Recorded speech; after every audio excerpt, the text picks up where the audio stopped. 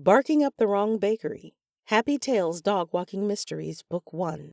Written by Stella St. Clair. Narrated by Machelle Williams. Chapter 1. The sun was barely peeking over the horizon when I walked up to the truck. Jumpstart Coffee. It was a cute name. Cute painting on the food truck. Everything was just so perfect for the woman inside. Lexingburg is straight out of Mayberry. I grew up here, and sometimes even I can't believe how idyllic the streets are. Everyone knows everyone. It's the type of town where we make time out of our morning schedule to speak to people as we walk or drive to work. There was a time when I wanted nothing more than to run away from it all. But eventually, the town grows on you. We all lend a helping hand to those in need. It's like living in a television show. We even have town square fairs with cotton candy machines and kissing booths. She starred in a few of those kissing booths. It curled my stomach to think of her sitting there with her bleach blonde hair and cherry red lips. Those lips that did nothing but spew lies. That woman did nothing but think about her bottom line. She didn't care who she hurt. Enough was enough. I couldn't let her poison anything else. This was my town, and it was time that she played by my rules. She was finally going to listen to me. I walked behind the truck, ripped open the back door, and climbed in. Yvette glared at me as she pulled the basket of steaming grounds from the large vat. "What are you doing here? I'm not open yet." "I'm not here for coffee." A taunting smile curved over her poisonous lips. "Don't tell me that you came here to talk." I could feel my jaws clench as I narrowed my eyes. "I just came here to ask you to stop. Enough is enough." "Enough is enough," she mocked. "I haven't done anything wrong, and I have no reason to back off." I wanted to talk to her. I wanted her to see what she was doing to me, what she was doing to this town. Yvette didn't grow up here. She didn't care about the people. She had no friends. She was alone. "I'm warning you," I whispered. Straightening, she glared at me. "I'm not going to stop, so you might as well just give it up." "Give it up?" I hissed. "Do you have any idea what you're doing?" She smiled coldly at me. "I know exactly what I'm doing, and you'd better stay away from me." I don't know what happened. One minute I was standing by the door, and the next I had her hair in my hands and plunged her face into the boiling liquid. It was like something out of a dream. I didn't hear her screams, though in hindsight she must have. I don't remember a struggle. It was so simple, so elegant, just holding her in place, letting her get a really good idea of how foul her coffee was. When she slumped over, I eased her to the floor. A mess. I'd made a mess. Grabbing the mop in the corner, I cleaned up. Coffee beans were spilled all over the counter. When did that happen? I didn't even remember being on that side of the truck. I didn't even remember drowning her. No fingerprints, no mess. When I finished, I grabbed a couple of scones from the tray and carefully stepped over the body. It was only then that I saw the sun glinting on the object that had fallen in the struggle. Bending down to pick it up, I inspected it with a slow smile. No one was anywhere near the food truck when I walked away. It wasn't until later that I felt the pain. The coffee had splattered and burned me. Funny how overpowering the adrenaline from taking a life could be. I felt unstoppable. Nothing would keep me from protecting what was mine. Chapter 2. Rose Palmer crept around the corner holding the frying pan in her hand. The room was pitch black, and nervous sweat dripped down her back as her nightgown clung to her body. She could still hear the fumbling sounds of the thief as he pawed through her drawers. Was he looking for the documents? How did he know that she had them? More importantly, what would he do when he discovered that she didn't need them anymore? The dogs barked sharply, and Olivia Rickard jumped. She was immediately pulled out of her dark world of mystery and back into the sunny park. Are you listening to me? Andrew asked casually. Cringing inwardly, Olivia tried to discreetly pull her earbud out of her ear. Her boyfriend had the day off and wanted to spend it with her, even if that meant joining her on her dog walks. And while she loved him and enjoyed spending time with him, this was her alone time, her time to listen to music and snag another chapter from her audiobook. After years of searching for the necklace, Rose was another step closer to finding it. That necklace was her only link to her grandmother. Rose Palmer was the main character in Olivia's favorite mystery series, The Palmer Files. The young and spunky private investigator was everything Olivia believed in. Rose traveled whenever the mood struck. She didn't have to follow anyone's rules, and she was brilliant. In the last book, Rose took down a murderer and an abusive boyfriend. Now, in The Necklace of Deceit, Rose searched desperately for her grandmother's missing emerald necklace, but it led her closer and closer to a dangerous secret society. Olivia had started the book 2 weeks ago, but every time she tried to listen to it, another interruption came along. Olivia! I'm listening, she said grumpily as she looked up. She was listening, but it was a conversation that she really didn't want to have. Goodwin barked and pulled against the leash, and as usual, the other dogs followed. She was supposed to be a professional dog walker, owner of Happy Trails Dog Walking, but it was her own mangy mutt that constantly led the pack into trouble. How embarrassing was that? She couldn't even control her own dog. Snapping her fingers, she tried to get his attention. Her boyfriend continued talking as if Goodwin wasn't acting like a maniac. So, is it okay if we make reservations for L'Amour at 8? Or do you still need to stop by the gardener's and give their dog his medicine? L'Amour was easily the fanciest and priciest restaurant in town. It was on the tip of her tongue to grab the excuse he'd given her, but Andrew would only push the dinner reservations back. Besides, the Garner family had returned from vacation yesterday, and she couldn't lie to Andrew. Why do you want to have a fancy dinner on a Thursday night? We both have early mornings tomorrow. Are we celebrating something? Her words were a little harsher than she'd anticipated, and he looked wounded. His eyes widened and his mouth opened slightly, but he hesitated before speaking. We haven't had much alone time, and I wanted to do something nice for you. This is because of the conversation we had a couple of months ago, isn't it? She searched his face. Olivia didn't usually date men longer than 6 months. When she'd managed to push through their 6-month anniversary, Andrew had asked her to move in with him. In a moment of panic, she told him that she didn't feel right moving in with a man before marriage. Even though they spent several nights a week together, it was important that she had her own space, just in case. I told you that I respected your position, and I do, he said softly. Olivia, this has nothing to do with that. I just want to take you to a nice dinner, one that doesn't involve frozen pizza and cheap beer. A romantic evening. I like frozen pizza and cheap beer, she said, then smiled and leaned up to kiss him. She was about to agree, but she was still terrified of what a fancy dinner for no reason might mean.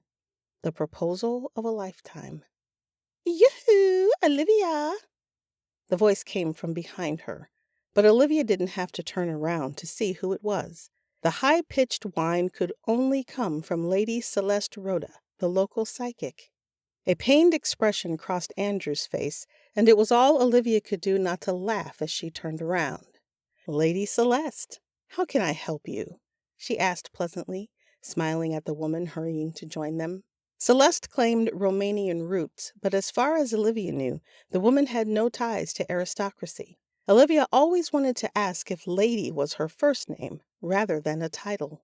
The woman had wrinkles that belonged to a grandmother, but the thick and lustrous shiny hair of a teenager.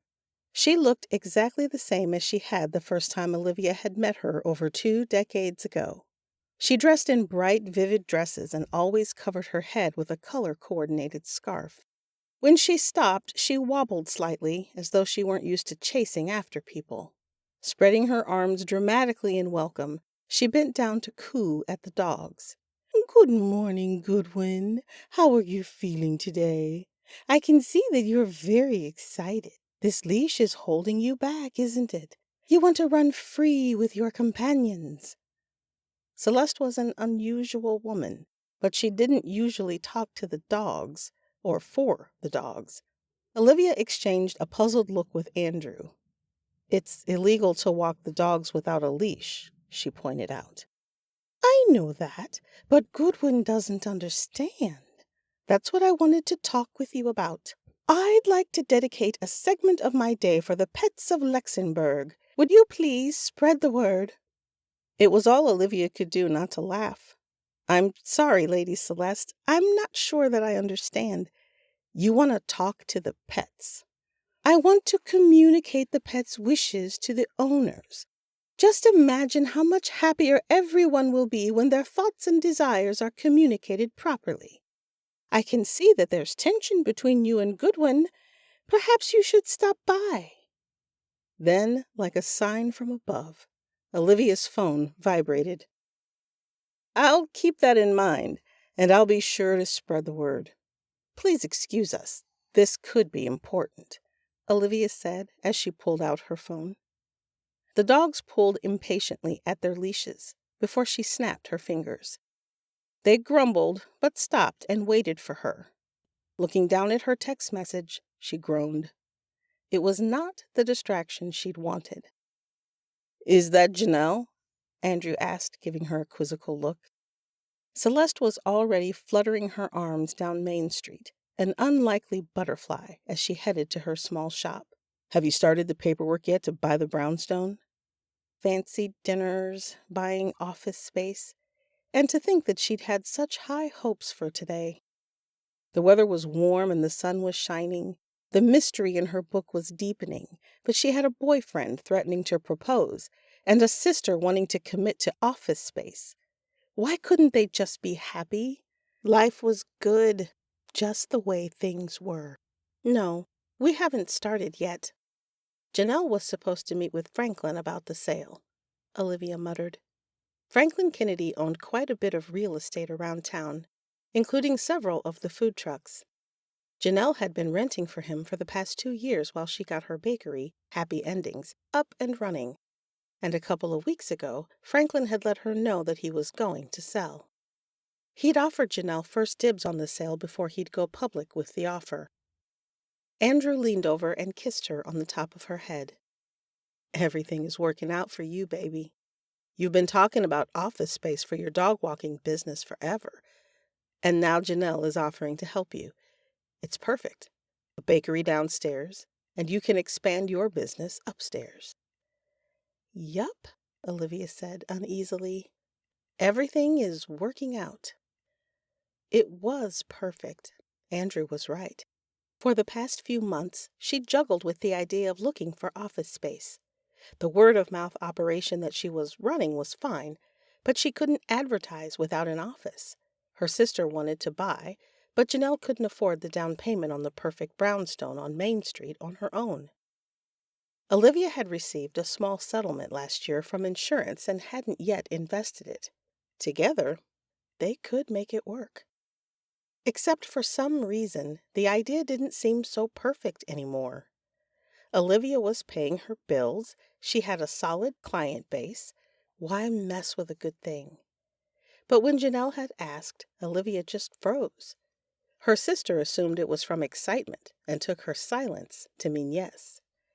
And then Andrew started acting weird, whispering about their future when he thought she was asleep, trying to be more romantic. Last week, he'd bought her a dozen roses for no reason. The week before that, he'd interrupted her nightly outside reading ritual to cuddle with her on the hammock and whisper the sweetest things in her ear. It would have been adorable if she hadn't been trying to listen to Rose Palmer's exciting investigation. Olivia could put 2 and 2 together. Andrew wasn't the kind of man to plan romantic interludes. Not to mention, for weeks now, the whole town kept constantly asking when they would get married. She thought that Andrew would just shrug it off, but apparently not. It wasn't that she didn't want to marry Andrew. She just wasn't sure that she wanted to marry him now. And she certainly didn't want to marry him because he was feeling pressure. They were such a good couple. Olivia had never felt this way about anyone before. She'd never felt safe and secure in a relationship, and even after a year of dating Andrew, when she looked over at his handsome face and boyish smile, he still made her heart skip a beat. She was happy, but he wanted more, and that was so clear now. The desire to move in together, the fancy dinner reservations, the push to solidify her dog-walking business. He was planning a life with her, and on one hand, that meant everything to her. She wanted to spend her life with Andrew. But on the other hand, everything was so perfect now. Why change it? Why complicate it? Why risk it? If they took this step and they weren't ready for it, it could spell disaster. "Whoa, Goodwin," she snapped as the dogs pulled her a couple more feet forward. Jax, the yellow Labrador, was so well behaved, and even Lily, the dachshund, was good as long as there was something for her to dig in or chew on. But her giant brown shaggy thing was a troublemaker. "Andrew, about tonight." She started as she looked behind her, but the sight froze her blood. He was bending to one knee with a mischievous smile on his face. Here? Now? She was at work, with 3 smelly, furry, 4-legged creatures pulling her in the opposite direction. For God's sake, he wasn't going to propose here, was he? Whirling around before he could ask that life-altering question, she started to run. Barking in glee, the dogs jumped into the action. "Olivia, hold up," Andrew called out. "I think I have a broken shoelace. Hang on." A broken shoelace? Slowing down, she closed her eyes as embarrassment and relief washed over her. Guilt followed immediately. Was she the worst girlfriend in the world? Pointing lamely at the Jump Start food truck across the parking lot, she grinned weakly. "Sorry. I saw that Yvette hasn't moved the truck yet, and I just really need coffee. I'll go ahead and get your order." Shaking her head at her own idiocy, she jogged the rest of the way to the truck.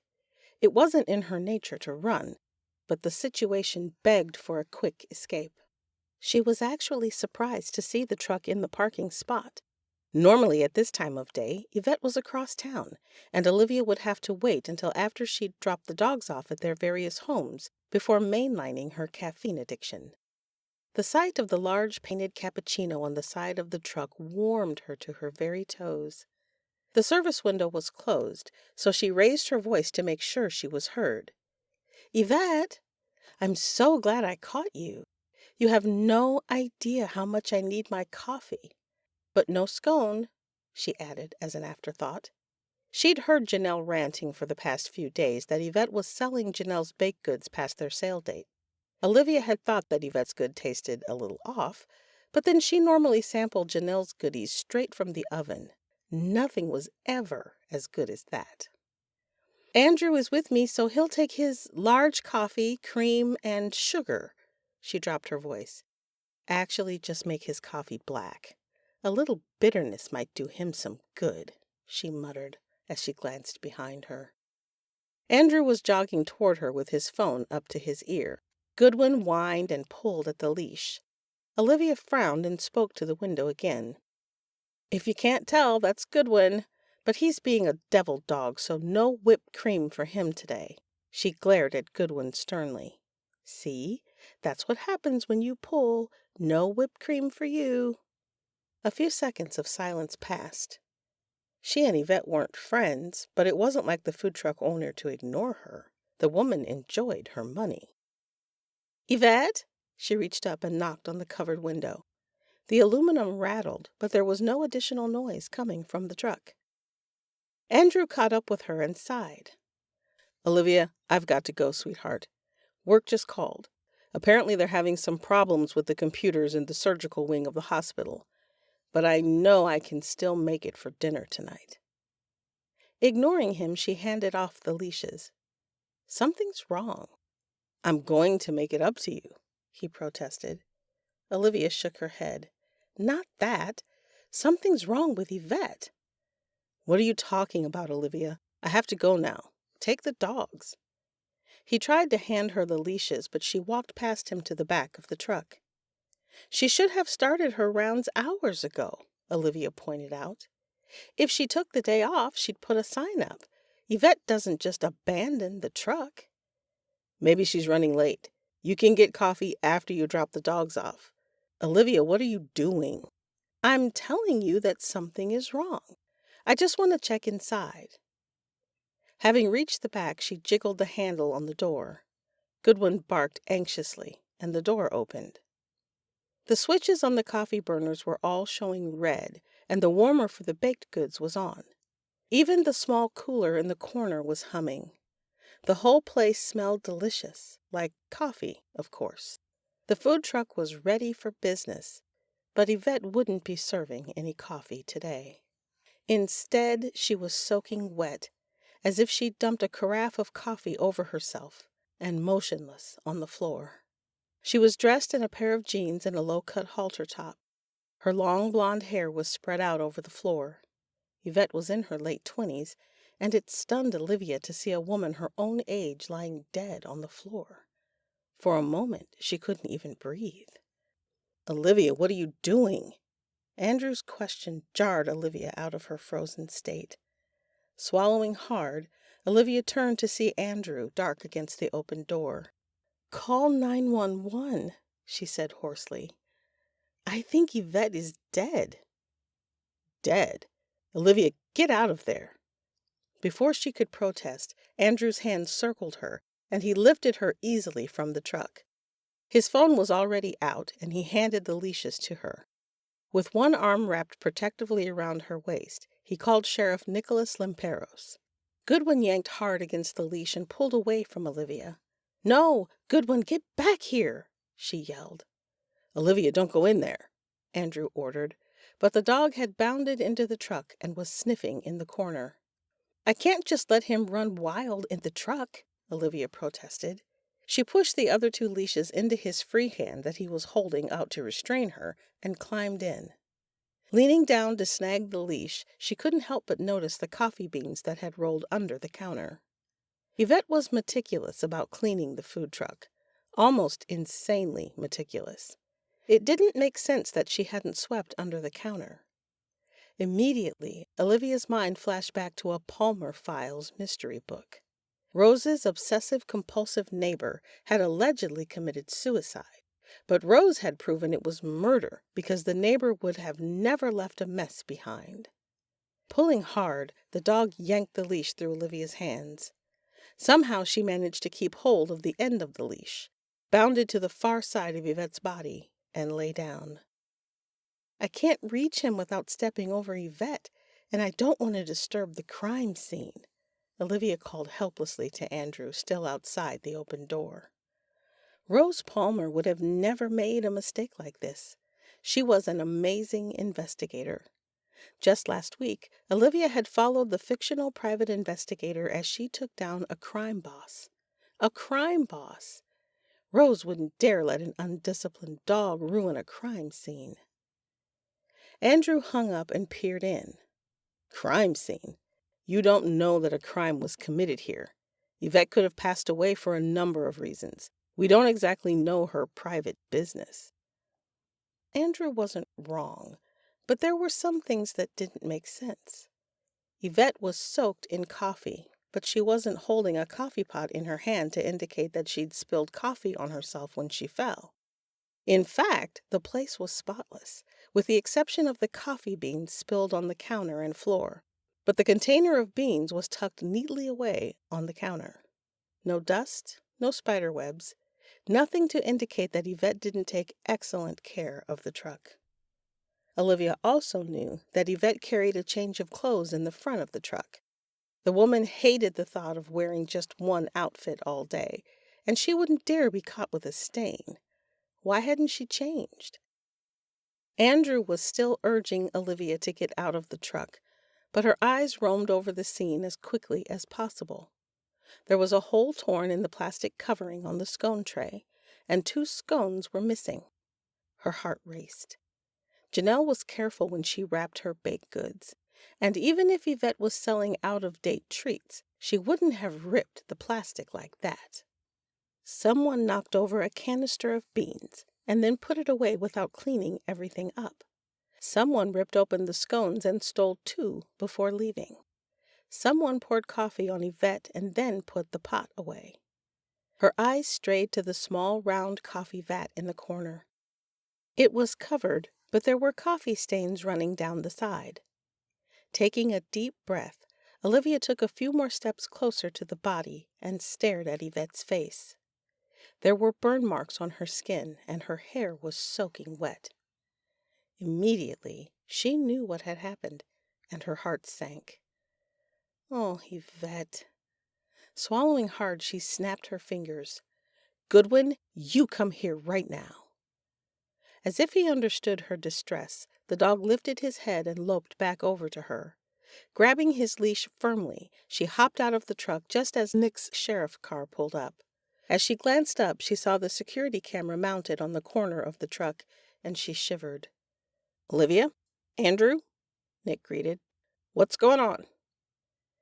Sheriff, it looks like Yvette passed away in the truck, Andrew said calmly. She was murdered, Olivia blurted out. Someone drowned her in her own vat of coffee. As the 2 men stared at her, she glanced uneasily around her. There was a killer in their small town, and they'd murdered Yvette just hours before Olivia got there. What if they were still around, watching her? Olivia, I think you've been reading too many mystery books, Andrew said, laughing nervously. This is Luxembourg. Murders don't happen in Luxembourg. Tell Yvette that. Chapter 3. The sheriff spent about 15 minutes asking Andrew questions before letting him go. Andrew leaned over and kissed Olivia on the cheek. I've got to get to work. Are you sure that you're going to be okay? Go to work, she said as she pushed him slightly. I'm fine. He searched her face with a grim expression.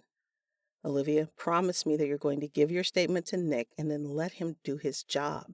Don't interfere. Me? Interfere? Why on earth would I do that? Because I know you. You spent all of 5 seconds in the truck and you told Nick that it was murder. It is murder, but Nick is the sheriff and I will let him do his job, she promised. Reaching out, he squeezed her hand. I shouldn't be at work for long, so I'll call you if I can't make it. 8 o'clock. If there was any excuse to miss out on dinner, it would be discovering Yvette dead, but Olivia couldn't do that to Andrew. He just looked so eager. I'll try to walk my evening dogs early. I'll talk to you later. Have a good day. Although she smiled, she knew her tone was begrudging at best. There was disappointment in her eyes, but it was overshadowed by worry. Olivia couldn't help but feel awful. Here was the most wonderful man worrying about her, and she was dodging a romantic evening because she was afraid he was going to propose. I'm a terrible person, she muttered as she watched him walk away. Nick raised an eyebrow. What was that? Turning to the aging sheriff, she shook her head. Nothing. You have some questions for me? Andrew said that Goodwin jumped into the truck. Do you know if he disturbed anything? He affectionately scratched the dog's ears and knelt to receive kisses from the other dogs. Nick and his wife Mary had their own dog, a sweet labradoodle named Tucker. Olivia occasionally walked the dog, although Mary thought Nick was walking Turner during his lunch breaks. She was pushing her husband to exercise more. Apparently his last doctor's appointment hadn't gone well. Not that I know of. He jumped into the truck, stepped over Yvette, and settled on the floor. He didn't even try to get in the treats or steal the coffee. The beans were already spilled on the counter, and I didn't see him lick anything. The place was clean. Yvette was a neat freak. More than a neat freak. She wouldn't wear stained clothes, and she wouldn't leave coffee beans on the counter and floor. Coffee beans, huh? Nick grunted and stood and started making notes. Looks to me like you saw quite a bit. Clearing her throat, she fidgeted and looked everywhere but at him. I just wanted to make sure that my dog didn't compromise your crime scene, that's all. Right, he said wryly. Olivia, I know that you love your mysteries, but this is real life. Sheriff, she said with a wide grin, even shrugging for good measure.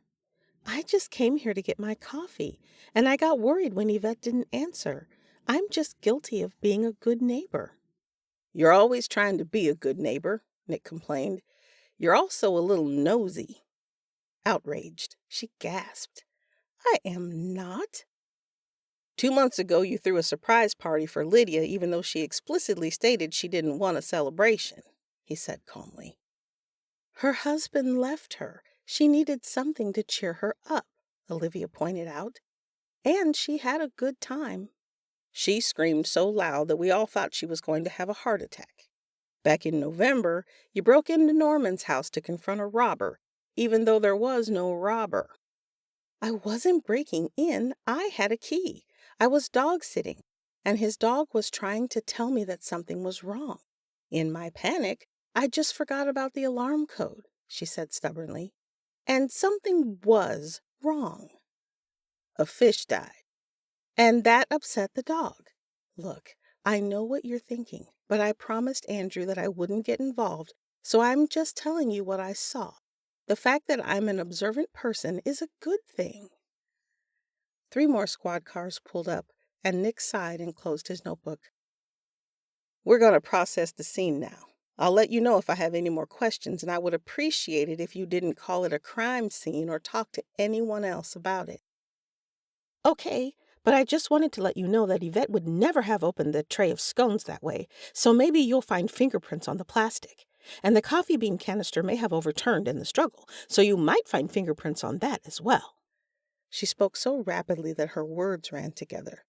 She didn't want to give Nick a chance to accuse her of being nosy again before she got through all of her observations. And if someone spilled the beans, the killer may have tried to sweep it up, so check the broom handle and the mop. Nick gave her a pointed look. Olivia, I know how to do my job. Slowly backing up, Olivia gave him a sheepish smile. No, of course you do. I'm just going to drop off the dogs and grab some breakfast at Happy Endings. Call me if you need me. The sheriff had already turned his back, and Olivia tried to push the sight of Yvette's body out of her mind. Of course Nick could do his job. The man was pushing 50, and he was an excellent sheriff. Of course he was an excellent sheriff. For Luxembourg. The biggest problem here was when someone like herself accidentally set off an alarm. People didn't get murdered here, and Nick wasn't equipped for this kind of problem. What could it hurt if she helped? No, she told herself sternly, it's not your job. You're a dog walker, and you've got a lot on your plate. Like a sister who wanted to buy real estate, and a boyfriend who wanted to put a ring on her finger. After dropping off Jax and Lily, it was just Olivia and Goodwin when they headed to Happy Endings. The brownstone that her sister rented was in a perfect location, right in the middle of the row of businesses on Main Street. It sat between Shelfie, a bookstore, and Delilah's Silks, a woman's boutique. It faced one of 3 major crosswalks and attracted both local and tourist clientele.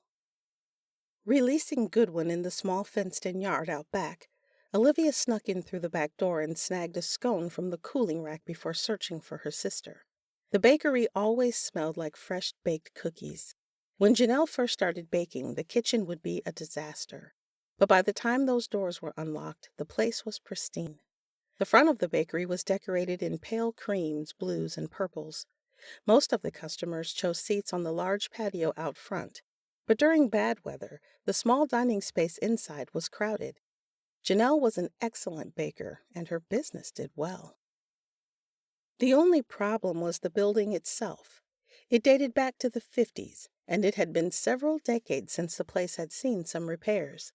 While the shops on either side were updated, Janelle dealt with issues on a monthly basis, and the landlord always made the cheapest repairs possible. The roof needed fixing, but Franklin only managed patches when it started leaking. The screens no longer fit in the window frames, so Janelle couldn't open the windows, And even though Franklin said he'd fixed it, Janelle was fairly certain there was still mold growing behind the sinks in the bathrooms. Her sister was anxious to take possession of the building so she could make the repairs herself. As Olivia expected, Janelle was in the office sitting at the desk and staring at the computer screen. Olivia polished off the scone and leaned against the doorway. No one would ever mistake her and Janelle as anything but sisters. Janelle was taller and curvier, but they shared the same olive-toned skin and long, shapely legs. They'd both inherited their father's brown eyes and their mother's dark, thick hair. Where Olivia wore her hair long and usually pulled back in a ponytail, Janelle had cut hers in a short and stylish fashion. There was a time when the two girls had been glued at the hip. Although there was a 3-year age difference between them, they had grown up as best friends. Janelle was everything Olivia wanted to be. She was talented, smart, chipper, and gorgeous. Her makeup was always impeccable, and Janelle made even jeans and a chef's coat seem fashionable. After high school, things had changed. Olivia had realized that she wasn't Janelle. Not even close. Janelle was perfect. She'd married her first boyfriend and had a wonderful marriage and a successful business. She had a great relationship with both of their parents, and she was even close with her mom's boyfriend. Olivia, on the other hand, had butted heads with her mother and barely saw her father. Until Andrew came along, she changed boyfriends every few months, and she had better relationships with the dogs than the people in town. She was happy in yoga pants and t-shirts, and a good day for her was when she didn't poke herself in the eye with a mascara wand. When she realized she'd never be like her sister, something changed. She and Janelle still had lunch and talked, but something was different between them, and they both knew it. Neither one of them wanted to admit it. It was almost ironic that the perfect sister was the one who needed help, but Janelle thought she was doing Olivia a solid. She thought she was coming to Olivia's rescue by offering her this great office space, and maybe that was what was bothering Olivia. Janelle couldn't admit that she needed help from her imperfect little sister. "I had 24 scones in the cooling rack, a lovely round number. When I display them in 15 minutes, will I still have 24?" Janelle asked without looking up. Olivia smiled. "One of them looked a little burnt, and I know how you feel about your scones. Nothing less than perfection will do." "We don't burn anything in this bakery," Janelle grumbled as she looked up, a dusting of flour in her hair and a sour look on her face. "I'm not having a great morning, Olivia. Yvette was supposed to come by and pick up baked goods an hour ago, but I haven't seen her, and she isn't answering her phone. She's supposed to come by every morning to grab fresh goods. I won't have her selling stale products. My name is on those boxes." Olivia cringed. Janelle? "And this deal with the brownstone is making me anxious." Cocking her head, Olivia studied her sister. Was this the break that she'd been looking for? "Are you having second thoughts?" she asked. "Because it's okay if you want to spend more time thinking about this. This is a big decision." "Second thoughts?" Janelle asked, obviously startled. "Of course I'm not having second thoughts. This is everything that I want. I've been renting for years, but I need to buy. I need to put down roots. I need my customers to know that Happy Endings is here to stay. And you need a home for your business. Franklin has made it clear that it's now or never. So I can't let this opportunity slip through my fingers. But every time I turn around, there's more hoops to jump through. I still need your tax information from last year so I can take that to the bank. Think you can get the paperwork to me by tomorrow? I'm trying to get to the bank by Monday. The pipes are still creaking, and Franklin won't look into it. I need to finalize the sale and get them fixed before they break and flood the place." I need? Didn't she mean we need? Olivia's heart started to pound in her chest, and she cleared her throat. Tomorrow was too soon. Olivia wasn't ready. "Janelle, Yvette is dead." There was a moment of silence before Janelle pushed her chair back and stared at Olivia. "What?" she asked softly. "Andrew and I were out walking the dogs when I spotted her food truck. She was murdered sometime this morning." "Murdered?" Janelle's eyes widened. "What happened?" Olivia hesitated. She wasn't sure how much she should discuss about the case when Nick hadn't even processed the scene, But this was her sister. "I think someone drowned her in her coffee vat." "That's not possible," Janelle said, shaking her head. "No one in this town is capable of that." "She was on the floor and soaked in coffee." "Soaking in coffee?" Her sister laughed. "Olivia, she probably just spilled coffee on herself. Maybe she had some medical issue that we didn't know about. You've been reading too many mystery books." Olivia rolled her eyes in annoyance. "You read those awful romance books. I don't bring that up whenever you try to get involved with my love life." Janelle ignored her. "It wasn't like she let people get to know her. Yvette was a loner. You'd think someone who served caffeine for a living would have more pep in her step. She was always alone and a little surly." "She dated Jacob for over a year. She was going to marry him," Olivia protested. She wasn't sure why she was coming to Yvette's defense. The truth was, Yvette always did have an attitude. She literally left him at the altar. Maybe if she'd married him and put down some roots, she would have been happier. Olivia frowned. It wasn't like Janelle to be so judgmental. "You don't know that Yvette would have made a good wife for Jacob." "Speaking of Jacob, we also need to sign the paperwork for Franklin," Janelle said as she reached across her desk. Franklin was Jacob's father, but it wasn't the smoothest segue. Watching Janelle reach for the papers made Olivia panic just a little, and she quickly tried to distract her sister. "Well, Jacob seems very happy with Samantha, and I'm sure they'll be getting married any time now," she babbled. "Do you and Patrick have plans tonight?" "No," Janelle said with a frown before her eyes brightened. "But you do. What are you wearing tonight?" Happy that they weren't talking about the building anymore, Olivia relaxed. "What am I wearing tonight? Why?" "Andrew is taking you for a fancy dinner. What are you wearing? I'll be happy to loan you a dress." "Wait, what?" Olivia narrowed her eyes. "How do you know about the dinner? Andrew just told me about it an hour ago."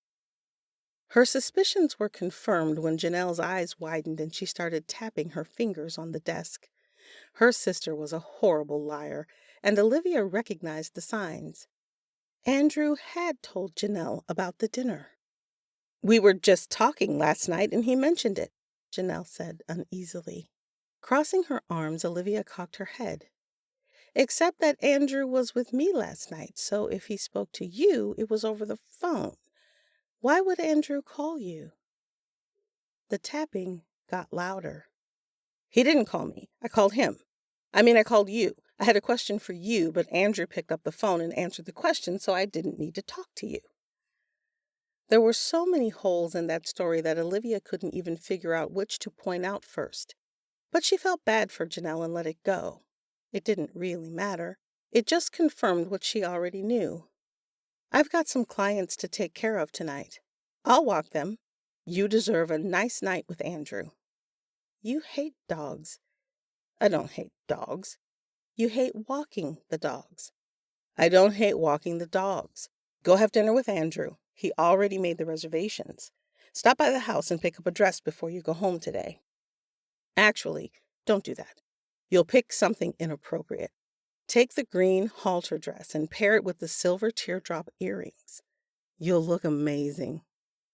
Olivia had opened her mouth to argue with Janelle when there was a knock at the door. "Nick, finished processing the scene already? What did you find?" He sighed. "Olivia, I asked you not to talk about it with anyone." "It's just Janelle, and I didn't go in detail," she protested. Nick looked resigned as he shook his head. "My deputies are still looking everything over." "Did you look at the surveillance camera?" "I did," he said quietly. "That's why I'm here." Not understanding, Olivia shook her head. "You need to talk with me about the camera? I promised that I didn't touch or fiddle with it." "No, I'm here to talk to your sister." "Janelle?" Olivia turned her head and saw that her sister had gone pale. "Janelle, what's going on? Why does Nick want to talk to you about Yvette's surveillance camera?" "I saw Yvette this morning," she said weakly and stood up. "But I didn't kill her." Nick's face remained impassive as he nodded his head. I just need you to come to the station and answer a couple of questions." Shocked, Olivia stared at her sister. Why hadn't she said something when they were talking about Yvette? "Okay, well, I'm coming with you." "No, it's fine," Janelle said, but her voice shook just a little, and as she took a step, she looked like she might fall over at any minute. "It's not fine," Olivia snapped. "I don't know what's going on, but you're not going alone." "Olivia, you can come to the station, but I can't let you in the interrogation room," Nick said softly. "Policy." "Interrogation room," Janelle repeated. "A couple of questions just turned into an interrogation? Do I need a lawyer?"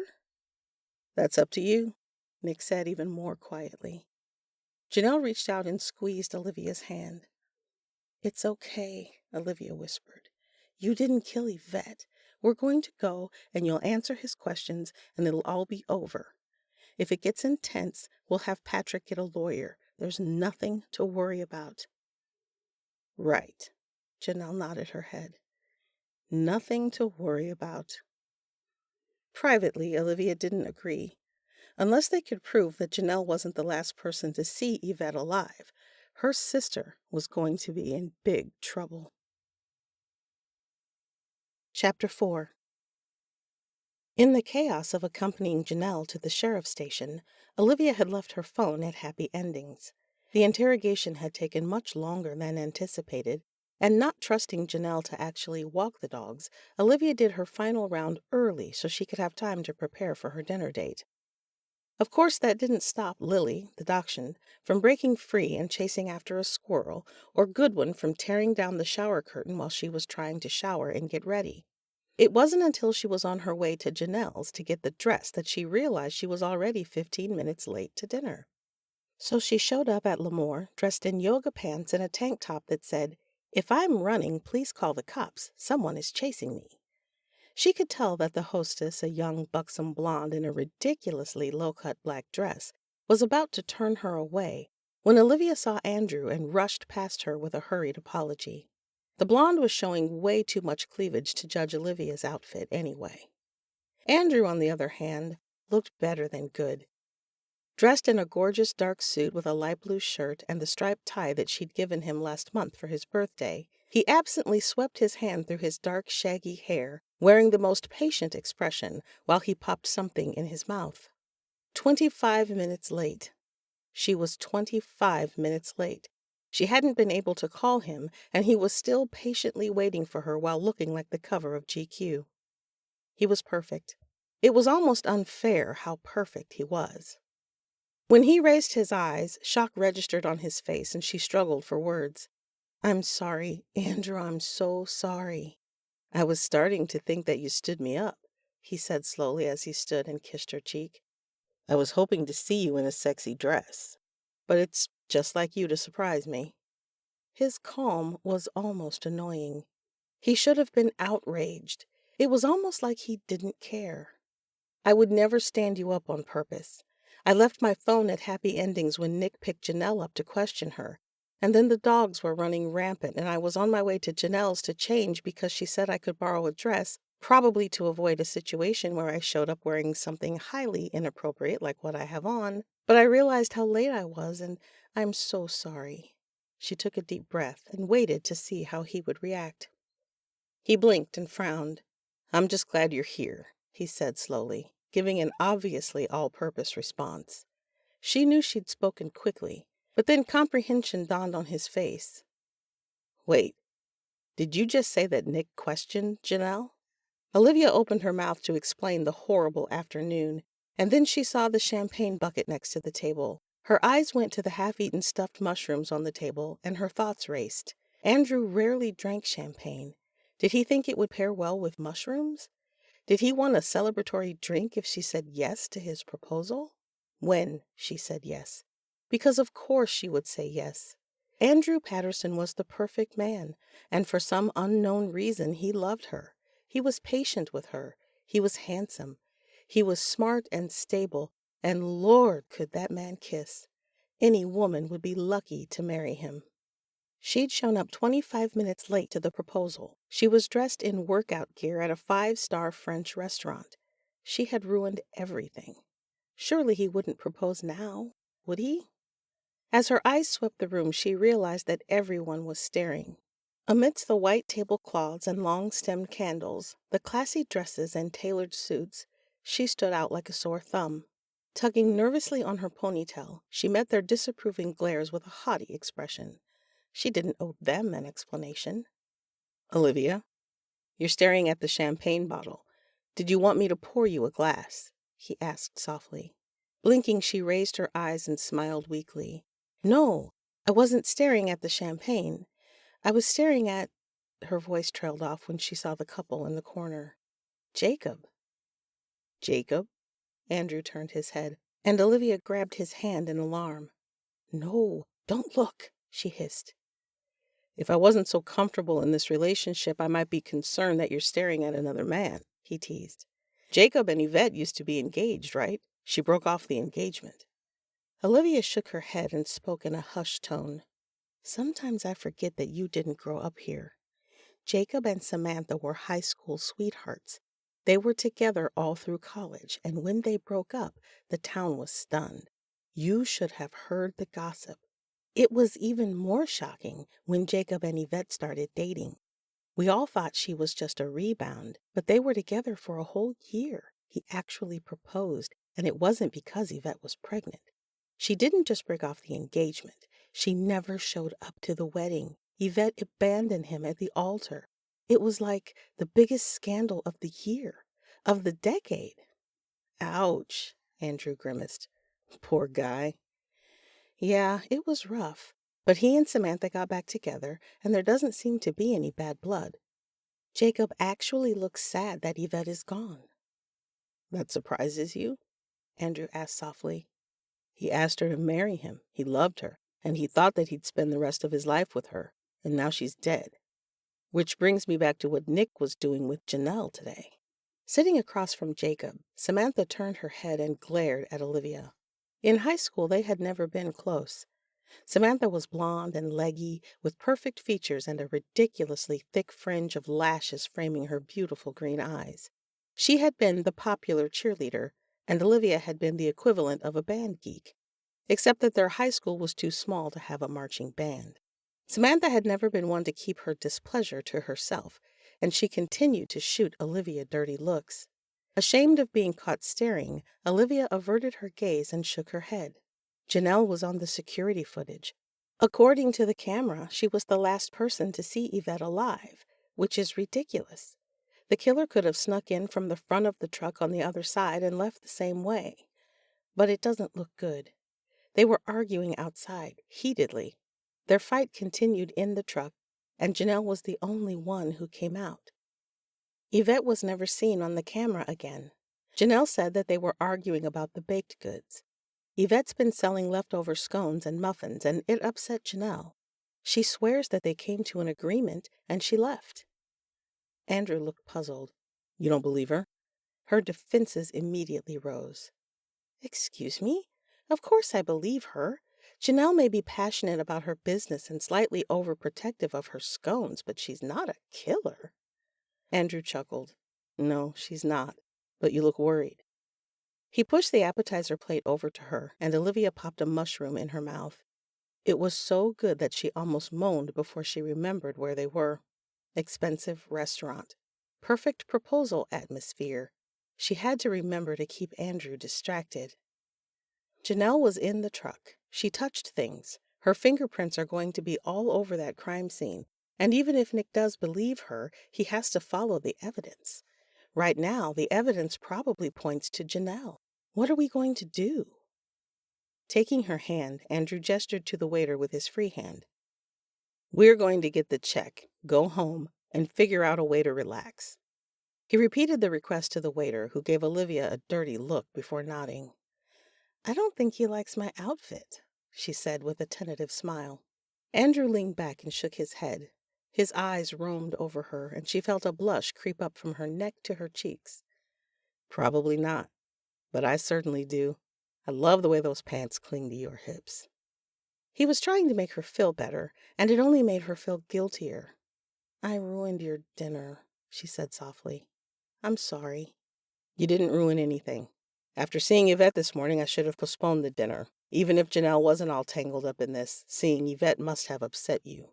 It hadn't upset her as much as it should have, and she had only her books to blame for that. He paid the check while the waiter wrapped up the unopened bottle of champagne for them to take home.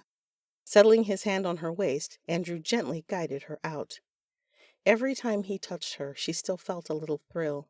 A year of dating, and she still got the butterflies whenever she was around him. You weren't supposed to marry the man who gave you butterflies.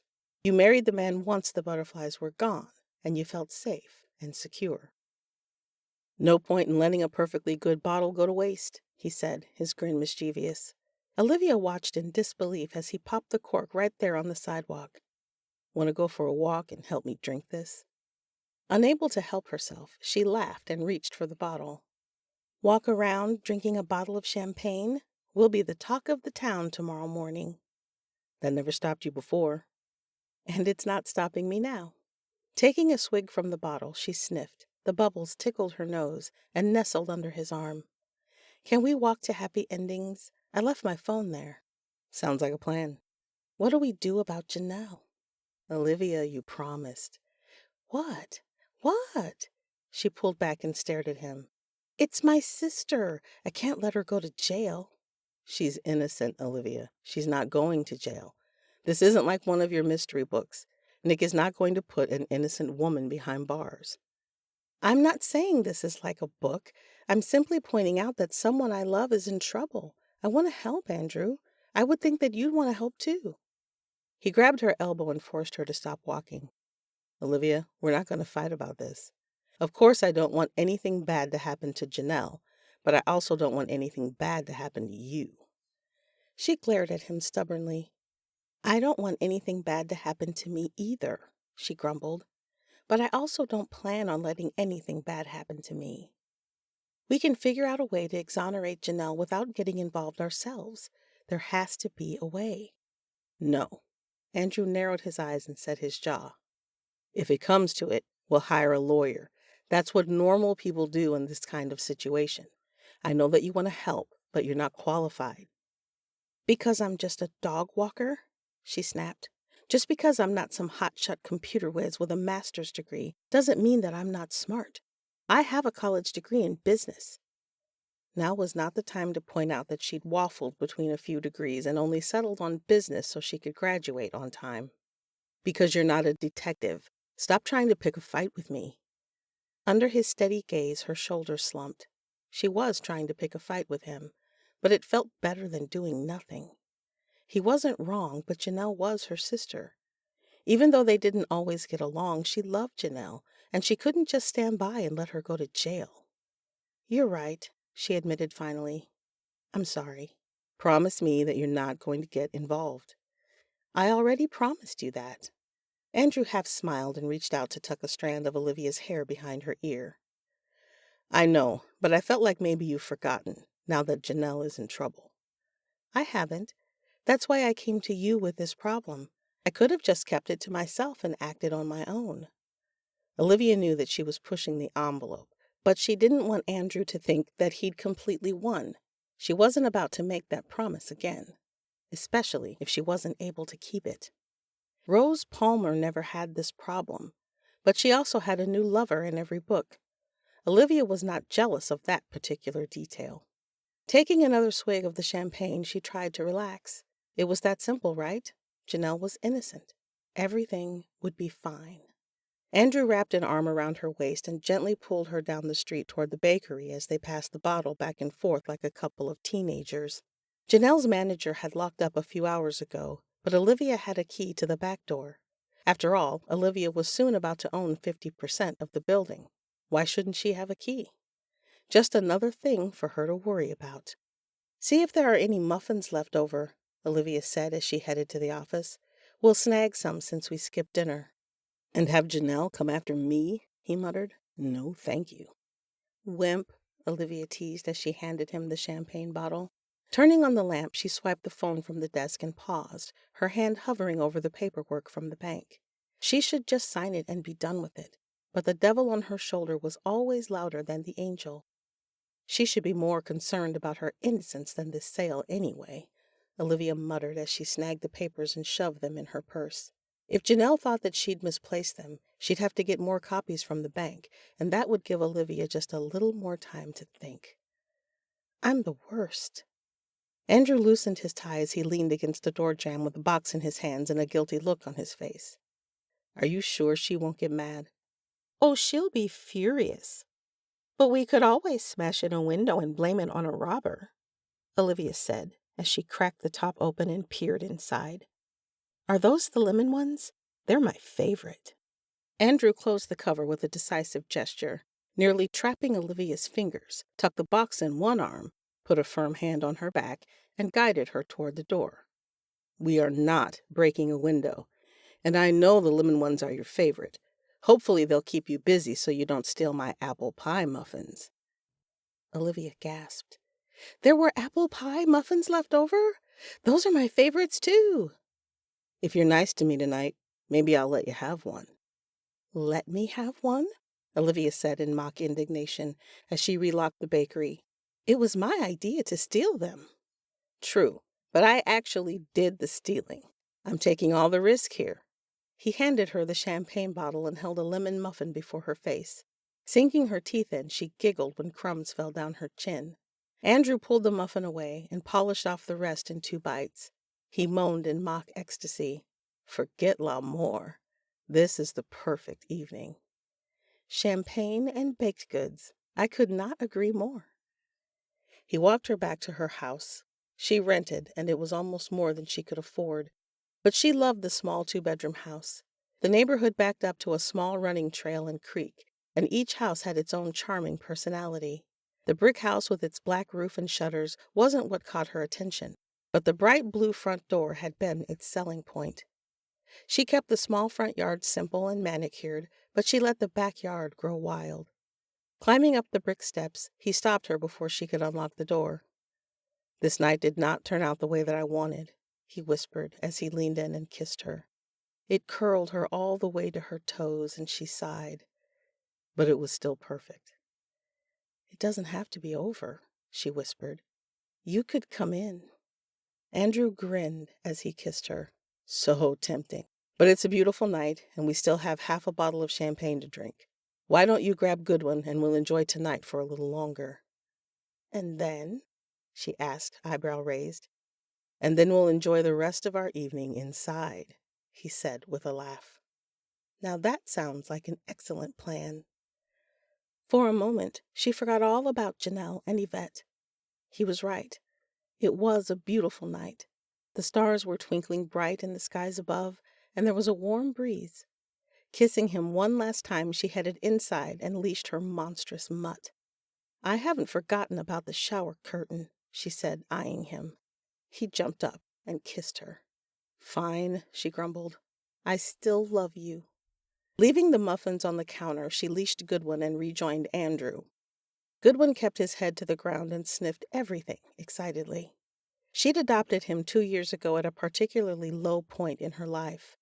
Her previous boyfriend had left her, and her family simply couldn't understand why yet another relationship hadn't worked out. In retaliation, Olivia had decided to get herself a companion that wouldn't judge her. She'd felt a connection with Goodwin the moment she'd met him, even though she had no idea about his background. The pet adoption agency said that someone had brought him in from the streets. It was clear that he'd been loved before, but the owner had never been found. He'd always been a joyful dog, and for Olivia, he came into her life at the perfect time. She'd been between boyfriends and had sworn off men forever. Until Goodwin found Andrew Patterson. The mangy mutt had broken free of his leash one day and ran straight to the gorgeous stranger walking down the street, even though he knew she'd sworn off men. She'd told him so often enough. One thing she could say about Andrew, he didn't give up until he got what he wanted. It had taken him a good 3 months to finally convince her to go on a date with him. Since then, he'd steamrolled right over her trust issues and neurotic tendencies. He patiently held her hand while she broke up with him 3 times during the first month. He kissed her when she freaked out over still being with him after 6 months. He didn't dump her when she refused to move in with him. As he was the new blood in town, all the eligible women panted after him, but he only seemed to have eyes for her. She looked up and felt her heart flutter. He flashed her an amused smile. "Are you feeling more relaxed?" She could have melted against him, but Goodwin pulled on the leash and she sighed. He was sniffing around a for sale sign. "That's Franklin Kennedy's home. Is he moving?" "Huh? I guess so." "He's selling the brownstone? Now he's selling his house? What's going on?" Andrew shook his head. "I don't know, but you'd think that if the man was moving, everyone would know about it." "Darla rents from him. So does Philip Jackson. Yvette's food truck belongs to him. Do you think he's selling everything?" "I don't know, babe. Franklin and I don't cross paths much. You can always ask when you sign the paperwork for the brownstone." Her gut clenched and she swallowed hard. "Yeah, sure." "For the record, I think it's great that you're finally getting an office for your business. It's made me nervous that you're so mobile. You rent rather than own. You work out of your home. I might wake up one day and find you gone." His tone was teasing, but Olivia could sense the grain of truth in his words. "This office means you'll have roots." Roots. Right. That seemed to be the word of the week. "You're hogging the champagne," she said with a high-pitched laugh as she grabbed it. At this rate, she was going to develop an ulcer before she signed anything. She drained the rest of the bottle and moaned as she handed it back to him. "I don't suppose you have another one of these hiding on your person somewhere?" "You're welcome to check," he said in a husky voice. She didn't know whether it was his tone or the champagne, but she was instantly warmed. They walked out of the neighborhood and back to Main Street. As they strolled through the park, she paused for a moment to take in the scenery. The crescent moon hung low and could only be seen through a clearing in the trees. It was breathtaking. She disposed of the champagne bottle in the trash can and turned around to take Andrew's hand again. He was staring at the moon as he ran his hand over his pockets. Oh God, was he searching for a ring?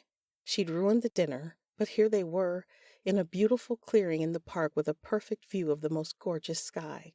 If she were the type of woman who dreamed of a picturesque proposal, this would be it. Except that she wasn't the type of woman who dreamed of proposals, or weddings, or perfect men. Her breath caught in her throat. What was wrong with her? She loved him. She loved the way his arms wrapped around her protectively at night. She loved the way he calmed her down when she grew anxious. She loved the way he always asked her how her day was, and actually listened. And he loved her. There wasn't a single doubt in her mind that he was the man for her. But marriage, was she ready for that? "Olivia," he said softly. As if the dog sensed her hesitation, Goodwin barked and broke away. "Seriously? I'm the worst dog walker ever," she muttered and took off after him. "Goodwin, you get back here." The dog bounded down the street, his leash trailing behind him. She raced after him. Andrew's footsteps weren't far behind. The ridiculous mutt ignored all her commands and flew through the square until they reached the caution tape surrounding the food truck. Olivia drew up short when Goodwin ran under the tape and started nosing the ground on the other side. "Olivia, you can't go under there," Andrew commanded. "I know that," she snapped, but she ducked under the tape anyway. "Goodwin, stay." Her dog was still nosing the ground when Olivia grabbed the leash. She was just about to pull the dog away when she realized what he was doing. He was licking up crumbs. "Andrew, hold him for a second," she said, as she pulled Goodwin away and handed him the leash. "What?" "Olivia, you're going to get in trouble." "There's something here," she muttered as she ignored him. Pulling out her cell phone, she turned on the flashlight and studied the ground. Crumbs. "Andrew, these are the missing scones." "That's great. We can call Nick after you get back on the right side of the tape." Janelle was right. Yvette was selling stale baked goods. If the killer was eating fresh scones when he left, it wouldn't have crumbled like this. "That's not really helping Janelle's case," he pointed out tightly. "When Janelle left the food truck this morning, she would have walked directly to her shop. She has no reason to walk in this direction. She doesn't live that way. She doesn't work over there. This could exonerate her." Her boyfriend didn't respond, and she turned her head. He was staring at the tree line, and she sighed. God, was he staring at the moon? Was he going to propose now? They were talking about her sister's innocence. It might, he called out in a curious voice. Taking a quick picture of the crumbs, she carefully backed away from the crime scene. What are you staring at? With a strange smile, he pointed to the trees. What do you see? The moon is pretty, Andrew, but it's hardly the most pressing issue here. Not the moon, baby. Confused, she realized that he was pointing at the trees. It wasn't until she concentrated that she saw the steadily blinking red light. It's a camera, she whispered. It's a camera, he agreed. It's so well hidden no one would ever see it in the daytime. It's farther away, it's got a wider angle, and it's hidden. The killer wouldn't have known about it. Andrew, this could clear Janelle. Call Nick, he said, with a gorgeous smile. In that moment, Olivia would have said yes to anything he asked of her. Pulling out her phone, she called the sheriff. Chapter 5. Pacing nervously, Olivia stared at her phone. Janelle was meeting with Nick, and the sheriff had refused to talk to Olivia ahead of time. Doubts flashed in her mind. She and Nick were friends. She covered for him when his wife thought he was out walking the dogs and getting exercise. If it were good news, he would have told her. Why would he keep things from her? Janelle wasn't a killer. But what if there was something wrong with the camera? What if it was turned off during the murder? What if she'd made things worse? Status quo, she whispered. I should have just left things alone. I just made things worse. What have I done? The phone interrupted her panic attack, and she grabbed at it so quickly that it fell to the floor. No, Janelle, I'm here, she yelled at the still ringing phone, for all the good it would do. She picked it up and answered. I'm here. Hi, her sister said, laughing joyfully. You sound so panicked. Don't play with me, Olivia snapped. What did Nick say? You did good, little sister. You did good. Relieved, Olivia sank against the wall. Oh, thank God. So who did it? It shows Yvette waving goodbye to me as I left, but it didn't show anyone else until you and Andrew showed up. The lens was zoomed in on the truck. If the killer came in from the front and stayed behind the truck, the video wouldn't have caught it. So it doesn't solve the whole case, but it does exonerate me. That's great, Olivia said as she straightened. I'm glad that I could help. So you'll come by tomorrow and sign the paperwork for the bank? She was saved from answering by the beeping on her phone. Thankful for the distraction, she glanced down to read the text and laughed. Mayor Henderson is calling for a town meeting. Already? Didn't we just have one this quarter? Someone just got murdered, Janelle. I don't think that they want to talk about curb appeal and raising HOA fees, Olivia said dryly. It's tonight at 5. You want to go? Not especially. It always seems to turn into some ridiculous fight. Olivia grinned. I know. That's why they're so fantastic. Come on, we'll go to the meeting, and we'll have dinner at Endgame afterward. Janelle sniffed. I don't know about Endgame, but I guess I could meet you there. Patrick has a meeting tonight, so I was just going to spend a few extra hours at Happy Endings. Olivia was pleased. It had been a long time since she and Janelle had hung out together. Lately, they'd just gotten together to talk about the bank loan or her love life. Maybe this was exactly what she needed. She'd start to see Janelle as her sister again, rather than this uptight stranger her sister had turned into. Maybe then she'd feel more comfortable going into business with her. Olivia didn't bother changing out of her dog-walking clothes. She'd grown up in Luxembourg, and the town no longer had high expectations of her. There was a time when everyone had thought the Rickard girls were just the darlings of the town. Everyone still thought that of Janelle. Olivia, not so much. It wasn't that she was a troublemaker, and it wasn't that she just didn't have much motivation or aspiration. It was just that all of Olivia's best-laid plans usually went awry. I'm not that girl anymore, she reminded herself. She had a successful business. She had a great boyfriend. No one made bets about the next heart she'd break or the next job venture that would fail. It wasn't her fault that she hadn't realized she didn't have a green thumb until she tried to work for the flower shop. She did know that customer service wasn't really her thing, but Janelle had insisted that she wait tables at the new cafe a few years ago. The reception position had seemed like a solid fit, until her boss had decided that her legs were touchable. The dog-walking thing worked. For a solid year, she'd never had a lag in business. And despite what Nick thought, she wasn't all that nosy.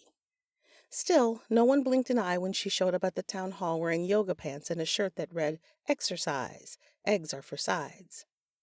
The meetings were a notorious waste of time.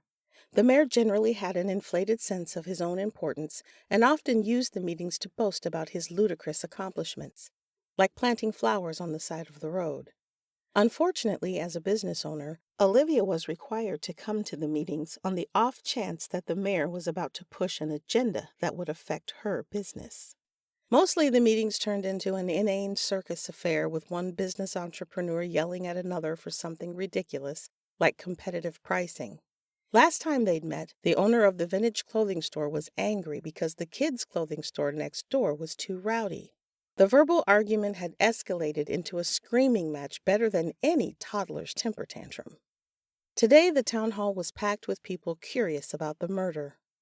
Olivia's neighbor, Old Man Kramer, hobbled up and gave Goodwin some love, but ignored her. Delilah Devereaux, the owner of Delilah's Silks, gave her a nasty look, but everyone else was friendly enough. Lady Celeste waved excitedly to her, but Olivia ducked her greeting and found a seat next to Janelle and Olivia's good friend, Jackie Jones. "Janelle brought treats," Jackie said excitedly, passing over a cookie. She was a small woman sporting glasses and fiery red hair. She owned Shelfie, and for a while everyone had written her off as a mousy bookworm. Olivia knew she had a hot temper and little patience, but it wasn't until the town had revolted against Jackie's erotica section that people had gotten a taste of her temper. Jackie had won that round and gleefully told Olivia whenever one of her protesters sneaked in to buy the newest hot read. "Thanks, Janelle," Olivia said as she snatched a cookie. "Double fudge chocolate chip? How am I not 1,000 pounds by now?" "It's all that exercising you do," Jackie said with a grin. "I would hardly call strolling around town with a bunch of dogs exercise. Old Man Kramer walks faster than you," Janelle sniffed. Olivia shrugged. "That's when they behave. I burn all the calories chasing after them when they break free." "You are the worst dog walker ever." Jackie reached across and snagged another cookie from the bag. "I'm going to need the sugar high if Donald complains about my window display again." "Jackie, you literally displayed covers with half-naked men and a sign that said, 'Cheat on your husband with men who still have their hair,'" Janelle chastised. The bookshop owner just shrugged. "Just because Donald is bald doesn't mean that he had to take it so personally." The man in question, Donald Henderson, walked behind the podium and the whole room went quiet. It was all Olivia could do not to laugh when she saw the blonde toupee on the man's head. He hadn't just gotten upset when Jackie had put up her display. He had actually gone out and bought a wig. "Citizens of Luxembourg," the man's robust voice boomed in the large meeting room. "I appreciate you all coming here on such short notice. I know by now the rumors that have circulated about Miss Dunn's death. I'm here to set the record straight. Earlier today, our very own Sheriff Limperos held a national press conference to help calm the public and inform them." "I'm sorry," Olivia whispered, leaning over to Janelle. "Is that pride in his voice? We're talking about a murdered woman." "You know Mayor Henderson, he's on a warpath to put Luxembourg on the map." "Maybe he did it," Olivia said in disgust as she leaned back in the folding chair. Tuning out the conference, she tried to channel Rose Palmer's power of observation as she surveyed the town hall. Was the killer here? There were a few notable absences. Franklin Kennedy, one of the town's more influential members, was missing, as was his son Jacob, Yvette's ex-fiancé. The sheriff himself wasn't there, which surprised Olivia. She had a feeling it wasn't because Donald hadn't tried. She could just picture the conversation now, the mayor trying to convince Nick that it was important that he be there to speak at the town meeting, and Nick reminding him that it was more important that he catch a killer. That probably pissed Donald off to no end. Olivia's mom was also missing, and that was really strange. Pamela Rickard had always been a big part of the community. When Olivia's parents had still been together, her mom had been the stereotypical domesticated stay-at-home mother. She organized bake sales, was the PTA president, and even led a Girl Scout troop for a year before she realized that her daughters were not exactly Girl Scout material. When Olivia's parents divorced, Pamela put that leadership experience to good use and took a job teaching until she worked her way up to assistant principal. She had retired last year and moved in with her longtime boyfriend, Joseph Bunner. Now that Olivia's mom had all this free time on her hands, she threw herself into the community, and she bullied her daughters into helping her. Concerned, Olivia leaned over again to whisper to Janelle, "Where is Mom?" Janelle gave her a strange look. "She's at Dawson Vineyard for a few days with Joseph. She won't be back until tomorrow. She didn't tell you?" "Maybe," Olivia admitted. She had a bad habit of deleting her mom's voice messages when it sounded like she was about to ask Olivia to help her with yet another bake sale or fundraiser event. "Ms. Rickard, am I boring you?" Donald asked suddenly. All eyes turned on her, and Olivia gave him her best smile. "I'm so sorry, Mayor Henderson. I was just trying to comfort Janelle. This whole situation with Yvette has her very upset. You know how close they were," she lied. "Olivia," Janelle hissed. Donald gave her a suspicious look. "As I was saying, Sheriff Limperos has asked if anyone has any information on this horrible crime to call the tip line. Now, before we adjourn, I believe the Lady Celeste has an announcement to make." Crap. Before Olivia could figure out how to make her escape, Celeste stood. Today she was decked out in a bright blue beaded headscarf with a matching long blue and green printed dress. Celeste almost floated to the front of the room and waved her hands around. "Thank you so much, Mayor Henderson. We very much appreciate you putting our minds at ease during this troubled time." Donald practically beamed as he stepped aside. Almost everyone knew that he had a huge crush on Celeste, everyone except Celeste, although Olivia privately suspected that the alleged psychic did know and used it to get all of her projects approved. If Olivia could hanker to open a pet psychic business, Donald would shoot her down before she could even knock on his door. "I'm so pleased to announce that dog walker Olivia Rickard and I—" Oh no, Olivia moaned. She was going to publicly align herself with Olivia. "Are teaming up for a special segment—" "Make her stop," Olivia whispered in dread. She tried to sink lower in her chair. "To help the town better communicate with their pets, next week only, I'll be hosting an open session for you to bring your pets to me and ask those questions that have always plagued you. After that, it will be by appointment only. Olivia, darling, would you like to stand up?" "Kill me," Olivia pleaded under her breath. "Kill me right now." "Stand up," Janelle said loudly with a grin. "I'm so interested in this." "You don't even have a pet," Olivia shot back. "I might get one." "Olivia," Celeste urged. Slowly standing, Olivia gave the grinning faces of the crowd a sheepish smile. "Lady Celeste approached me yesterday morning about the project," she said awkwardly. "So if that's something that you're into, please let her know." She tried to sit back down, but Celeste wasn't finished yet. "Olivia, how could the pet owners of Luxembourg benefit from this kind of session?" "Not a clue," Olivia muttered before Jackie reached over and pinched her. "Ouch! I mean, I can't speak for the cat lovers here, but dog owners might want to know why their dogs like to dig in a certain spot in the yard, or why they bark at the same person over and over again. You know, all those funny little quirks." "Exactly," Celeste said cheerfully. "Olivia Goodwin and several of Olivia's other furry clients will be at my shop next Thursday at 6 o'clock for our very first session." "I will?" "I encourage everyone to bring their pooches and come out and join us." Celeste sank into a low bow, and Olivia slowly sat back down. Jackie winked. "Oh, I don't think there's a single one of your clients that would miss that." Olivia covered her face with her hands. I hate this town. Chapter 6. Andrew, there's someone here to see you. She says she's your fiancé's sister? Cora, Andrew's secretary, sounded confused as she relayed the message.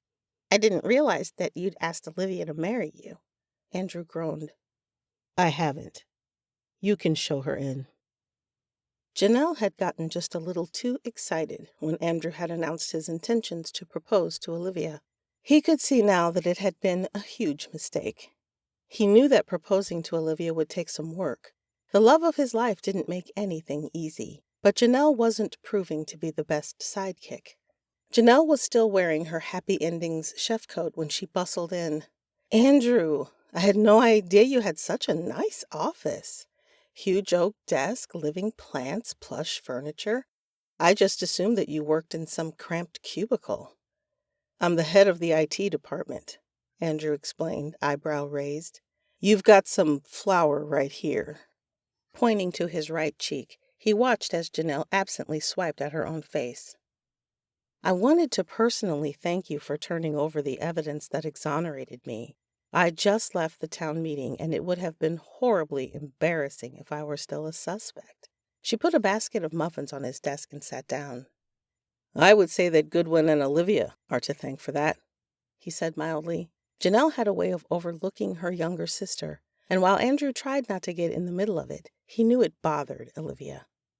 Janelle waved her hand to dismiss him. Right. Anyway, I heard that things didn't go well at Lemoore. I just wanted to say that I'm so sorry. It's just like Olivia to ruin her own proposal dinner. Andrew cocked his head. Things didn't work out, but I wouldn't say it was Olivia's fault. We did find that camera because things didn't work out. Besides, I'm not entirely sure that a fancy dinner is the way to go. What do you mean? Every woman dreams of a romantic proposal, he frowned. I thought Patrick proposed to you in your school's dining hall.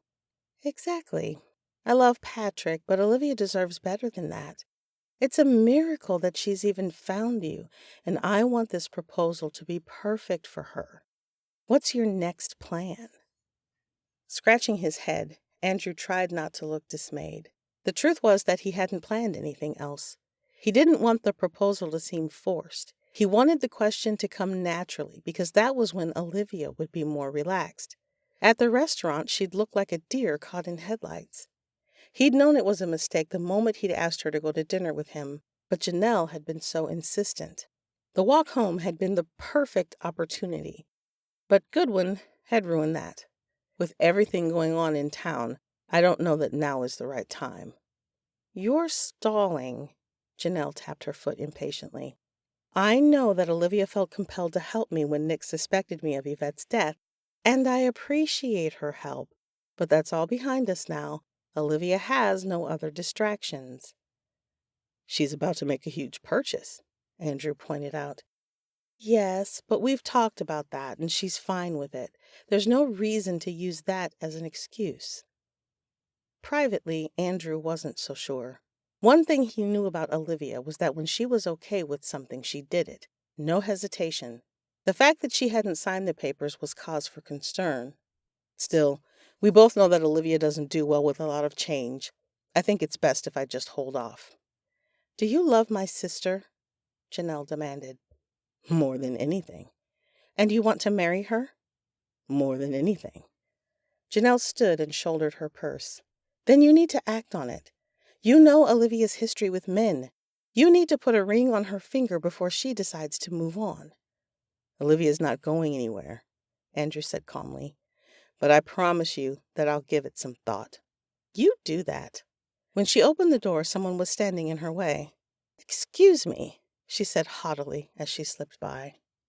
Brett Marco, one of Andrew's employees and his best friend, gave Janelle a strange look. My apologies, he said as he stepped aside, watching her march down the hall. He shook his head. That has to be Olivia's sister. She's a little terrifying. Janelle takes after her mother, Andrew said ruefully, but she has a good heart. I'd heard a rumor that you had a fiancé now. I'd congratulate you, but I'm a little hurt that you didn't tell me yourself. Andrew rolled his eyes. Cora had a thing for Brett, so she embraced every chance she could to talk to him.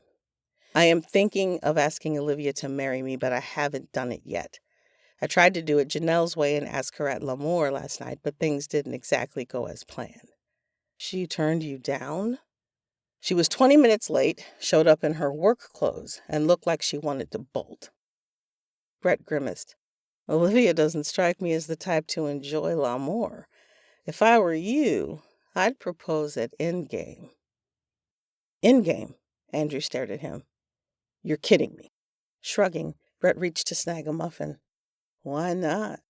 Olivia is a casual girl, and you both love that place. She's the kind of woman who wants to be in a familiar atmosphere. For some reason, I can't imagine telling our kids that I proposed to their mother between bar fights and a home run. Endgame isn't that bad, Brett mumbled, his mouth full. Trust me, Endgame is the way to go. And you've got to give her some space. Let her stew over the distance between you so the proposal is that much more a surprise. Why am I taking advice from a single man? His friend grinned. I might be single, my friend, but I know women. Get out and stay away from my muffins. Leaning back in his chair, Andrew watched with a wry grin as Brett mockingly threw up his hands in surrender and retreated. His friend wasn't wrong. Even though Brett wasn't into long-term relationships, his women were always happy. Even when things ended, he still managed to stay friends with them. Maybe he really was on to something. One thing was certain. Andrew knew he couldn't keep taking advice from Janelle. After the town meeting, Olivia walked back to Main Street with Jackie. What is wrong with this town? People are actually excited about Lady Celeste's Pet Psychic Week. Someone was murdered here. Shouldn't that be the hot topic? Oh, trust me, people are talking about that as well. Everyone assumes it was a tourist. No one in Luxembourg would commit murder. Are you kidding me? This town is full of repressed rage. They turned the corner and saw Delilah standing outside of Delilah's Silks and her French poodle Duchess. There's a ball of repressed rage right there. Olivia, Jackie laughed. Delilah isn't so bad. I was talking about Duchess. I know I would want to kill someone if I was Delilah's pet, Olivia whispered. As they approached the sophisticated woman, Olivia plastered a smile on her face. In high school, Delilah had won all the awards and was prom queen. There was no rivalry between the two because Olivia had been certain Delilah didn't even know Olivia existed. That had changed when Andrew moved into town. As soon as she'd laid eyes on Andrew, Delilah had pounced. According to Jackie and Janelle, she gave Andrew every opportunity to ask her out. And when he didn't pick up on her blatant signals, she had actually asked him out herself. He had politely turned her down. When Delilah found out that he was dating Olivia used to shop at Delilah's Silks, but now, if anything caught her attention, Delilah was quick to whisk it away and let her know that it wasn't for sale. Janelle actually caught Delilah telling people that Olivia didn't really walk the dogs when their owners were at work. Completely unfounded. And luckily it didn't hurt Olivia's business. But it was then that Olivia knew that Delilah meant business. Even though Olivia and Andrew had been going out for a year now, Delilah still flirted shamelessly with Andrew and made no effort to hide her hatred of Olivia. Olivia, Delilah said with a smirk, I had no idea you were having trouble communicating with that nasty mutt of yours. It's a good thing that Lady Celeste is here to help you. Gritting her teeth, Olivia searched for patience. I'm just trying to show support for a fellow entrepreneur. You and Duchess should stop by. I'm sure Duchess is dying to say a few things to you. Jackie snorted. Excuse me, ladies. I've got to go unpack today's delivery. Olivia wanted to beg Jackie to stay, but she knew how dangerous it was to show weakness in front of Delilah. Already a cruel smile was curving over the woman's face. What does Andrew think of your new partnership? She opened her mouth to tell Delilah that her relationship with Andrew was none of Delilah's business when her phone rang. Looking down, she privately thanked her boyfriend for his amazing timing. Meeting Delilah's steady gaze, she answered it. "Hello, lover boy," she purred. Delilah sniffed and whirled about. As she stomped off, Olivia heard Andrew clear his throat. "Did you just call me lover boy?" "Sorry," Olivia admitted. "Delilah was taking shots at me." "I'm sure that's not true," he murmured. Andrew was a brilliant man, except when it came to Delilah's obsession with him. "How's your day going?" Olivia rolled her eyes but let the matter drop. Janelle was cleared. "I heard. So Nick is going to make an arrest?" "Unfortunately, no. The camera didn't show anyone else until we showed up. How did you hear about it?" "So how was Janelle cleared?" Andrew asked, ignoring her question. Olivia heard him mutter something to someone else, and she waited until she had his attention again. "It showed Yvette waving to her as she left, so Janelle left her alive." "So maybe Yvette died of natural causes." She sighed in exasperation. "She drowned in coffee, Andrew. That is not a natural cause." "Right. Well, at least Janelle isn't involved anymore. Want to join me at Endgame for a drink in a little bit? We can celebrate your good work." All was forgiven with the unexpected compliment. She hadn't thought Andrew would actually support her investigation. "My good work? You were the one who found the camera." "Yes, I did. I'm talking about you not getting involved." So much for his support. Biting her bottom lip, Olivia shook her head. "What time are you leaving the hospital?" "I'm actually heading out now, but I've got a few errands to run. I can meet you in an hour." "What kind of errands?" she asked absently. "The kind of errands that aren't any of your business," he teased. "See you in an hour?" Olivia snorted. He wasn't the only one who could tease. "Sweetie, I told you that you don't have to keep dyeing your hair. I like the silvery fox look." "You wish," he chuckled. "My hair is all natural, and you love it." "I'll see you in an hour." Shaking her head again, she hung up. Endgame was a sports bar, but there was no reason she had to go there smelling like a dog. She'd already embarrassed him last night. She owed him at least one decent dinner this week, and there was no danger of him proposing at a bar. At least she could relax and enjoy his company. An hour later, she traded in her activewear for jeans and a decent buttoned-up shirt. She'd shaved her legs just in case he wanted to spend the night, applied lipstick and mascara, and even wore her hair half up rather than all the way up. And instead of tennis shoes, she wore flats. Endgame was packed as usual. There weren't many bars in Lexingburg, and even fewer with big-screen televisions. If Mayor Henderson ever had his way, there probably wouldn't be any bars at all. The mayor believed that alcohol supported crime. The small, dark restaurant had an oval bar in the middle, surrounded by a ring of high-top bars on the lower level. There were booths a few carpeted steps up, and brass railings separated the two levels. The walls were covered in sports memorabilia supporting both the local college and several state teams. 7 screens lit up the walls, but luckily Joe, the owner, kept the sound off unless there was a major game on. It was the first place the women called when they couldn't find their husbands, and the last place a man would go to hide from his wife. So Joe had an unspoken rule with his clientele: no family drama in his house. Andrew whistled as he rose from the table. "You look amazing. Have you been watching those makeup tutorials again?" "Shh," she whispered, looking around. "You're not supposed to know that. And yes, I learned a new way to contour." He searched her face quizzically.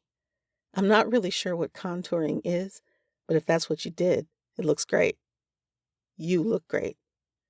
Chuckling, she gave him a quick peck on the lips. "I did not contour, and you just won some major points." "Noted.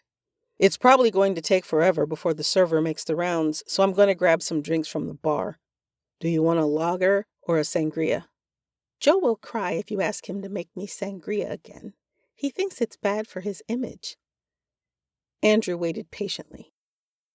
"So are you going to ask me to make Joe cry?" "You'd do it too, wouldn't you? That's so sweet. A beer would be great." Settling back in the booth, she gazed up at the televisions. Several games were going on at once, but she couldn't identify any of them. Most of the diners had their eyes glued to the screen.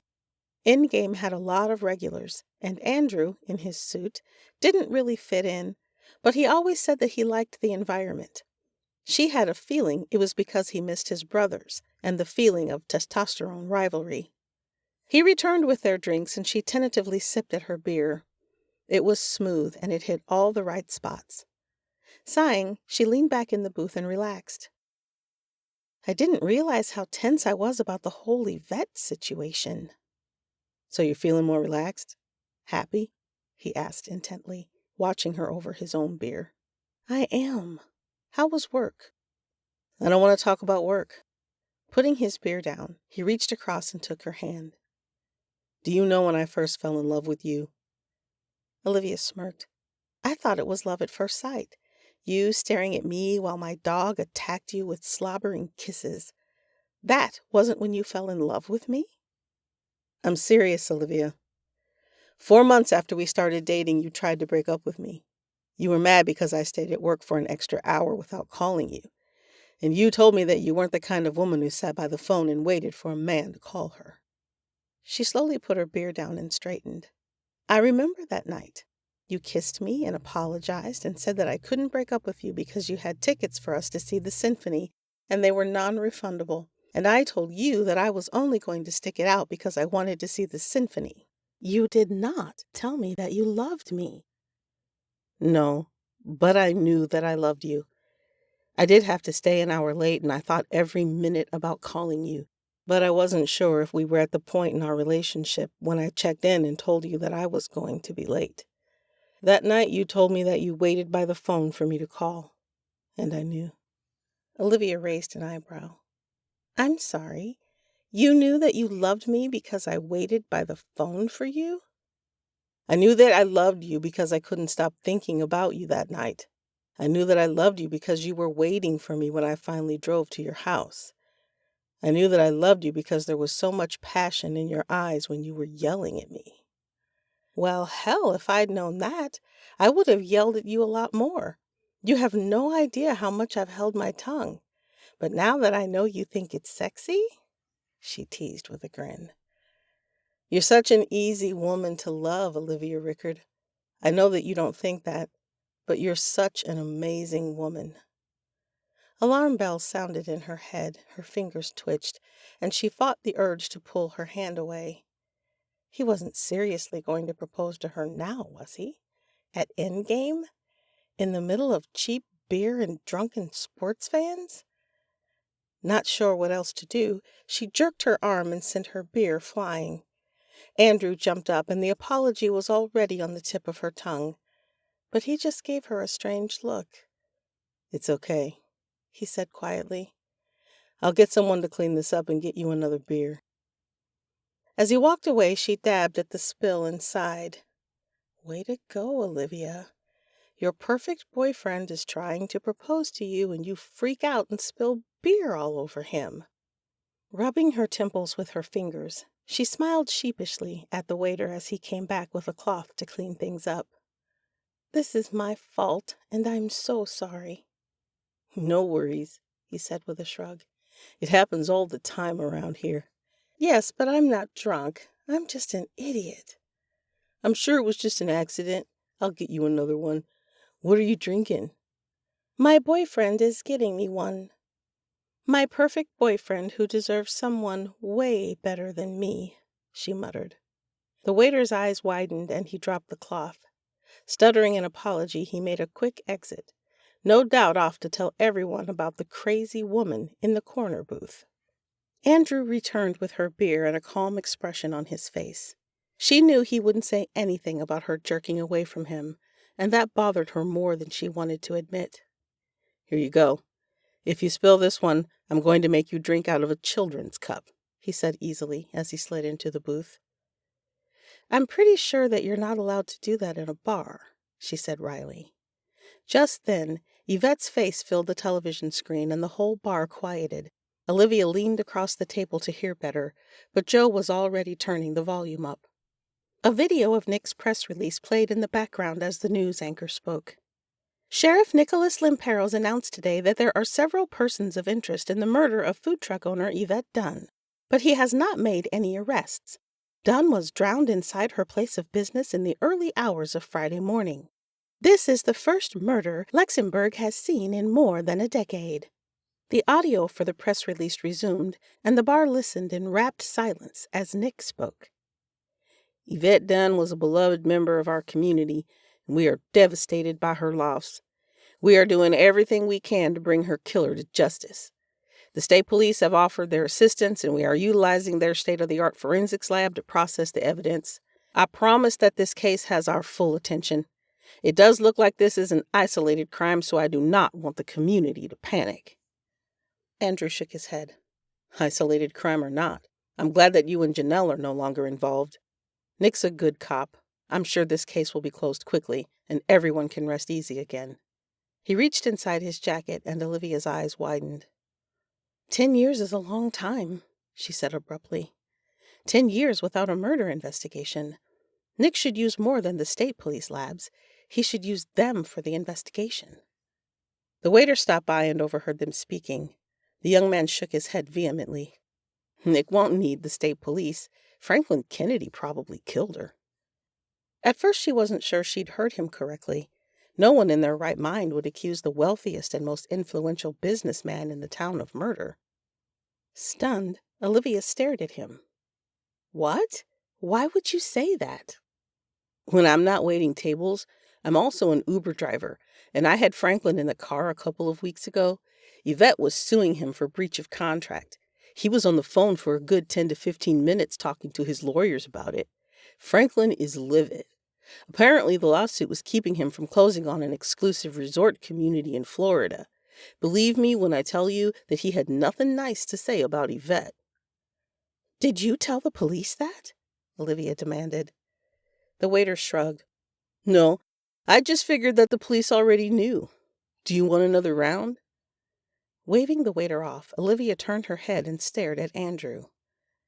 Do you think that Franklin's capable of killing? She asked in a low voice. Nick will get to the bottom of it, Andrew responded sternly. You don't need to worry about it. Right. Olivia sipped at her beer and tried to push it out of her head. Despite her agreement, she just couldn't enjoy the rest of her evening. Not only was she worried that Janelle's landlord was a murderer, but she could feel the space between her and Andrew widening. Chapter 7. You were going to propose at Endgame? Janelle shrieked. What were you thinking? Andrew winced and sent a pleading look at Patrick.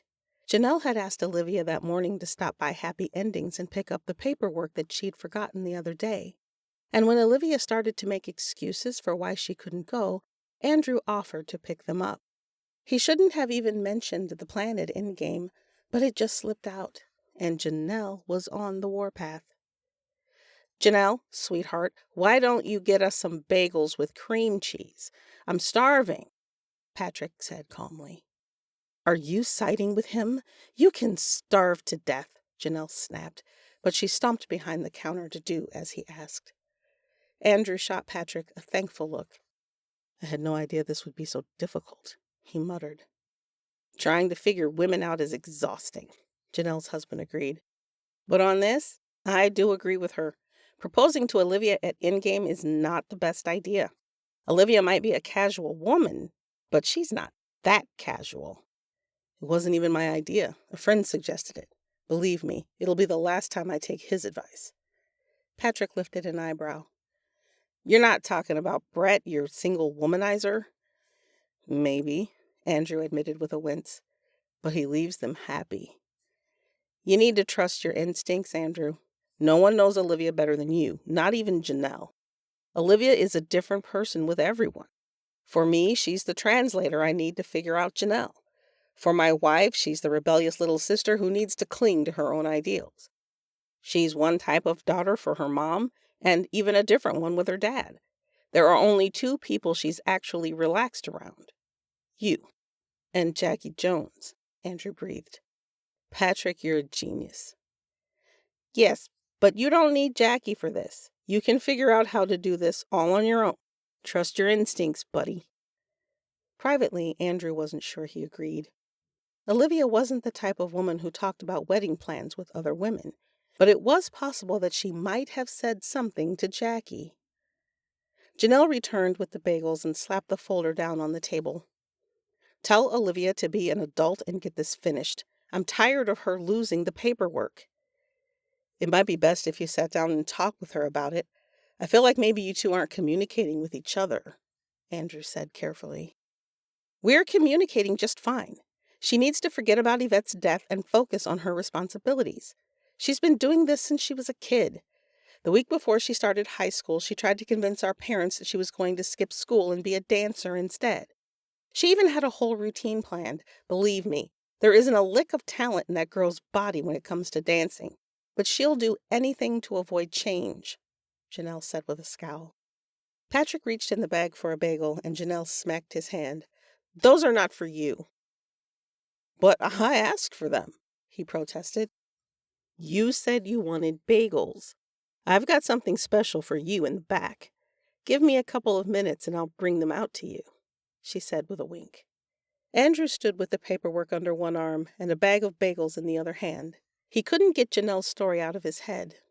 Was Olivia still focusing on the murder because she was afraid that something was about to change? If she was that upset about buying the 3-story brownstone, she really needed to have a talk with Janelle about it. The sooner she stopped worrying about it, the sooner she could relax, and he could propose. Yvette's murder could not have come at a worse time. Feeling guilty about his reaction to the food truck owner's untimely demise, he checked the clock. He had a good 15 minutes before he had to leave for work, and if he hurried, he'd be able to catch Jackie beforehand and ask her a couple of questions and get her thoughts. Thanks for breakfast, Janelle. Has Olivia figured out a way to weasel out of Celeste's pet psychic agreement? Janelle asked as he walked by. Stopping, he gave her a puzzled look. I'm sorry, a what? She didn't tell you? Janelle laughed. Celeste announced at the town meeting that she's partnered up with Olivia, and Olivia is going to communicate with the pets of Luxembourg. I believe Goodwin's going to be her first victim. I remember Celeste mentioning something the other day about it, but she just wanted Olivia to spread the word. You're telling me that Olivia agreed to this?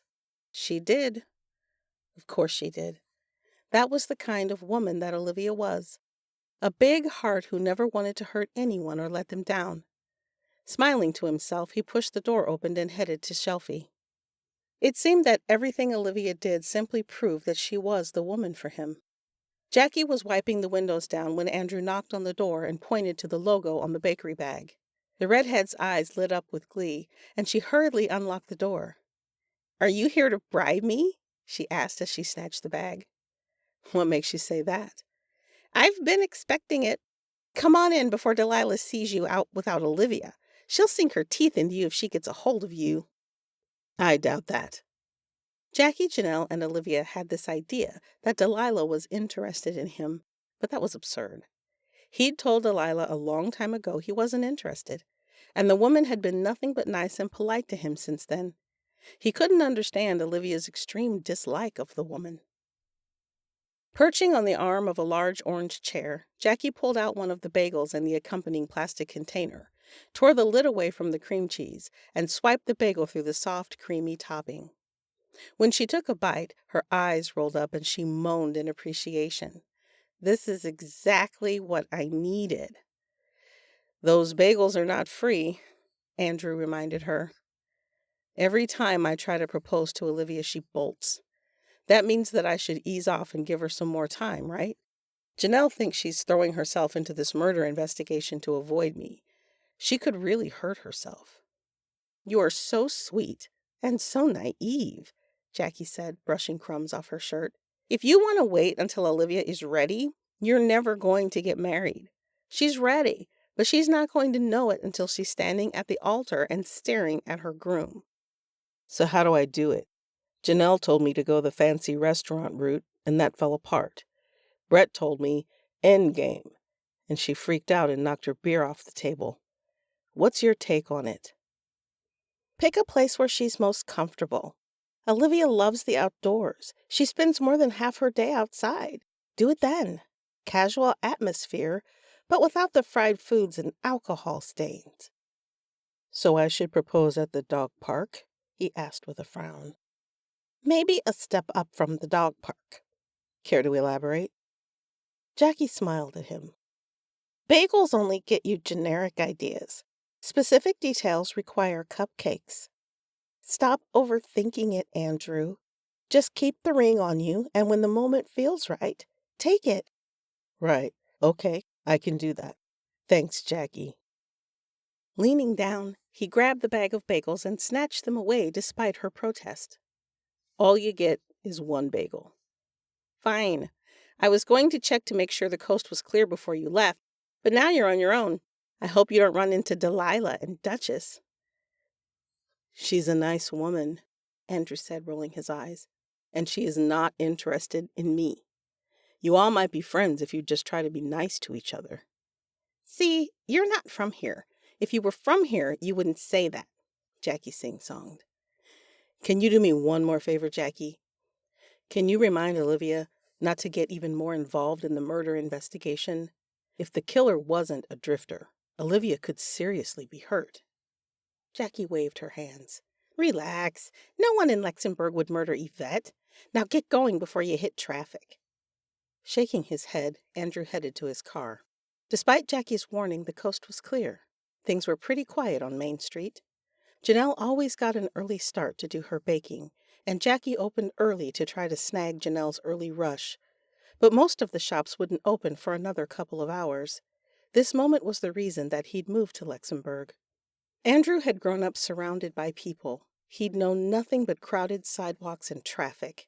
He'd gone to a large university and had spent the majority of his life in crowds. So when he took the job at Lowell Hospital, he could have gotten an apartment in the city. But when he drove through Luxembourg, he fell in love. The next thing he knew, he had a studio apartment that overlooked a lush forest and had neighbors who baked him dinner because they feared he couldn't take care of himself. The first few weeks of living in Luxembourg felt like a walking dream.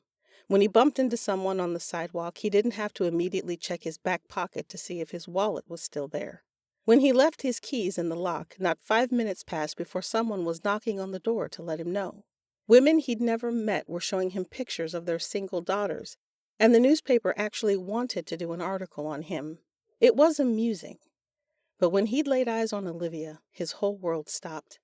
In that moment, he didn't even realize that a huge dog was trying determinedly to knock him down.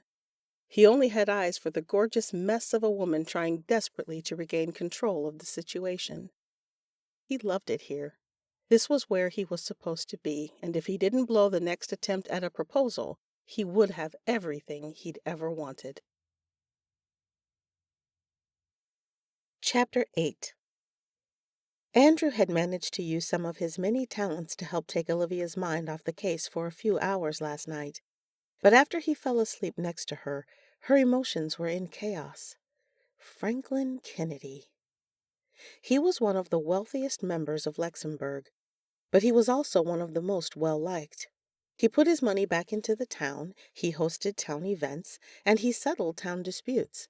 In fact, the only people who didn't like him were his tenants.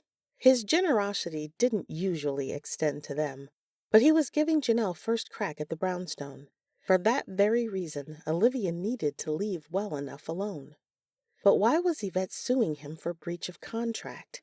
She sneaked out of bed, quietly pulled on a t-shirt, and settled at the desk next to the bed, turning the laptop so the light from the screen wouldn't wake Andrew. Spinning absently in the chair, she pursed her lips and tried to sort through her thoughts. There was only one law firm in town, but Olivia doubted they had the guts to sue Franklin Kennedy. Yvette probably filed the suit in Lowell. After a quick internet search, Olivia found the record of the lawsuit and the name of the law firm that had filed it. But without Yvette or Franklin's social security number, she couldn't find more details. Looking over the top of the screen, past the glow of the laptop, she watched Andrew while he slept. Olivia was one of those sleepers who sprawled out diagonally across the bed, stole all the pillows, and either rolled in all the blankets or shoved them to the floor. From the moment she'd brought Goodwin home, she'd let the huge mutt sleep with her. The first time that Andrew had spent the night was like a battle. When he'd tried to sleep over the next night, she'd laughed hysterically, pushed him out the door, and shut it firmly behind him. The idea that the man wanted to give it another go was absurd to her. Her previous boyfriend had demanded that she choose between him and the dog. Obviously, the dog had won. That Andrew was willing to share his bed with her and the dog was so foreign to her that she didn't even want to entertain the idea. Fortunately for him, he hadn't let the matter go. A few days later, when she spent the night at his place, she woke up to find him on the couch. Embarrassed, she apologized for her nighttime feistiness, and he just kissed her and told her that he needed some earplugs because she snored. Snored? Olivia did not snore. He didn't give up, and slowly they made it work. They staked out quadrants in the bed. He gave up part of his side of the bed because the traitorous dog liked cuddling with him, and she gave up part of her quadrant because Andrew liked cuddling with her. He wore his earplugs, and he didn't want her investigating this case. With a sigh, she closed the laptop. Janelle wasn't in trouble with the police anymore. Olivia had no reason to get involved. When normal people found dead bodies, they didn't get involved. They might have panic attacks before they called the police, scream a little, hyperventilate. They didn't let their dogs jump all over the crime scene. They didn't try to investigate on their own. They let the police handle it. She was no Rose Palmer. She was just a dog walker trying to avoid two life-altering decisions. This was nothing more than a classic case of transference. She needed to face her problems like an adult, except that she couldn't shake the feeling that Yvette was not murdered by a drifter. If Franklin Kennedy had murdered her, there was a good chance that he would get away with it because he practically owned the town. That didn't sit well with Olivia. Goodwin sensed her distress and left the warm comfort of Andrew's side. Padding over to her, he laid his head in her lap and looked at her with those warm, loving eyes gleaming in the light coming in through the window from the streetlight out front. "It's okay, buddy," she whispered as she scratched his ears. "I know things are a little strange right now, but I'm going to figure them out." As if to prove a point, Goodwin looked back at Andrew. "I know," Olivia said. "I know. But for you, he's just a man who smells good, feeds you, and scratches your belly on demand. It's a little more complicated for me." It was clear from the look in Goodwin's eye that he didn't understand. Sighing, Olivia stroked his muzzle and stood. After glancing at Andrew's sleeping form, she crept downstairs and sat at the kitchen table. The dog followed her and stretched out in the doorway. The folder with the forms that Janelle wanted her to sign mocked her. Groaning, she pushed the papers off the table and watched them flutter to the floor. Why did all the important people in her life want all these sudden changes? Happy Endings was great, but Janelle didn't really need to buy the brownstone to keep the business. Whoever bought it would be an idiot not to keep on renting to her. Olivia didn't need an office. She was a dog walker. No one seemed to care that she worked out of her small home. "Everything is fine the way it is. It's fine." Turning around, she glared at Goodwin. "And I'm not being nosy. I love this town, and I just want to make sure there isn't a crazy killer on the loose. That's all. I just want to make sure that everything is fine before everything isn't fine. And there's nothing wrong with that." Instead of going back upstairs, she headed for the couch. She put in her earbuds and started to open the audiobook file. But then she hesitated. With a frown, she chose her music instead. It took another hour before she finally drifted off to sleep.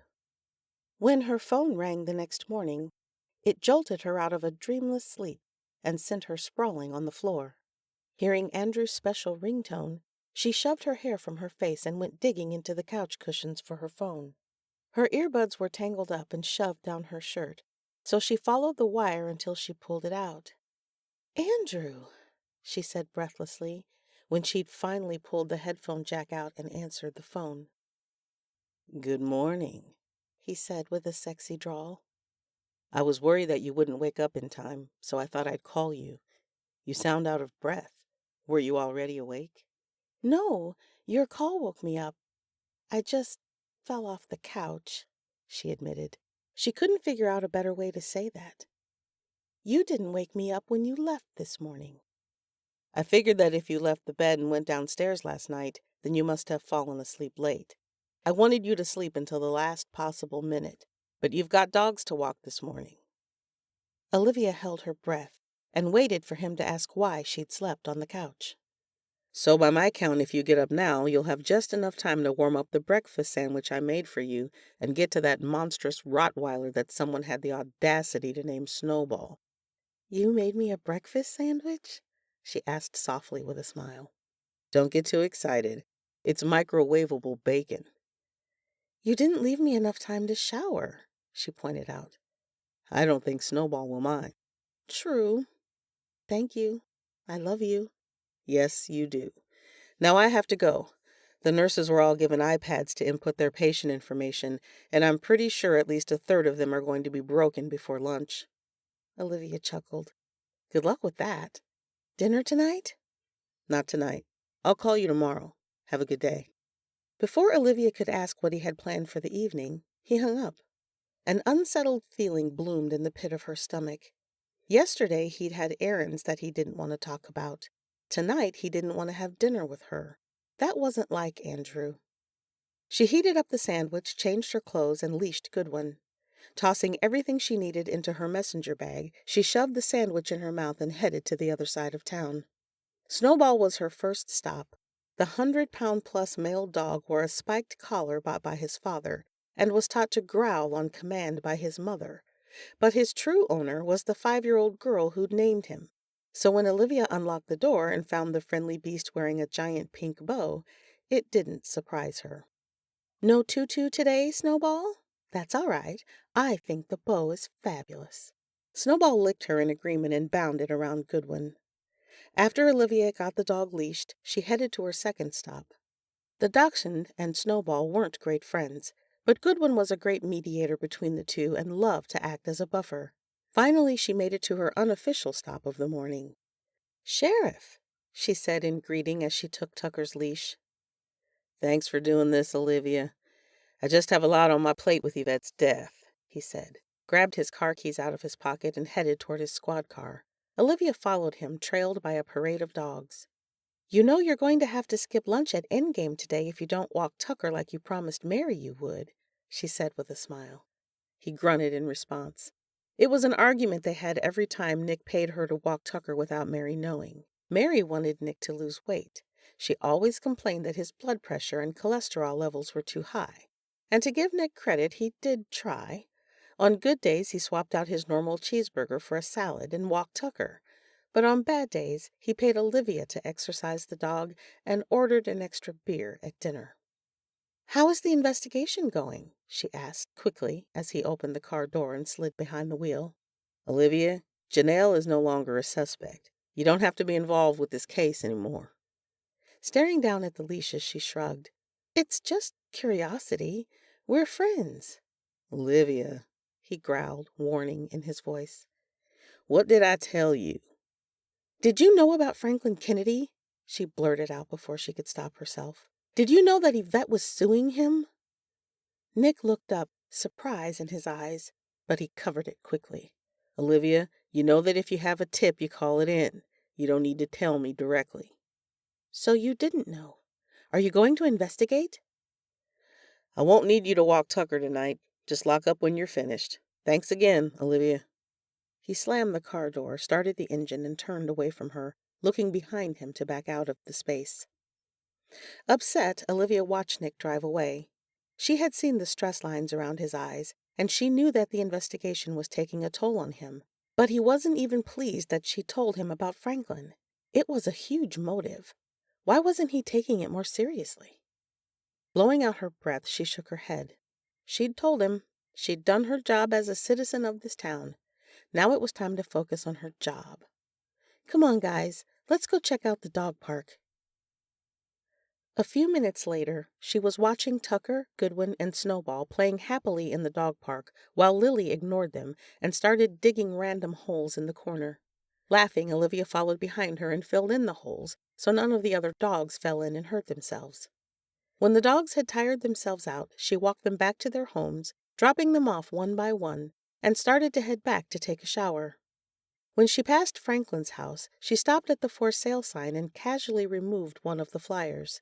It didn't surprise her to see that Franklin was using Christie, a local realtor.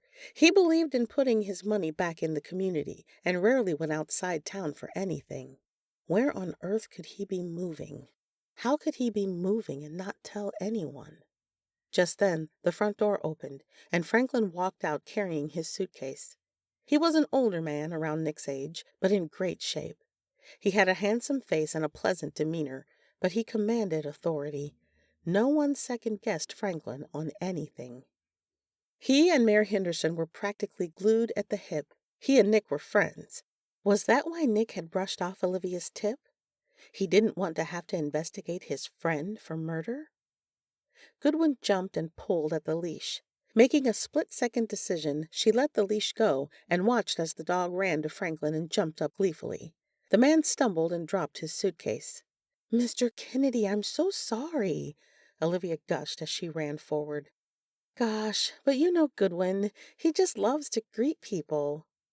"It's all right, Olivia. No harm done," he chuckled as he patted the dog and then reached down to collect his things. "You're lucky it's just Goodwin. I had Snowball and Lily earlier, plus Tucker. You know how excited Tucker gets. But that's just between us. Mary doesn't know that I walk Tucker sometimes. Nick is just so busy with this case. Can you believe that Yvette was murdered just down the street?" She was almost breathless as the words tumbled out of her mouth. Rose was so suave. She was natural at weaseling information out of people. Clearly, it wasn't as easy as it looked. "Shocking," Franklin agreed. "This is a good town. It was probably a tourist or some homeless person from the city. I can't imagine that anyone here is a murderer." Olivia smiled brightly. "That thought does make me feel better," she said, as if truly thankful for Franklin's insight. "But Yvette didn't have a lot of friends." "She could be a difficult person," he admitted with a rueful smile. "But I just can't imagine that anyone who knew her would murder her." "Yeah," Olivia said, nodding. Her voice rose an octave. "So," she cleared her throat, "so are you moving? I just saw the for sale sign." "It just went up yesterday," he said with a smile. "Donna and I are ready for something new." Yesterday. Did he just spontaneously decide to move after he murdered Yvette? "You've got the most beautiful house in town. I can't imagine that you've found something better." He grinned. "We're moving to Florida. I'm actually heading down today to finalize the details on a set of condos that I have my eye on. I have a little competition, but hopefully I'll be signing the paperwork tomorrow." Wasn't that convenient? Yvette had stood in his way, and now that she was dead, there was nothing stopping him. Despite his public love for this town, these condos were probably a big deal for him. It meant real money, and if that wasn't a motive, she didn't know what was. She needed to choose her next words carefully. "You're leaving? I had no idea." "Really?" he frowned. "Janelle knew. That's why I'm selling all of my property. Which reminds me, I haven't heard an update from her. Have you finalized the details with the bank yet?" "Not yet, just so busy," Olivia said quickly. "Are you selling your food trucks as well? That's such a shame. I bet Yvette would have loved to own that food truck." "She actually didn't want to buy," Franklin said with a grimace. "I thought the same thing, but I ended up selling the contract to Jacob." "Jacob?" Startled, Olivia blinked. "I had no idea that he was interested in the food truck business." Franklin guffawed. "He's interested in money, my dear. Yvette's food truck and the other two that I own are very lucrative." His tone turned brisk. "Anyway, it was very nice to see you, Olivia. I'm going to be late if I don't run." "You're flying to Florida now?" she asked in alarm. He gave her a strange look. "I'm going off to the office now. My flight is at 9 tonight." "Of course," she said hastily, as she pulled Goodwin out of the way. "I'll see you when you get back." As she watched him hurry off, her heart sank. Things were working out rather conveniently for him now that Yvette was dead, and it was clear that Nick wasn't treating him as a suspect if he was letting the man jet off to Florida in the middle of the investigation. If Franklin was guilty, he could be running. Chapter 9. Rose heard the front door open, and she panicked. What was someone doing in the office at this time of night? Switching off the lamp, she hurried to the closet and closed the doors. A minute later, the door opened, and a silhouette appeared in the doorway.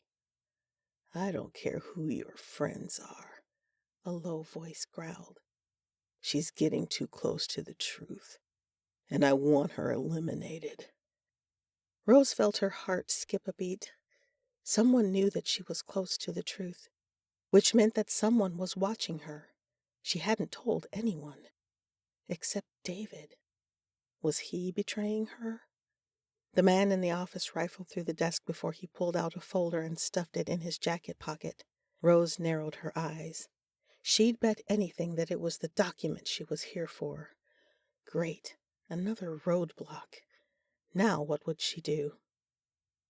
When the shower didn't help her clear her mind, Olivia tried to lose herself in the mystery. But she couldn't get Franklin out of her head. What if he was lying? Ripping out her earbuds in frustration, she grabbed her keys and headed to the police station.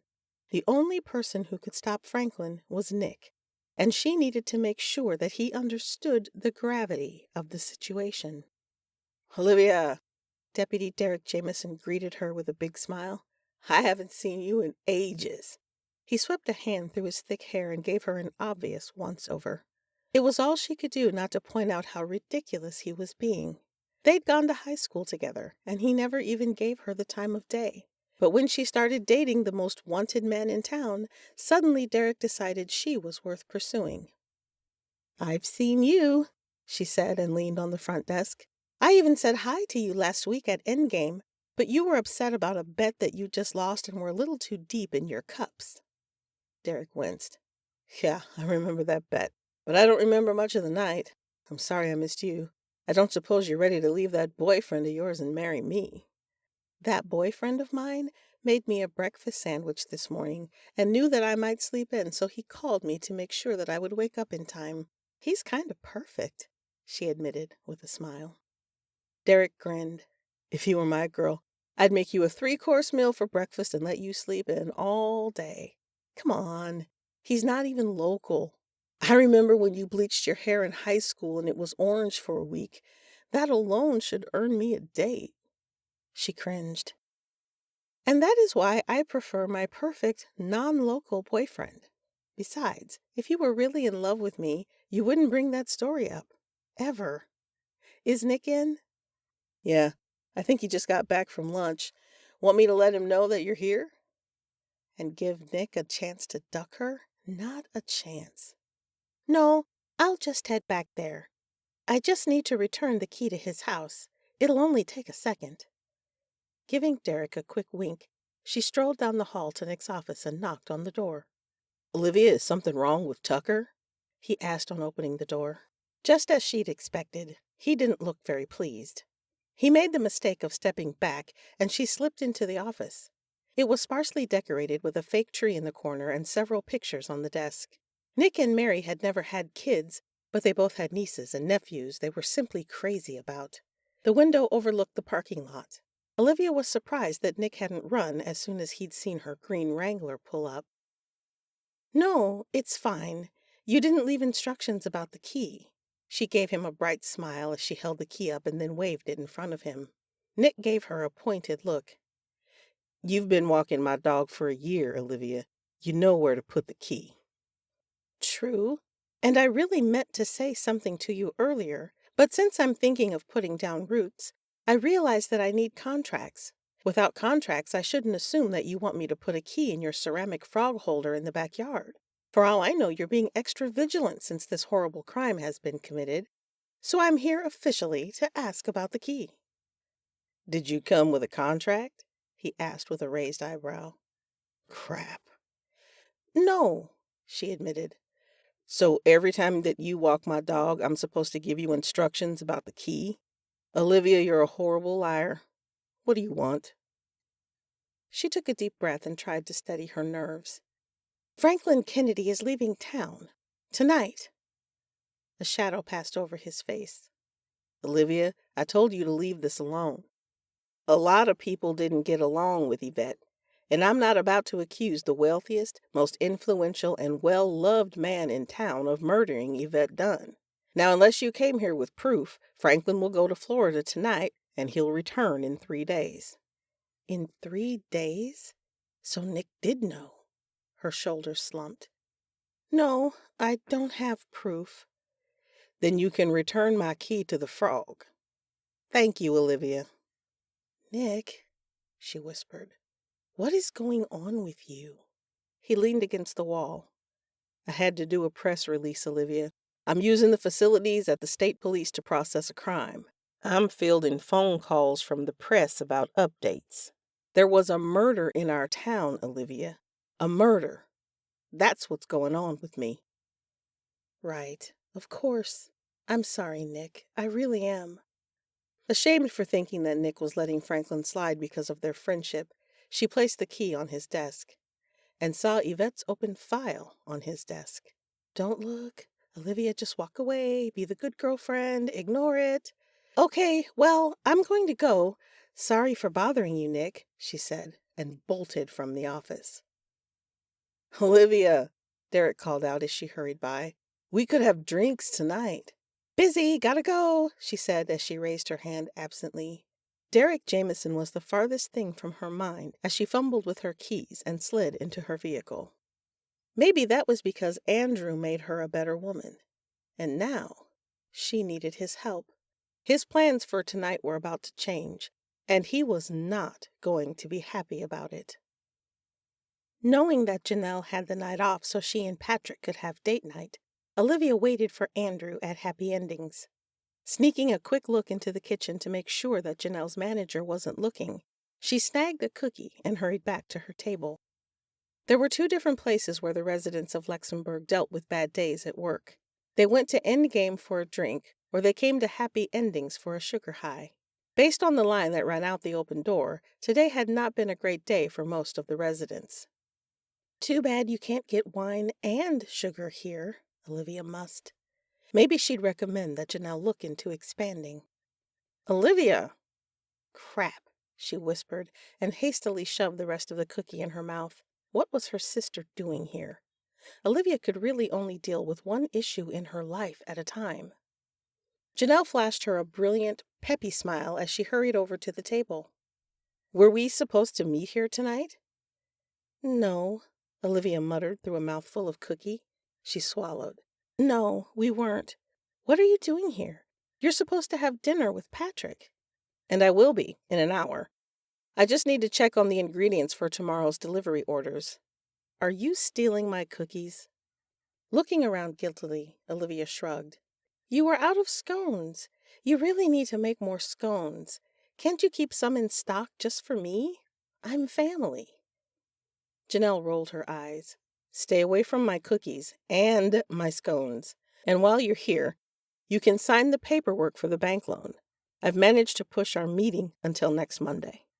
I meant to tell you that I took the paperwork home, and Goodwin drooled all over it, Olivia lied, and chewed on it. Sorry. Her sister didn't look worried. How many times have I told you that you need to take that dog to obedience classes? It's fine. I made several copies of all the paperwork. Let me check those ingredients, and I'll grab you another folder. You made copies? That's so efficient of you, Olivia choked out. I'm going to need another cookie. What was that? Nothing. You look gorgeous. I love the necklace. Janelle's hand went to the strands of rose gold around her neck. Patrick bought this for me last month. His tastes are evolving.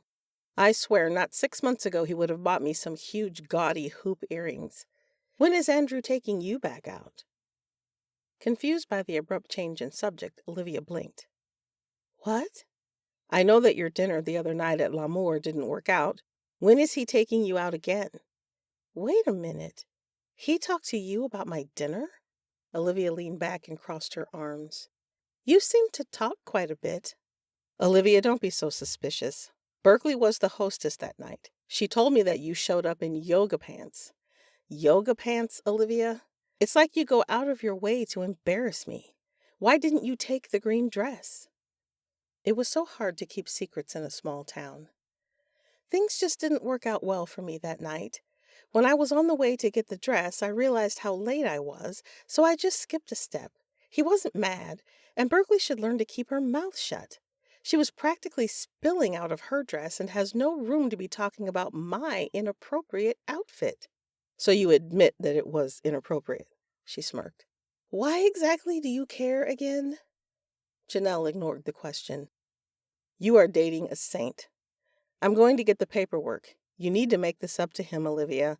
He set up a wonderful night for you, and you ruined it. Guilt washed over her as Janelle left. Her sister didn't know the worst of it. She'd practically spilled her beer on the man trying to avoid him, and had slept on the couch last night.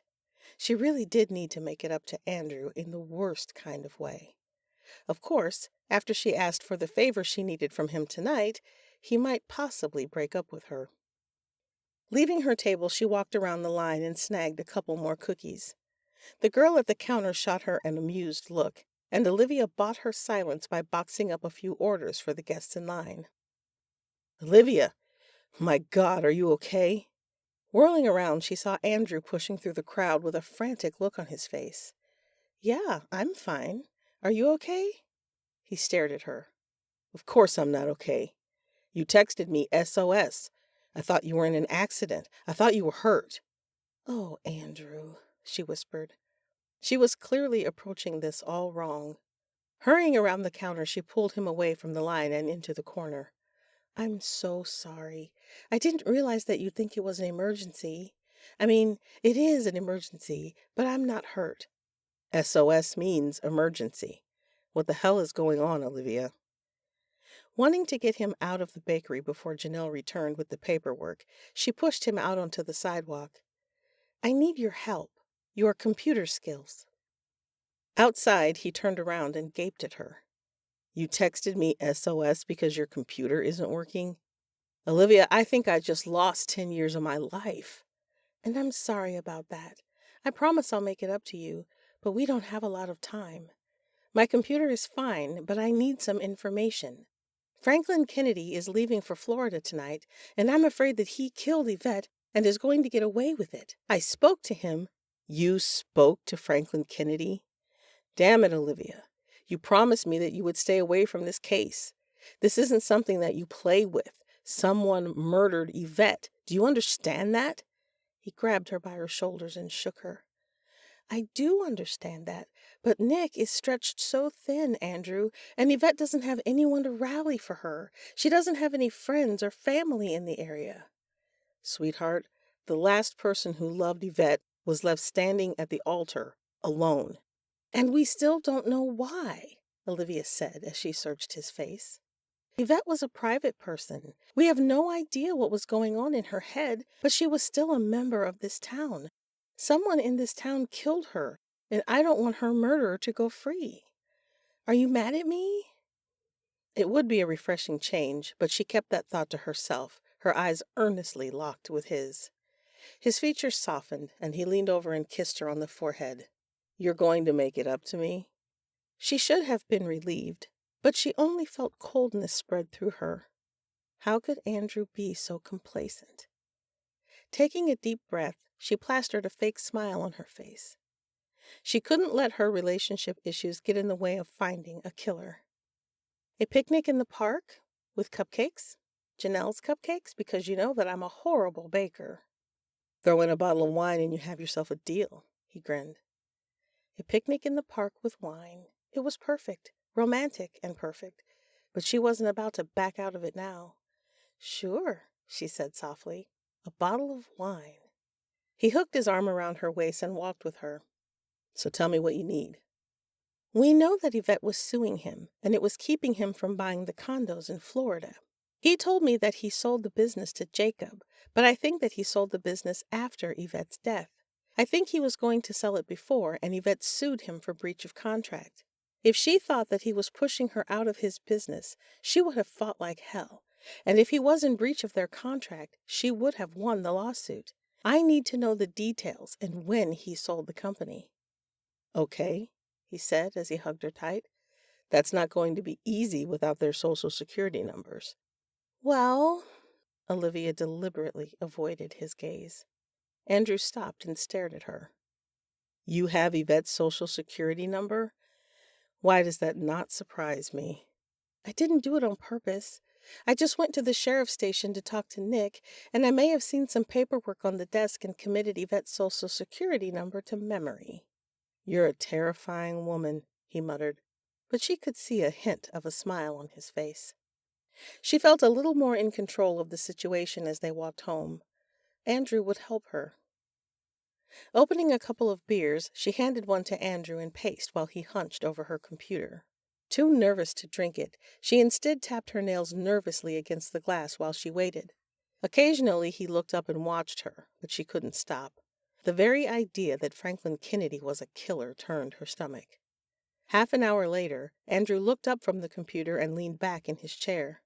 I'm sorry, babe, but I don't think Franklin Kennedy is a killer. Immediately, her hope deflated. What do you mean? Why? Yvette dropped the lawsuit. She was suing Franklin because he wanted to sell the food truck business in the middle of her rental contract. But when he sold it to Jacob, Jacob re-signed a new contract with Yvette, a 3-year contract, which I'm sure made Yvette very happy. Olivia slumped against the wall. I was so sure that it was Franklin. Lifting an eyebrow, Andrew shook his head. Really? Franklin loves this town, and even though the lawsuit was holding up his new project, it wouldn't have broken him. Franklin is fleeing the town that he loves, she pointed out. Franklin probably bought those tickets weeks ago, Olivia. Whoever murdered Yvette didn't plan to kill her. They didn't bring a gun or a knife. Whatever happened was spur of the moment. A crime of passion. That made so much sense. Even Andrew was better at solving crimes than she was. Sighing, Olivia walked over and sank down on Andrew's lap. He immediately put his arm around her and nuzzled her neck. Are you trying to make me feel better? She whispered. There may be a killer running around this town, and I know you want to be a champion for Yvette, but I have a problem with you throwing yourself into this case. But, she protested, if you have something that might help Nick investigate, then by all means, help him. But he's the law, Olivia. He's trained to handle situations like this, and you're not. What if Franklin was the killer? What do you think would have happened when you questioned him alone today? You're worried, she murmured. I thought you were trying to tell me there was nothing to worry about. Do I think there's going to be a second killing? No. But that doesn't mean that the killer won't do whatever is necessary to protect themselves. Olivia, I can't lose you. You're not going to. He was silent for a moment as he rested his chin on her head and slowly slid his fingers up and down her arms. Finally, he sighed. Is there something that you want to tell me, sweetheart? Startled, she turned and gazed at him. What do you mean? Reaching out, he swept a strand of hair out of her face and tucked it behind her ear. I can tell that there's something on your mind, Olivia. Something that's been bothering you all week. It's just this thing with Yvette and this thing with Janelle. Are you having second thoughts about buying the brownstone? I thought you wanted an office. Burying her face in his neck, she swallowed hard and lied. I'm not having second thoughts about anything, Andrew. Everything is just fine. I know you, Olivia, and I know that everything is not fine. If you're not ready to tell me, I understand, but you can't lie to me.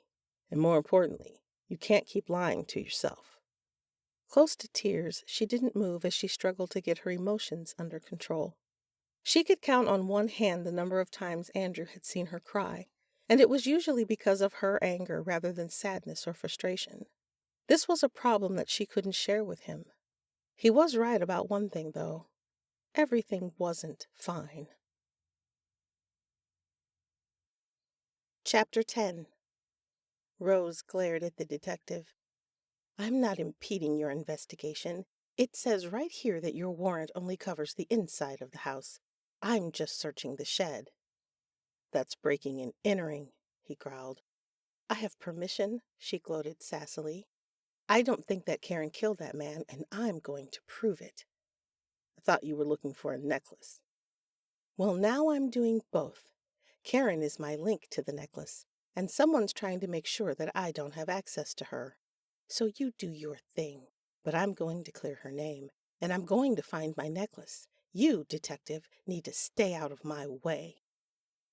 The handsome man's face darkened when he spun on his heels and walked away. Rose took a moment to admire the way he fit in those pants. If he weren't such an arrogant dick, she might figure out a way to weasel into his arms for a night or two. "But James is waiting so patiently for you," Olivia protested. "When are you going to realize that he's worth the effort?" She'd just dropped off her morning dogs and kicked back on the couch to grab a couple more chapters before lunch. She didn't have to walk any dogs until after 2, and then she'd had her out-of-towners tonight. All in all, it was a light day. It didn't bother her. Next week she had 3 dogs that would need medicine, and 1 dog that needed some water therapy. That always paid extra. Just before Rose Palmer could get down to searching the shed, Olivia's phone rang. With a sigh, she checked it and saw that Andrew was calling. He'd done his best to take her mind off Yvette last night, and it had worked. She'd actually managed to sleep peacefully in his arms, and she'd been in a fantastic mood this morning. It was time to forget this whole mess with Yvette. She'd given it her best shot, and it just hadn't worked out well. "Hello, lover boy," she answered with a gleeful smile. Andrew groaned. "Is Delilah there?" he asked with some trepidation in his voice. "No, I'm just teasing you. How's your morning going?" "Busy, but I've been trying to get some things done so I can take a long lunch. Your schedule is clear until mid-afternoon, right?" "It sure is." "Well, it's gorgeous out, and you owe me a picnic." "Now? I just promised that to you yesterday." "And I'm here to collect. You aren't going to welch on your deal, are you? I happen to remember that you were more than satisfied last night." Her toes curled at the memory. Despite everything happening, she could always count on the chemistry she had with Andrew. "Are you alluding to your computer skills or that other thing we did last night?" "My computer skills, of course," he said, widening his eyes with a gasp. "What else would I be talking about?" Chuckling, she stretched and sat up. "All right, a lunch picnic in the park? I think I could swing that. What kind of sandwiches do you want?" "I've already got everything taken care of. Meet me in an hour, and leave Goodwin at home." "Goodwin loves picnics," Olivia protested. Plus, she might need to use the dog as a distraction if things started to feel a little too romantic. "Well, I'd like to be able to actually eat my lunch without worrying about whether or not he's going to steal it," Andrew pointed out. He had a good point. Goodwin wasn't a beggar. He was a master thief. He looked for vulnerability, and he used that to his advantage. Take your eye off a sandwich for a single moment, and it was gone. "His feelings are going to be hurt, but I'll try to make him understand." "You can always ask about that when you meet with Celeste on Thursday." Olivia groaned. "How did you hear about that?" "I have my ways," he said mysteriously. "I've already cleared my schedule because that's something I'm not going to miss." "Do you want this picnic or not?" she demanded. "No welching. I'll see you soon, darling." He hung up before she could squeeze more information out of him. Her bets were on Jackie or Janelle spilling the beans, but it was always possible that someone else had told him. Lady Celeste's antics were always a great source of amusement, and the whole town knew about it. As she headed out the door, she passed Old Man Kramer at his mailbox. He leaned on his cane and scowled at her. "Where are you off to, missy?" "Good afternoon, Mr. Kramer," she said cheerfully, ignoring his accusing tone. "Are you going for a walk? It's a beautiful day." Despite his age, the older man was actually in great shape and often walked around town. He liked to take notes on his little notebook and report everything that he deemed as a crime to the police. A few times Olivia had been the perpetrator of those crimes because Kramer was certain she was using the dogs to break into people's homes. Of course, despite his great physical shape, his mind was deteriorating. When he reported Olivia, he didn't always know he was reporting Olivia. "Someone has to keep an eye on this town. That lovely girl was murdered, and that sheriff is no help. No help at all." A week ago, that lovely girl had been a gypsy, no doubt peddling drugs from her truck. Olivia held back a smile. Sheriff Lamperos is spending every waking minute trying to solve her crime. I'm sure that it was just someone passing through. He'll catch them, and we won't have anything to worry about. Shiny baubles, he muttered. Shiny baubles. Kramer's nonsensical mutterings reminded Olivia of the ring that Andrew was probably carrying around in his pocket, and the romantic picnic she was about to be late for. Mr. Kramer, is your nurse coming today? Lydia, she's late. She's always late, he muttered as he started back to the house. She's going to forget my chicken salad, too. Lydia was never late, and she never forgot the chicken salad. She was the reason that Kramer didn't have to live in a nursing home. Waving goodbye, Olivia headed to the park. It faced several of the businesses behind Main Street, and while it didn't attract a lot of tourist attention, it was the perfect spot for locals. The mayor wanted to add picnic tables and vending carts to lure in visitors, but the town always vetoed it. Luxembourg liked their secret oasis. There were only a few people scattered about, so it wasn't hard to spot Andrew. He was still dressed in his business suit and sprawled out on a checkered red and white blanket. He had a large basket, 2 wine glasses with a bottle of red, sandwiches, chips, and cupcakes. It looked like a scene out of a picture book. I didn't think they actually made red and white checkered blankets, Olivia commented as she approached him. I thought they were just in movies and television shows. Hey, I hold nothing back for you, he said, as he pushed himself up and leaned over to give her a kiss. I had Janelle make your favorite. Olivia's stomach rumbled in anticipation. Turkey with grape jelly? Exactly how did you get onto that combination? He asked as he poured the wine. Janelle made me eat it on a dare when we were kids. Joke's on her because I loved it. It's the most amazing thing ever, and I take personal offense that you won't at least try it. For the sake of our relationship, I think it's best if I don't, Andrew said with a grimace. I've also got jalapeno chips and black and white cupcakes. Is it my birthday? This is amazing, she said thoughtlessly. An unreadable expression settled on his face, and she hurried to change the subject. Have you heard any updates about Yvette's case? The case you're not supposed to be thinking about anymore, he reminded her gently. Scowling, she took a bite of her sandwich. Everyone in town is talking about it. You can't be mad at me for showing interest. As long as that interest doesn't lead to any actions on your part, he watched her intently. Slow down. You don't have to inhale your sandwich. Slow down? It wasn't like Andrew to criticize her. She went to take another bite before an unwelcome idea occurred to her. Some men put engagement rings in glasses of champagne and decadent desserts. Her boyfriend wouldn't put one in her turkey and jelly sandwich, would he? Clearing her throat, she slowly put the sandwich down and reached for her wine. Trying not to seem too obvious, she swirled the glass and checked it for foreign objects. Satisfied that there were no rings hidden inside, she took a sip. Now she wasn't even going to be able to enjoy her sandwich. With a forced smile, she reached for her plate again and focused only on her chips. She would fill up on those and ignore the sandwich. He wouldn't force-feed it to her, and that would buy her a little more time. These chips are so good, she moaned. Anyway, you didn't answer my question. I haven't heard any updates on Yvette's death, but I've heard rumors. Someone at the hospital suggested that the psychic did it. People in Lowell are talking about the murder? The city dwellers didn't usually concern themselves with small-town concerns, despite the fact that they were neighbors. The press release was national. Everyone is talking about it, Andrew pointed out. Do you remember our first date? I remember that you think dinner at Hollandale's was our first date, and I still have to remind you that simply because we were both there at the same time, and simply because you chose to sit next to me at the bar and bother me, it does not actually count as a date. Our first date was a month later when you took me to that fancy steak place in Lowell. Stagwaff? Wagstaff. And I told you that I'd be at Hollandale's, so you obviously followed me there so we could have dinner together, he said with a smile. It does count as a first date.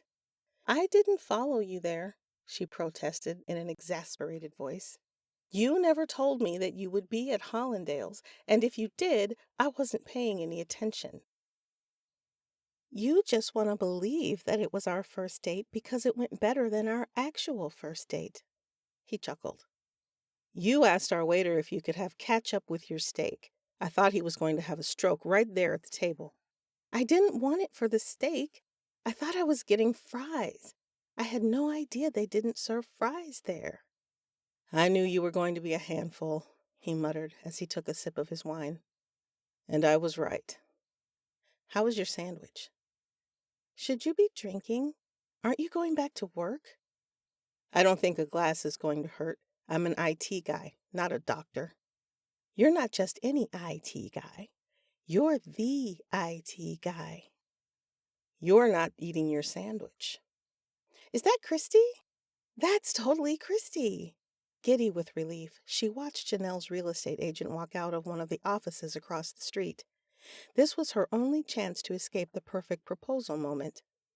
I'm so sorry, Andrew, but I still have some questions for her. You could call her, he pointed out. She'd be more than happy to take your call, considering you've been ducking hers. Not ducking, Olivia said as she scrambled to her feet. Just busy. I'll only be a few minutes. Olivia, I only have a few minutes. She was already off the blanket and hating herself. I'll be right back, she called over her shoulder as she hurried to intercept Christy. The perky brunette was dressed in a sharp khaki skirt and a bright pink button-up shirt. She always had a large smile on her face and bubbly personality.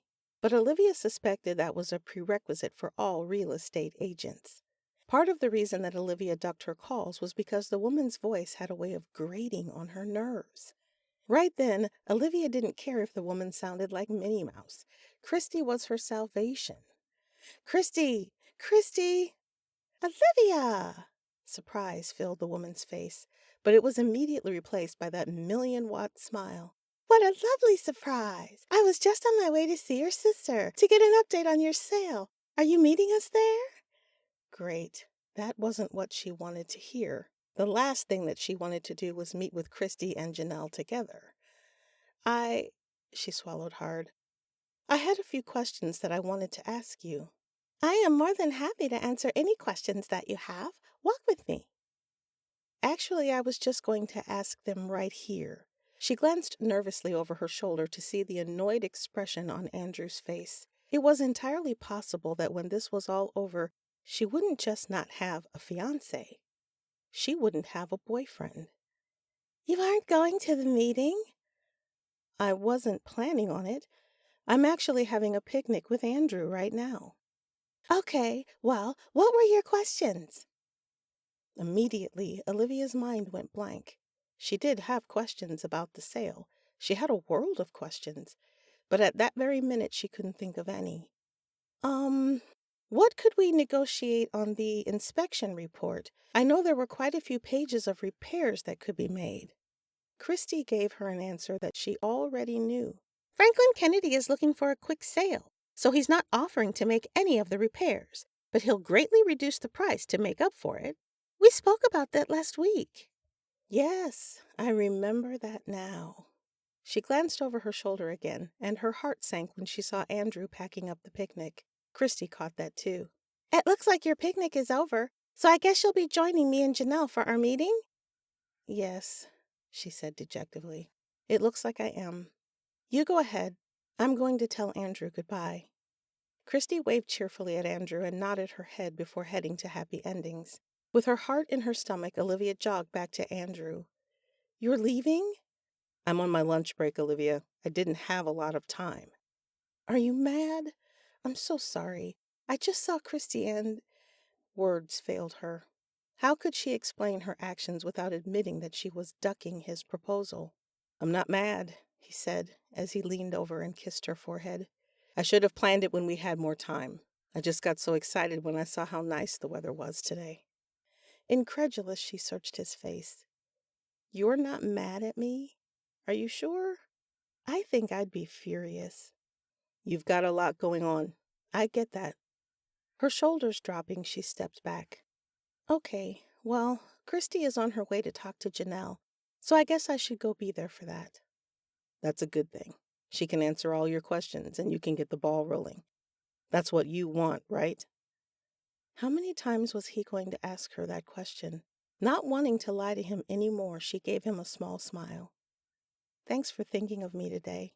I'll make it up to you. You're racking things up, Olivia. Don't think I'm not keeping track. Sure, he was keeping track of the times that she'd abandoned him, but he couldn't have the decency to call her out on it. He was so passionate in other aspects of their relationship, but so cold in others. Didn't he care? An alarming thought ran through her head. Andrew didn't do short-term relationships. He had been with his ex-girlfriend for 4 years before life got in the way and split them up. What if this wasn't about love? What if this was just his way of making certain that history didn't repeat itself? Maybe that was why she didn't want to say yes. Maybe subconsciously she knew that something was wrong. Maybe Andrew didn't want to marry her so much as he just wanted to finally be married. Chapter 11. In an attempt to push that horrible feeling away, Olivia shoved her earbuds into her ears to listen to more Rose Palmer as she slowly walked to happy endings. But her heart wasn't in it. The low and sexy voice of the narrator discussed the obvious spark between Rose and the detective. But she was rooting for James, the patient and understanding lover who was waiting for Rose to realize that they were meant to be together. Maybe Rose kept him at a distance because she understood they simply didn't fit. Maybe James was yearning for something that was never going to be. Olivia used to constantly walk away from Andrew. Even now she was pushing him away, but he never let her go. She thought that it was romantic, but maybe Andrew was just making sure that he was getting a solid return on his investment. By the time she made it to the bakery, she was disgusted with Rose Palmer. Maybe everyone was right. It was time for her to get her head out of her mystery books and focus on reality. If she'd done it sooner, she would have seen this coming. Olivia! Janelle opened the door excitedly. I put a lot of effort into that picnic, but I'm too happy to be mad. I didn't think I'd get you and Christy in the same room ever again. She tells me that you have questions. Why didn't you tell me that you have questions? You don't always listen, Olivia said under her breath. What was that? Janelle ran her hands through her short hair and flower dust rose in the air. Nothing. If I'm going to do this, I'm going to need coffee and a vanilla scone. Actually, make that a cannoli. Please tell me that you have cannolis. Janelle smiled and pointed to the table. I have 2 waiting for you. Wow, that was really sweet of you. Thanks. Olivia, I've known you your whole life. Don't act so surprised. Now come on. The lunch crowd had already left and the small cafe was empty, so there would be no distractions for her. Sitting in front of Christy in that terrifyingly happy smile was one of the scariest things she'd ever done. If the coffee wasn't so piping hot, she would have guzzled it to fortify herself. Is Andrew as excited as you are about the sale? Christy asked. More, Olivia said honestly. He's just thrilled about it.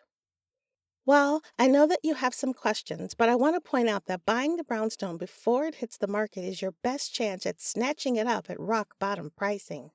Mr. Kennedy would like the sale to go through as quickly as possible, but once other people start showing interest, he may relax a little and decide to wait for the highest bidder.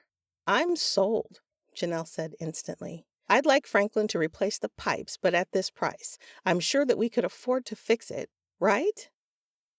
Olivia gave her an incredulous look. Janelle, you've used most of your credit to get the bakery started. Even with the low mortgage rate and amazing price, you don't have the kind of savings that would cover any big repairs, and replacing the pipes is a huge repair. I've done an estimate on the pipe and roofing repair. Based on your finances, we'll easily be able to make the down payment and still have enough left over to make the required updates, Janelle said cheerfully. Gaping at her older sister, Olivia tried not to lose her temper. Based on my finances? How did you get my finances? Christy's smile slipped just a little. We went over all the finances the last time we got together. You weren't at that meeting. That's right, and I couldn't get a hold of you, so I spoke to Andrew. Olivia held up her hand to stop her sister. You talked to Andrew about my finances? You talked to him about this sale? Why? Her sister cocked her head in confusion. I don't see why you're so upset. I talked to Patrick as well. Of course you talked to Patrick. You're married. Your finances are all tied together and he's got a stake in this business. Janelle sighed. Is that what this is about? Sweetie, you have nothing to worry about. You and Andrew will be married soon enough, so of course he cares about your future. Really? Olivia felt her control slip. We are going to be married soon enough? I don't believe that I've discussed marriage to Andrew with anyone, and it certainly shouldn't be a discussion in my financial business. Janelle obviously didn't understand the root of Olivia's anger. Andrew knows how you feel about him. You two don't need to discuss marriage. It's a given. Are you concerned that you're going into this alone? You're not. Andrew has your back, and so do I. Clenching her teeth, Olivia was about to tell Janelle that she didn't need her support when the bell over the door rang. Taking a deep, steady breath, she watched Janelle get up to handle the new customer. It was Samantha. Christy's eyes widened in surprise, and she ducked her head. Do you know who that is? She whispered. I do, Olivia said slowly. The real estate agent put a hand over her heart. My goodness, that's right. You found poor Yvette's body. What was that like? Shifting uncomfortably in her seat, Olivia wondered how she could have such rotten luck. First, she'd used Christy to avoid Andrew, only to find herself in another situation that she didn't want to be in. Now she had a chance to avoid this situation, but it meant gossiping about the murder that she wasn't supposed to be talking about. What was going to happen next? Was her mother going to walk in? Because that would just be the icing on the cake.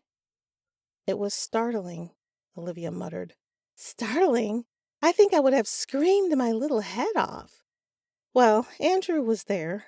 Oh, I bet he held your hand the whole time and just took complete charge of the situation, didn't he?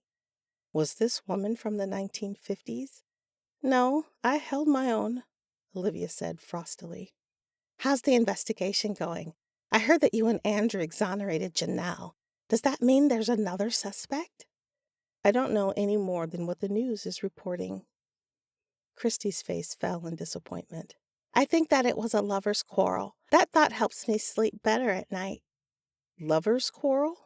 Despite her promise to Andrew and to herself, Olivia's interest was piqued. Was Yvette dating someone? Well, Jacob, of course. Olivia moved her head to see Samantha's petite frame standing at the counter. Jacob? He and Yvette broke up. I thought he was with Samantha, she said in a hushed voice.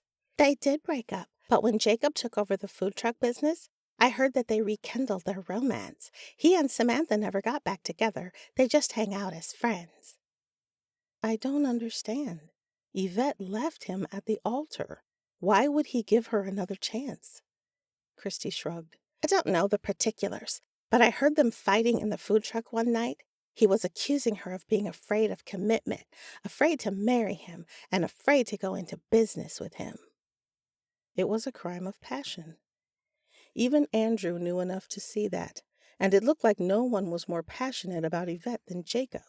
A secret rekindled affair.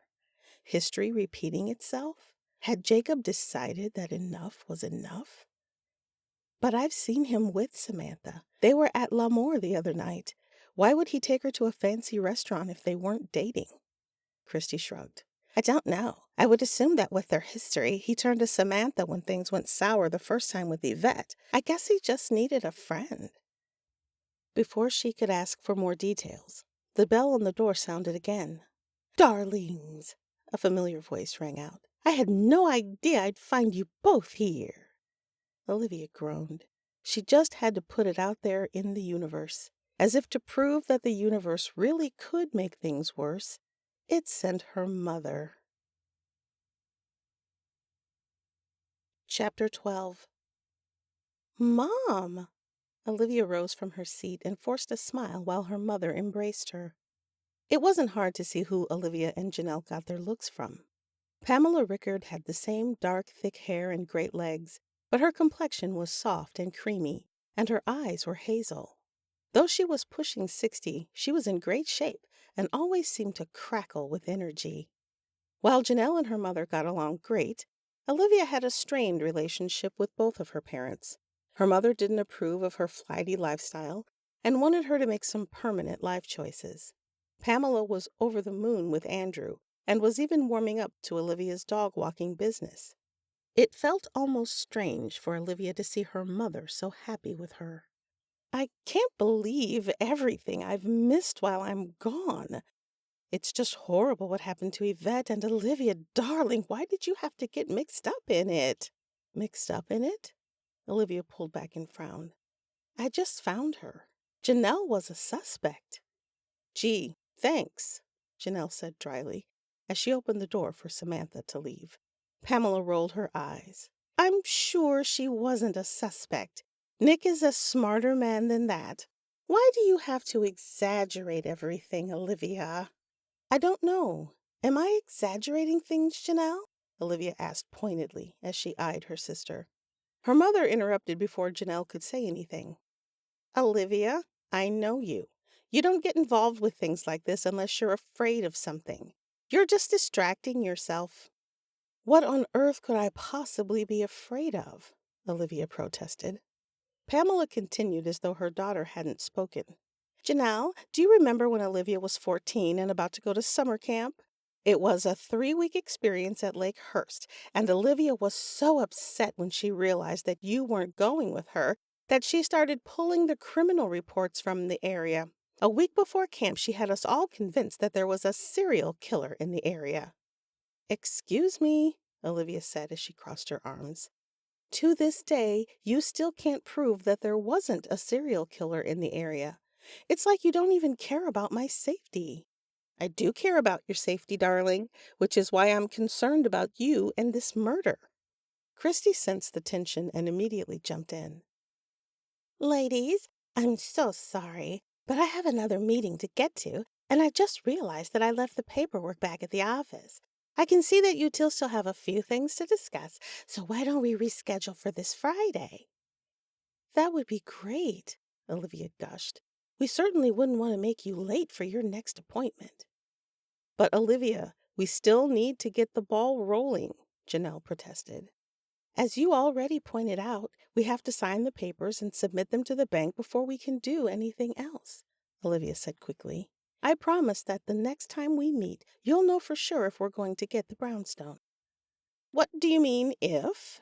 Pamela asked with a frown. "Is there some reason you might not get it?"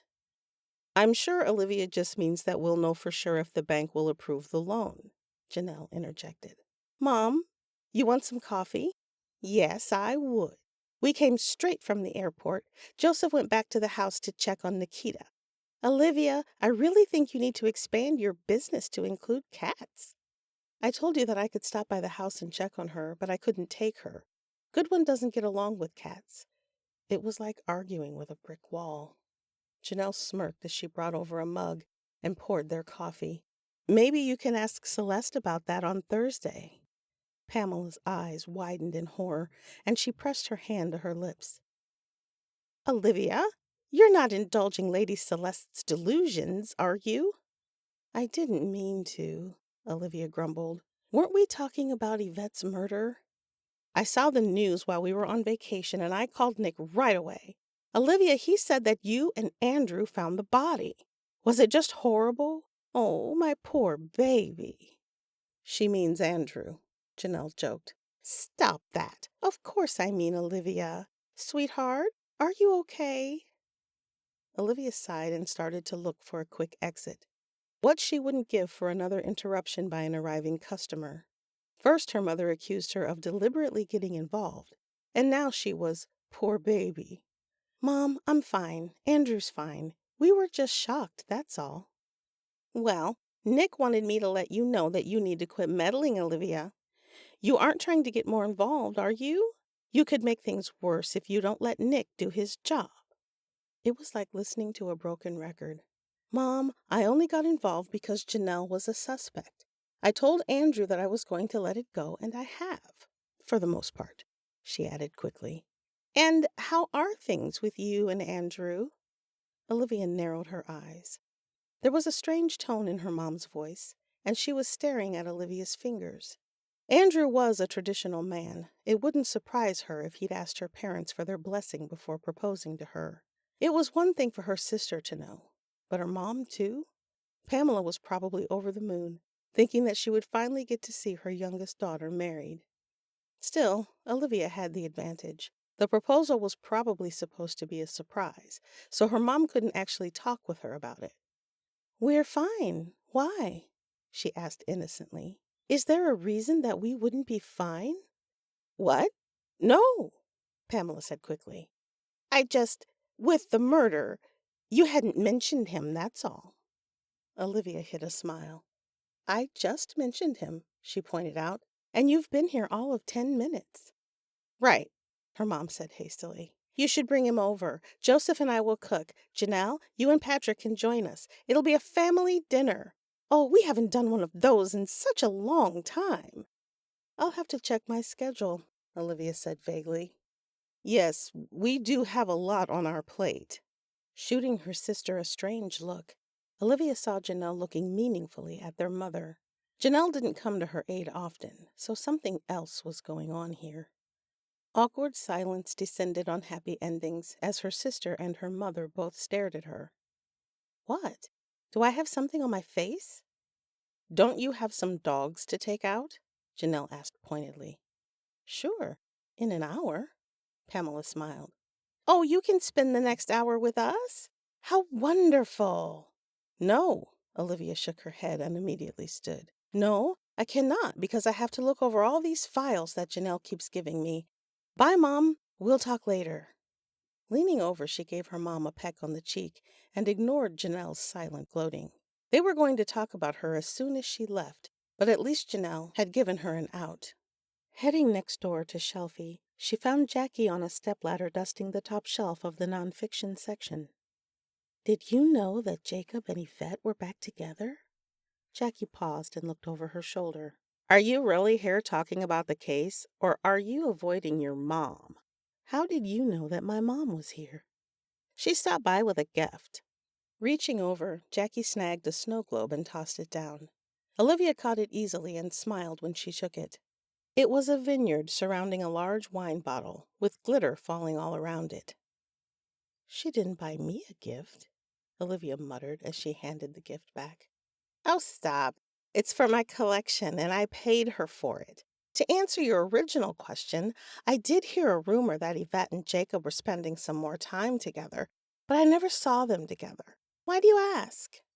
"Samantha came into the bakery while Christy and I were talking. Samantha and Jacob are always together, so I assumed that they were a couple again. I saw them in L'Amour the other night." Jackie snorted as she climbed down and adjusted the glasses on her face. "What were you doing in L'Amour?" "Andrew took me there," Olivia admitted. "I think he's going to propose." Eyes widening, Jackie snapped her head up. "Really? What makes you say that?" "Just a feeling I get." "Are you going to say yes?" Jackie headed to the back of the bookstore and pointed to a box. Olivia bent down to pick one up and followed Jackie back to the shelf that she was cleaning. The bookstore owner started reshelving the new books. "I don't know. I keep making up excuses and finding distractions whenever it looks like he's going to propose. I almost spilled a beer on him at Endgame in an effort to get him to stop talking." "Have you lost your mind? Half this town wants to marry Andrew, and he's in love with you. You're in love with him. What's the problem?" Tugging on her ponytail, Olivia shrugged and winced. "I do love him, but I'm not sure he's proposing for the right reasons. I feel like he thinks that it's the next natural step in the relationship, and that's not why two people should get together." "And your reason for that insane line of thinking?" "I showed up at L'Amour dressed in yoga pants and a tank top. I ignored his request to keep my nose out of Yvette's case.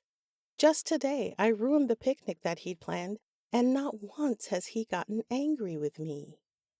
"Poor Olivia," Jackie mocked.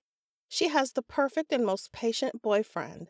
I can see why that would make you not want to marry him. He's terrible. I know it sounds ridiculous, but it's this fear that I can't shake. Something is wrong. The only thing wrong here is your fear of commitment. You're like the guy in the relationship, Jackie said as she reached down for another book. You're creating problems where there aren't any to cover up your guilt for not wanting to marry the perfect man. I'm sorry, I thought you owned a bookstore. I had no idea that you're a psychologist, Olivia said, feeling surly. I have no problems with commitment. I commit all the time. Just a few minutes ago, I committed to the idea of avoiding all family dinners with my mother and sister. That's a lifetime of dodging invitations.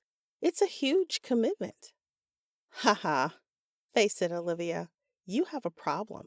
You don't like change. You could have signed for the brownstone by now, but you haven't. That has nothing to do with commitment and everything to do with Janelle acting like she's doing me a favor. Then tell her. Explain the problem, work it out, and get yourself an office. It's an easy fix. Olivia grumbled. I hate you. You know that, right? I'm going to find a new best friend. Delilah is 2 doors down. I bet she'd love to be your friend. Shut up, Olivia laughed. Delilah would drop dead if I offered to be her friend. Actually, that could work in my favor. You want my advice? Spend some time with Janelle when you two aren't talking about the brownstone. Just hang out as sisters rather than potential partners. And don't doubt how Andrew feels for you. Any moron can see that he's crazy about you. Maybe you're right, Olivia murmured. All right. I have to pick up Snowball and Tucker because I'm a dog walker. I've committed myself to walking dogs. Would someone who fears commitment be doing that? You're impossible, Jackie said loudly as Olivia skipped out of the store. You're in denial. You could quite possibly be insane. Quit reading those self-help books, Olivia said quickly before she shut the door behind herself. Afraid of commitment? Olivia had never heard anything so ridiculous. She loved commitment, reveled in it. She committed to everything, and Jackie had no idea what she was talking about. Chapter 13. Andrew had returned from his failed picnic with Olivia feeling more frustrated than ever. He'd simply been trying to have a good time with Olivia without the pressure of proposing to her, and even that couldn't go right. His complicated girlfriend hadn't even eaten her favorite sandwich, and she'd looked miserable when she'd said goodbye to him. He'd give just about anything to figure out what was going on in her mind. Too bad he couldn't solve his own problems as easily as this one. Leaning back in the chair, he finished rebooting the computer and smiled when it started up perfectly. All right, Debbie, you're all set. Next time it freezes, try not to resort to violence. Computers don't really respond well to that. Thanks, Andrew. I'm sorry. It's just been doing that all week, and my patience finally snapped. That's why you call me when you first start having problems and not when you're ready to commit murder. Smiling at the insurance counselor, he handed her the final forms that she needed to sign. Happy that another crisis was averted, he took the elevator back up to his office and found the sheriff sitting outside. Poor Cora looked at him, terror in her eyes. Nick, he said smoothly as he handed the paperwork to Cora. Can you go ahead and file this? He whispered. Andrew, why are the police here for you? Should I call security? Sheriff Limperos trumps security, Andrew said with a chuckle. But thanks for looking out for me. Opening the door, he waved the sheriff inside. Nick cleared his throat and grimaced. I don't mean to interrupt you while you're at work, Andrew, but I was hoping to speak to you without Olivia around. Gesturing for Nick to sit down, Andrew slid his hands nervously over his shirt. What did she do now? She promised that she'd stay away from the case. No, it's nothing like that. I just didn't want her to know that I need your help. My help? What's going on? We have Yvette's computer, and it wasn't hard to discover her password, but no one in the department is a whiz at computers, and I'm afraid if I ask the state police for more help, they'll take over the whole investigation. Understanding dawned on Andrew. You want me to look it over? If you wouldn't mind, do you have a second?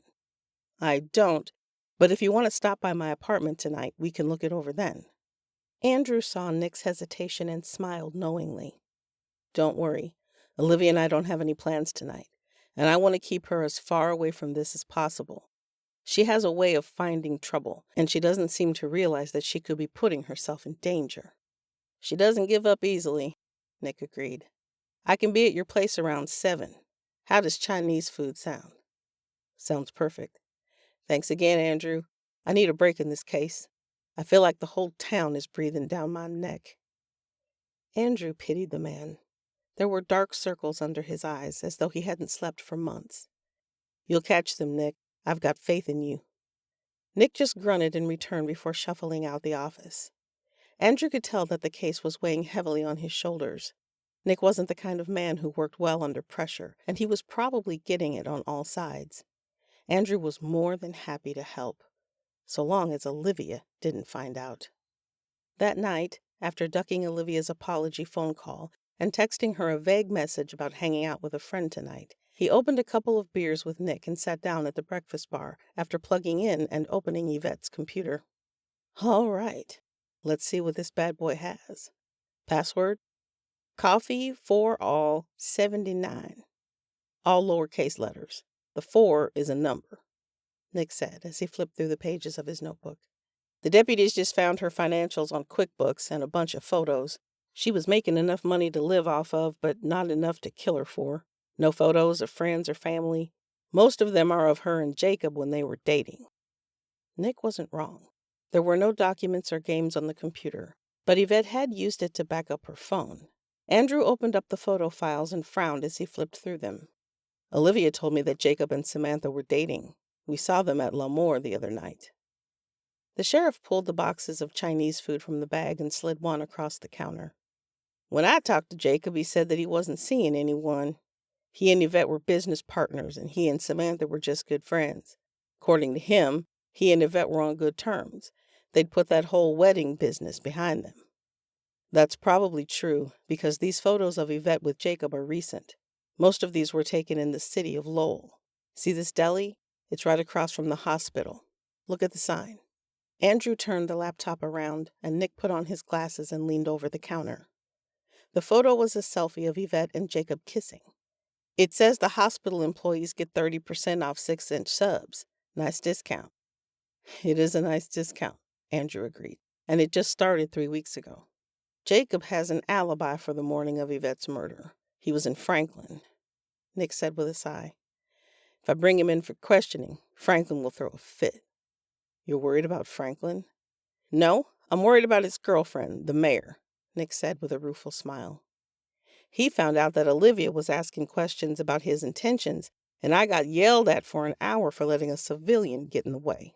Even though he's in Florida, Franklin still protects his good name. Photos don't mean anything, Andrew said with a shrug. They could just be celebrating their new partnership. Did you guys get into her emails? Yeah, but it was business stuff. Andrew opened his box of sesame chicken and dug in with a plastic fork. Bringing up the browser, he found the bookmark for email. She probably has a separate account for her personal and business email, but if she used Gmail for both, they're probably linked. Clicking on the small icon in the corner, he smiled when another email dropped down. Here we go. After opening Yvette's personal email, he slid the laptop back over to Nick. A few minutes later, Nick frowned. Most of it is spam. She exchanged a few emails with a friend, but it's nothing to break the case open. He returned the computer to Andrew. Not everyone uses email today, especially with texting, Andrew explained with a shrug. An idea occurred to him, and he opened the command center to the computer. Most people back their photos up to the cloud, so if something is deleted from the phone, it's not necessarily deleted from the computer. Here we go. Yvette took a bunch of screenshots from her phone a few days before she was killed. They're texts from Jacob, and they're not nice. Did you see anything like that on her phone? No, there was nothing to connect Jacob and Yvette on her phone. She didn't even have his number stored. Let me see. It looks like Jacob wanted more than Yvette was willing to give, Andrew said softly. For a minute, he actually felt bad for the poor guy. Nick looked over Andrew's shoulder and whistled low between his teeth. Not nice is an understatement. It looks like Jacob thought Yvette was just using him. Why would she take a picture of the texts? Why would she delete them? I don't know, but that sounds like motive to me. The sheriff sighed and shook his head. You were supposed to make my life easier, Andrew, not harder. How's your proposal going? In the middle of taking a swig of beer, Andrew choked on it and glared. How do you know about that? Janelle babbles when she's nervous. When I interrogated her, I learned more than I wanted to know about her husband, and she spoke at length about how she'd orchestrated a romantic evening so you could propose to Olivia. I haven't seen a ring on her finger. Andrew smiled and reached into his pocket to pull out the ring. Opening the small box, he revealed a round-cut 1.5-carat diamond in its platinum setting. Wow, Nick whistled. That's some ring. Thanks. I've had it for a while. It's perfect for Olivia. Unfortunately, all of my attempts at proposing have failed. I'm trying to wait for the right moment rather than forcing it. I'm pretty sure everyone's taking bets. It's even worse than when Yvette and Jacob were engaged. Andrew gritted his teeth. Living in a small town had its drawbacks. Bets? That's just fantastic. This proposal is going to have to be a surgical strike, and half the town is betting against me, I'm sure. I don't know, Nick. I've started to ask her a couple of times, but something isn't right. I thought it was just the sale of the brownstone bothering her, but now I'm afraid it's something more. I know she's a difficult woman, but I was so sure that she'd be ready. What if I've misread everything? Nick reached over and clasped him on the shoulder. The town isn't betting against you, Andrew. Well, I take that back. I'm pretty sure most of the females are hoping she turns you down. But this town loves Olivia. They want to see her happy. And she does love you, believe me.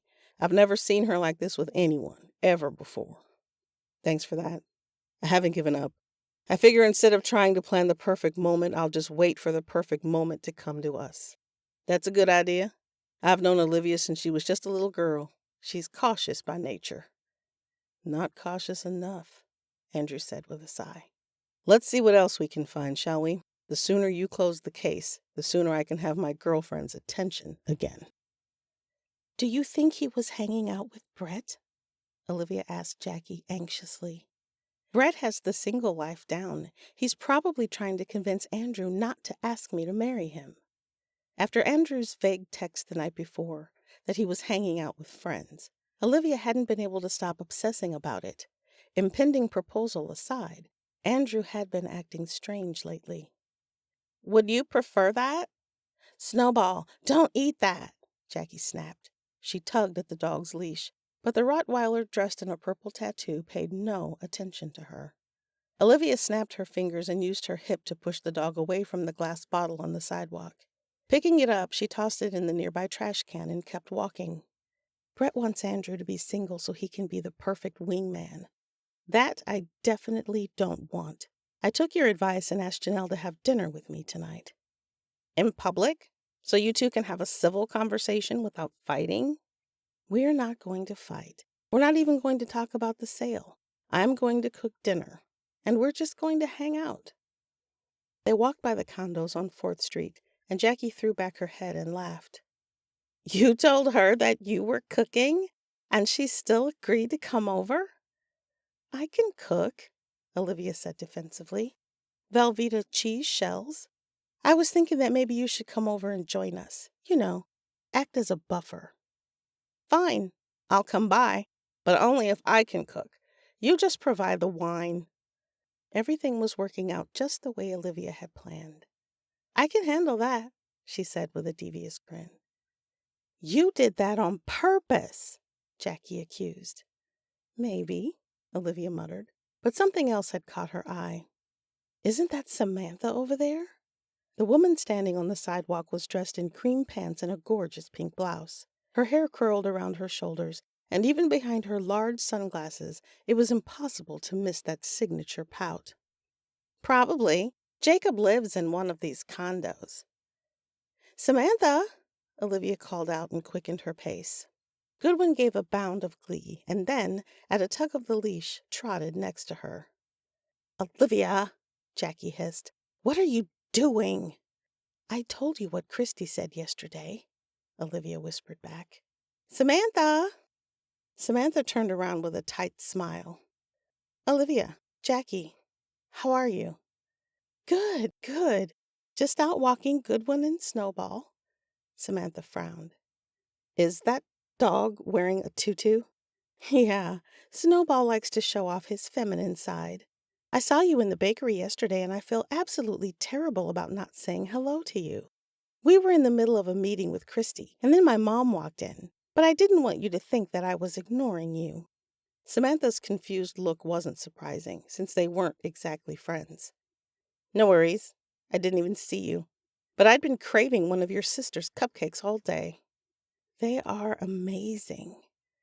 A glint of sunlight caught her eye, and Olivia reached down and grabbed Samantha's hand. Is that a diamond ring? Samantha raised her hand to show it off. Isn't it gorgeous? She gushed. Jacob proposed last night. Proposed? So she and Jacob were together. Maybe Christy had no idea what she was talking about. Congratulations! It is a gorgeous ring. Jacob did an excellent job. I know, Samantha said, staring down at it. We wanted to keep things private, especially with Yvette's passing being so recent, but I just can't hide it. Olivia saw the opening and took it. I heard that Jacob and Yvette had just gone into business together. That's gotta be tough. The woman couldn't even be bothered to show up to her own wedding. How reliable of an employee could she be?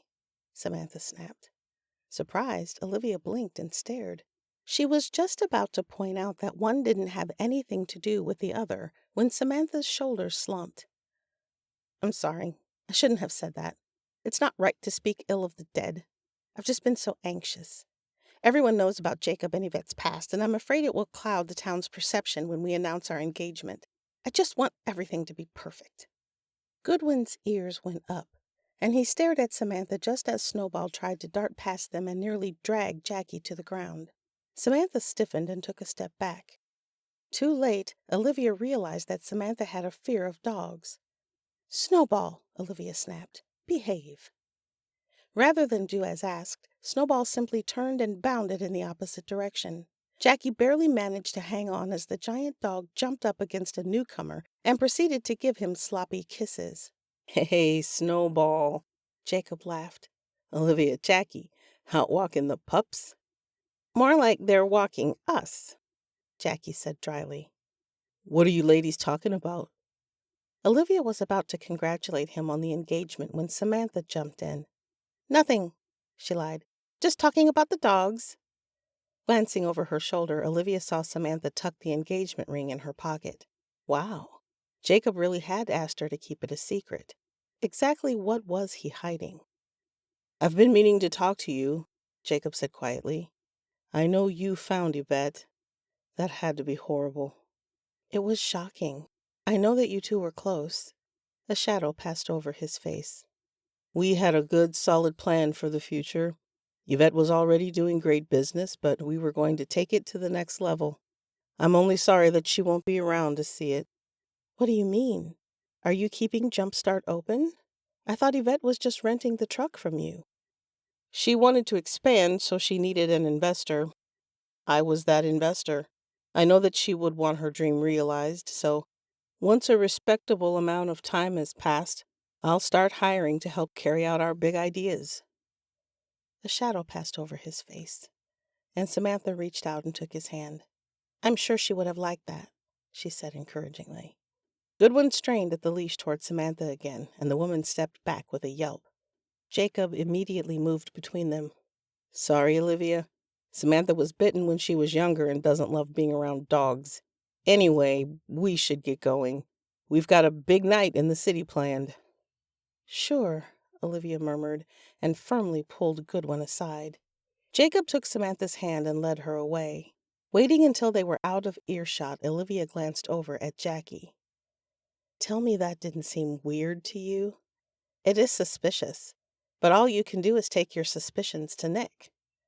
Right, Olivia said with a sigh, because I'm not getting involved. Keep saying it enough times and maybe you'll actually start to listen to yourself. Jackie handed Olivia Snowball's leash. I've got to stop by the bookstore for a couple of hours, but I'll be at your place tonight, okay? You better have wine. A bottle for each of us, Olivia confirmed. But her mind was already racing. If she went to Nick with this information, she knew what he would say. Right now, all she had was a strange feeling that was hardly worth passing on to Nick. She needed something more concrete. Proof. So how exactly was she going to get it? Chapter 14. Jackie had just finished grilling the chicken for the pasta when Janelle showed up with a dozen fresh-baked cookies. Olivia answered the door with a glass of wine.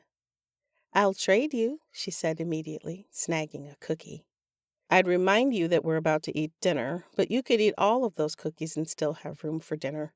Seriously, I have no idea where you put it," Janelle said critically as she grabbed the glass of wine. Shoving a cookie in her mouth, Olivia grinned. "It'll catch up to me eventually. I see you conned Jackie into cooking. At least I know the dinner won't kill me. Patrick is ecstatic that he has the night to himself. I believe he mentioned gambling and debauchery with Andrew." Olivia snorted. "I doubt Patrick even knows how to gamble, and their idea of debauchery is a six-pack in a Bruce Willis movie. That just means that Patrick is going to feel guilty when I have to clean up after him. Date night next week is going to be extra special," Janelle said with a wink. "Janelle!" Jackie exclaimed as she raised her glass. "This is so long overdue. Seriously, when was the last time we all hung out together? And don't say the town meeting. That cannot possibly count." "I think it was your birthday," Olivia said with a cock of her head. "Janelle is an old married woman now. She doesn't have time for us single women anymore." Jackie's face fell. "So when you get married, you're going to leave me too?" "Don't be ridiculous. I'm not getting married," Olivia baited Janelle. As she predicted, her older sister whirled around. "What? But Andrew—" Her voice trailed off when she realized that she'd given herself away. "Andrew what?" Jackie studied the floor and shrugged. "He's probably going to propose eventually. You two have been together for a year. It's the next step." Were those her words or his? "Ladies, why don't we eat? And instead of focusing on your endless problems with amazing men, we can talk about how I'm still single," Jackie interrupted as she pulled down the plates. "And how we're going to fix that, because my nights are filled with fictional men." Olivia helped her friend serve the chicken pasta. "I could always hook you up with Andrew's friend Brett. He's yummy. And girl, you are right up his alley." "Jackie wants someone serious, not a one-night stand," Janelle said with a roll of her eyes. "And you shouldn't be describing other men as yummy." They sat at the table, and Olivia picked up her fork, took a bite, and closed her eyes in bliss. "Hey, I call it as I see it.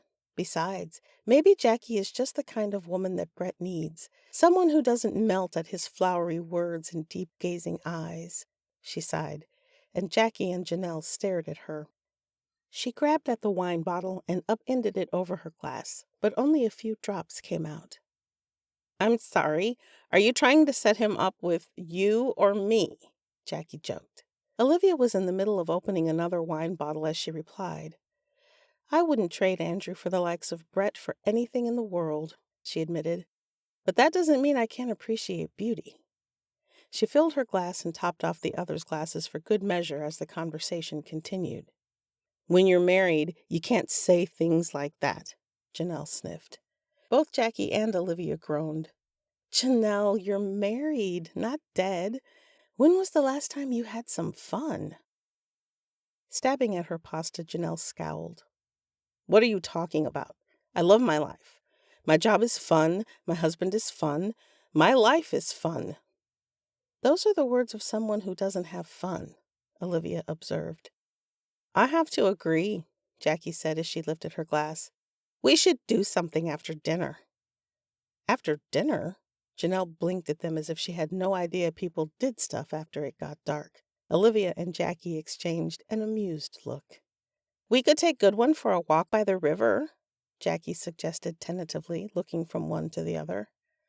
"I said something fun, Janelle, not something that I do 3 times a day," Olivia said dryly.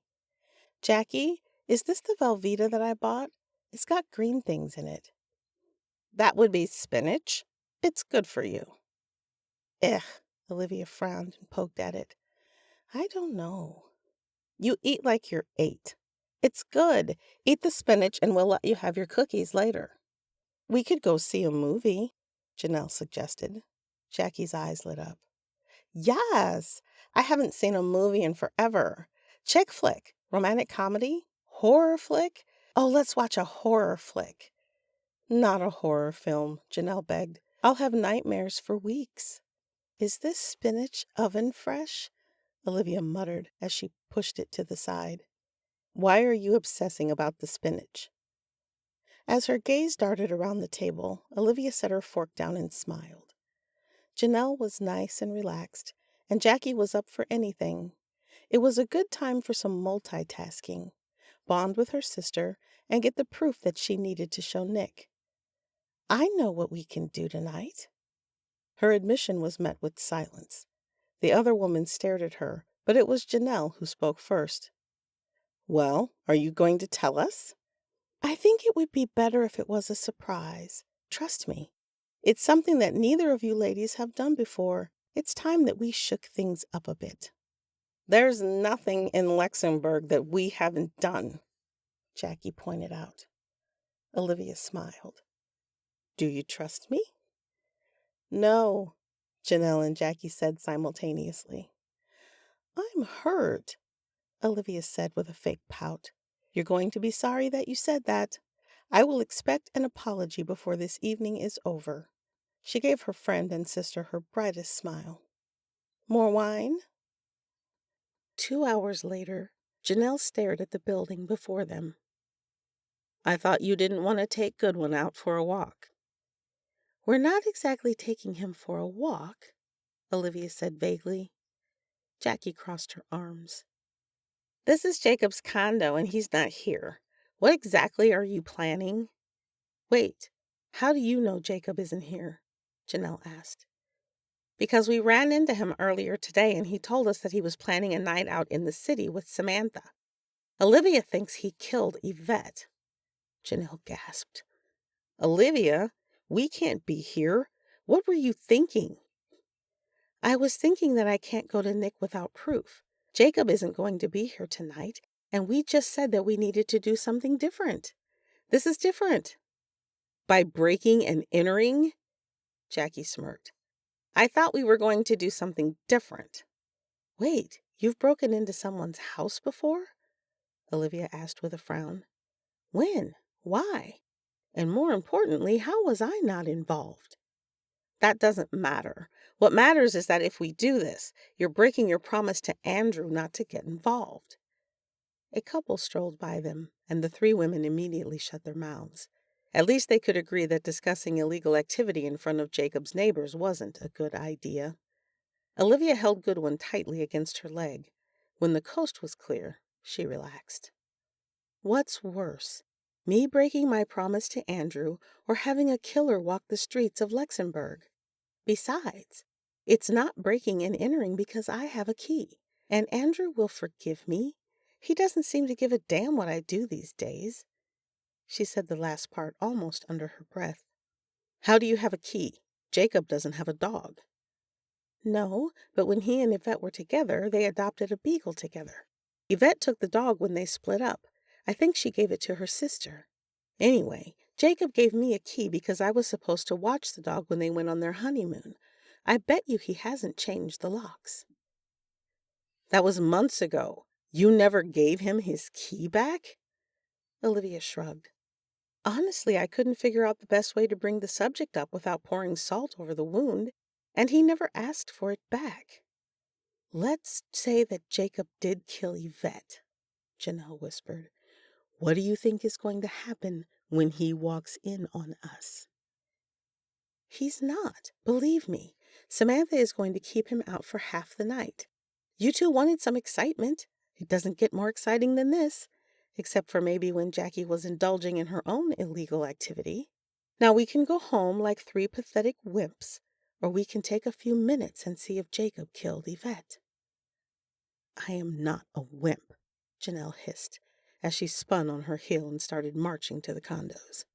Andrew is going to kill you, And then he's going to kill us because we didn't talk you out of it, Jackie muttered. Olivia felt a wave of pain. I don't think that Andrew is going to care, she muttered. They took the elevator up to the 3rd floor where Jacob lived. Jackie and Olivia lounged against one side while Janelle tapped her toe nervously and studied the man sharing the elevator with them. Her bravado, when she'd entered the building, was rapidly deteriorating as the seconds passed. When she turned back to Olivia, there was nothing but panic in her eyes. Olivia opened her mouth to distract her sister, but it was too late. Janelle was already talking. We're just going to see our friend, Janelle said in a high pitch. These are such nice condos. I don't think I've ever been in them before. Do you like living here? Our friend is named Sandy. Do you know Sandy? I bet you and Sandy would really get along well. She's a nurse. Nurse Sandy.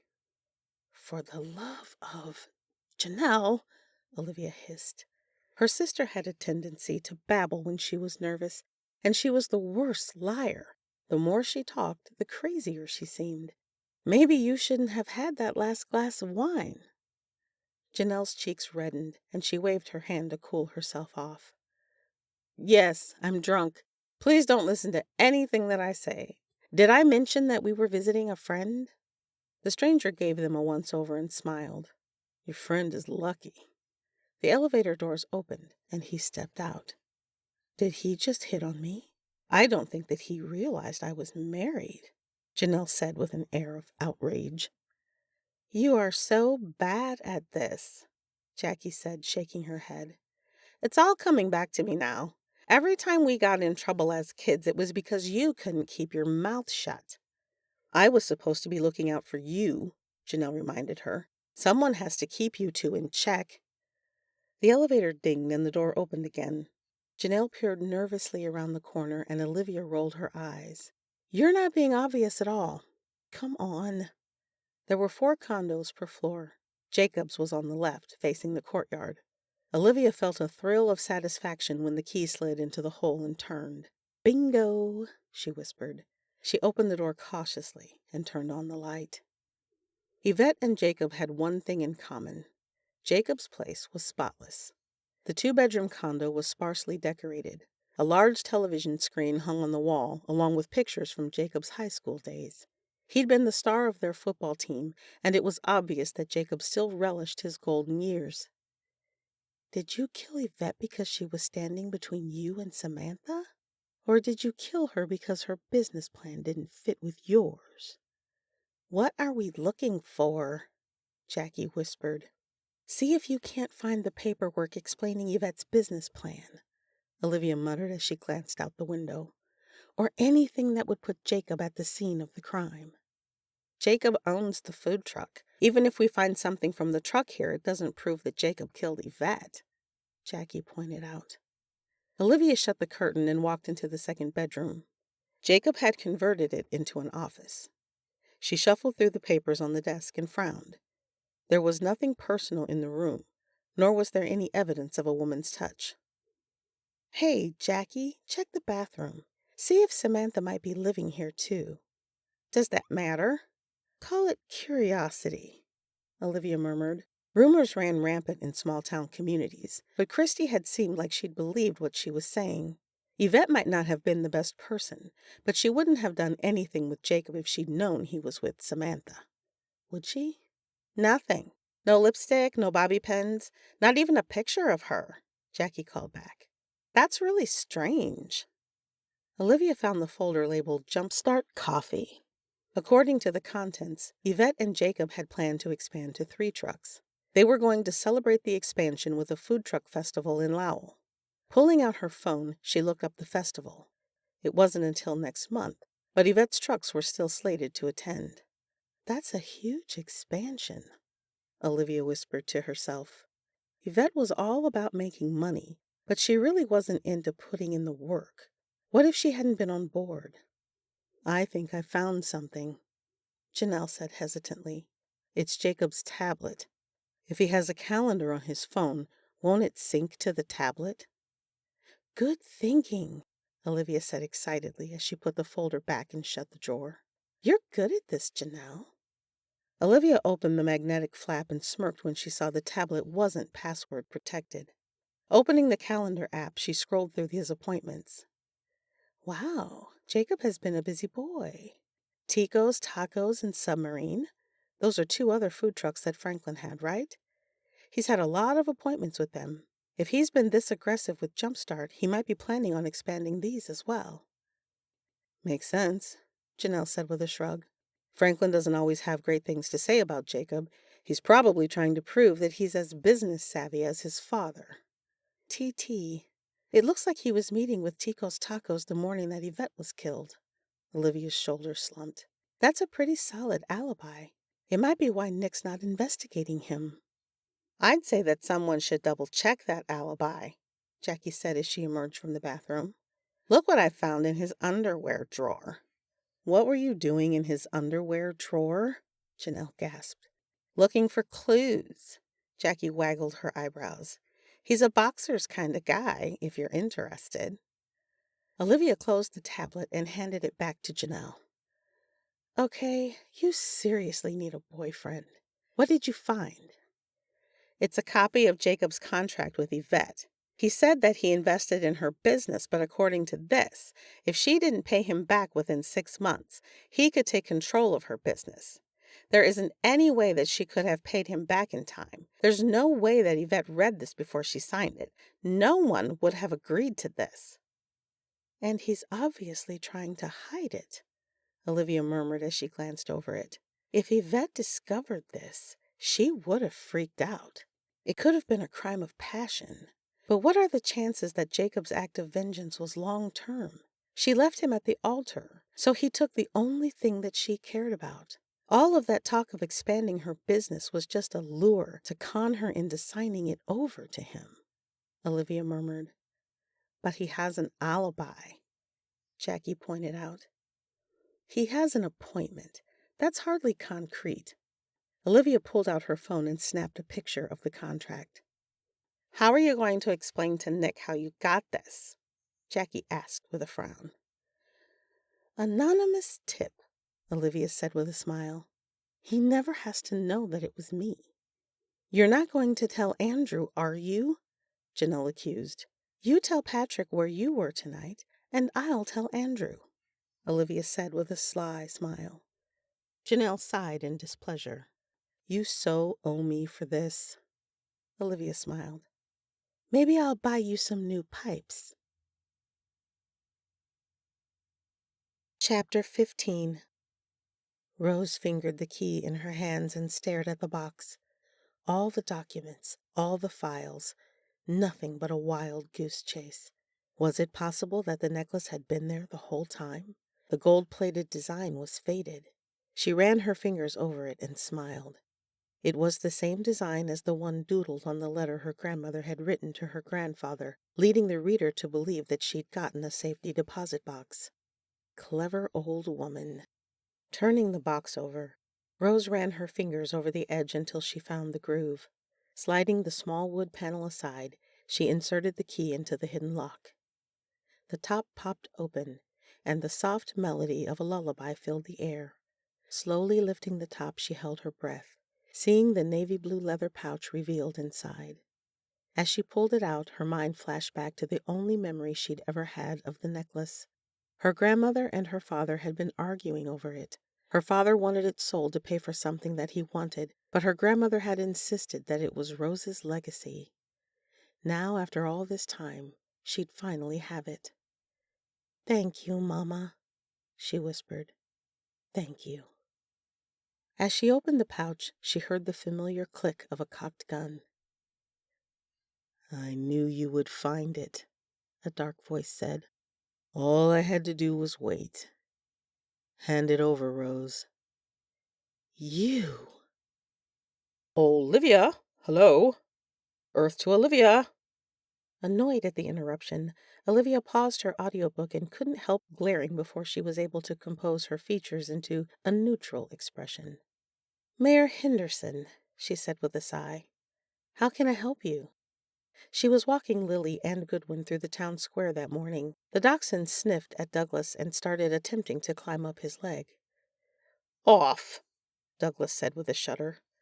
Control your beasts, Olivia. Lily! She chastised and snapped her fingers and gently pulled the dog off. Is there something that you needed? Douglas sniffed and reached up to straighten his toupee. I would like to hire you. Hire me? Olivia repeated, confused. Mayor, I'm a dog walker. You don't have a dog. I do now. I went into Lowell and adopted one yesterday. He's called Bender or Fender or something. I'll need you to walk him 3 times a day, maybe 4. I'm not certain how many times dogs should be walked. You got a dog? Unable to help herself, Olivia looked around to see if anyone else was witnessing the conversation. I don't mean offense, Mayor Henderson, but you don't even like dogs. You certainly shouldn't have one if you need to hire me to take care of it full time. I like dogs, Douglas snapped. I love dogs, but I'm a busy man. So are you going to help me or not? You don't love dogs, Olivia laughed. You love Celeste. Understanding dawned. Of course you got a dog. Celeste loves dogs, and you wanted a chance to talk to her. Mayor Henderson, I can commend you on adopting a dog, but you're better off just talking to Celeste. I don't know what you're talking about. I have no such feelings towards Celeste, Douglas denied. And I can see that you're not professional enough to help me. No worries. There are plenty of dog walkers in Lowell who will be more than happy to take me on as a client. I am the mayor, after all. Olivia fought against the urge to rub her temples. She had a headache. After they'd gotten home from Jacob's the night before, Janelle had kept them up even later by fretting about what would happen if they got caught. She attempted to force Olivia and Jackie to take a blood oath, swearing their silence. But Olivia just poured her sister another couple of glasses of wine and convinced her that they'd already done it. Her sister was practically asleep when Olivia drove her to her house and wouldn't be able to say a single thing. Too tired to try to get the mayor to see reason, Olivia just sighed. I would be more than happy to take care of Fender Bender for you, Mayor Henderson. How about I stop by this afternoon and meet the dog so we can work out a schedule? Privately, she thought to herself that Douglas could stand to take the dog on a few walks himself and lose a couple of pounds, but she had a feeling that mentioning that wouldn't go over well. Excellent. And since you brought up Celeste, please let her know that I'd like to include Fender in your sessions. For all I know, the poor dog was abused in his past. I'd like her to communicate with the dog and learn as much as she can about my new companion. Of course you would, she muttered with mock sympathy. I'm sure that she'll be thrilled. I'll see you this afternoon, then. Perhaps you could bring some of your sister's cupcakes when you come. Perhaps a dozen of those Oreo ones. I'm fond of those. Smacking his lips, Douglas rubbed his belly and started to whistle as he walked past her. Goodwin whined and looked up at her as if he understood how she was feeling. What do you think, Goodwin? Do you think the whole town would benefit if we just told Celeste how Douglas felt about her? Goodwin's whine turned into a sharp bark. Olivia immediately recognized an alarm when she heard it and whirled around. A car was careening around the corner of Main Street and 7th. Frowning, Olivia tugged Lily's leash until the dachshund was back on the sidewalk, but rather than slowing down, the car seemed to pick up speed. When it jumped the curb and came barreling straight for her, Olivia screamed and started to run with the dogs. If she ducked to the right, she'd get pinned against the buildings, and she wasn't about to risk the lives of the dogs. Too terrified to look back to see how far the car was, she dove head first behind a brick "Welcome to Luxembourg" sign and pulled the dogs up close to her. Luckily, the driver seemed to realize that he or she couldn't drive over the sign and veered sharply back onto the street. Ignoring the pain that lanced up her ankle, Olivia jumped up and craned to see the license plate of the fast receding car. Black SUV, VLA 6027. Repeating the license plate over and over in her head, she slumped against the sign and took a deep, shuddering breath. Lily's whole body trembled as she tried to climb up Olivia's leg, and Goodwin whined and sniffed her as if to make sure that everyone was okay. Did Jacob realize that she'd gone into his house yesterday?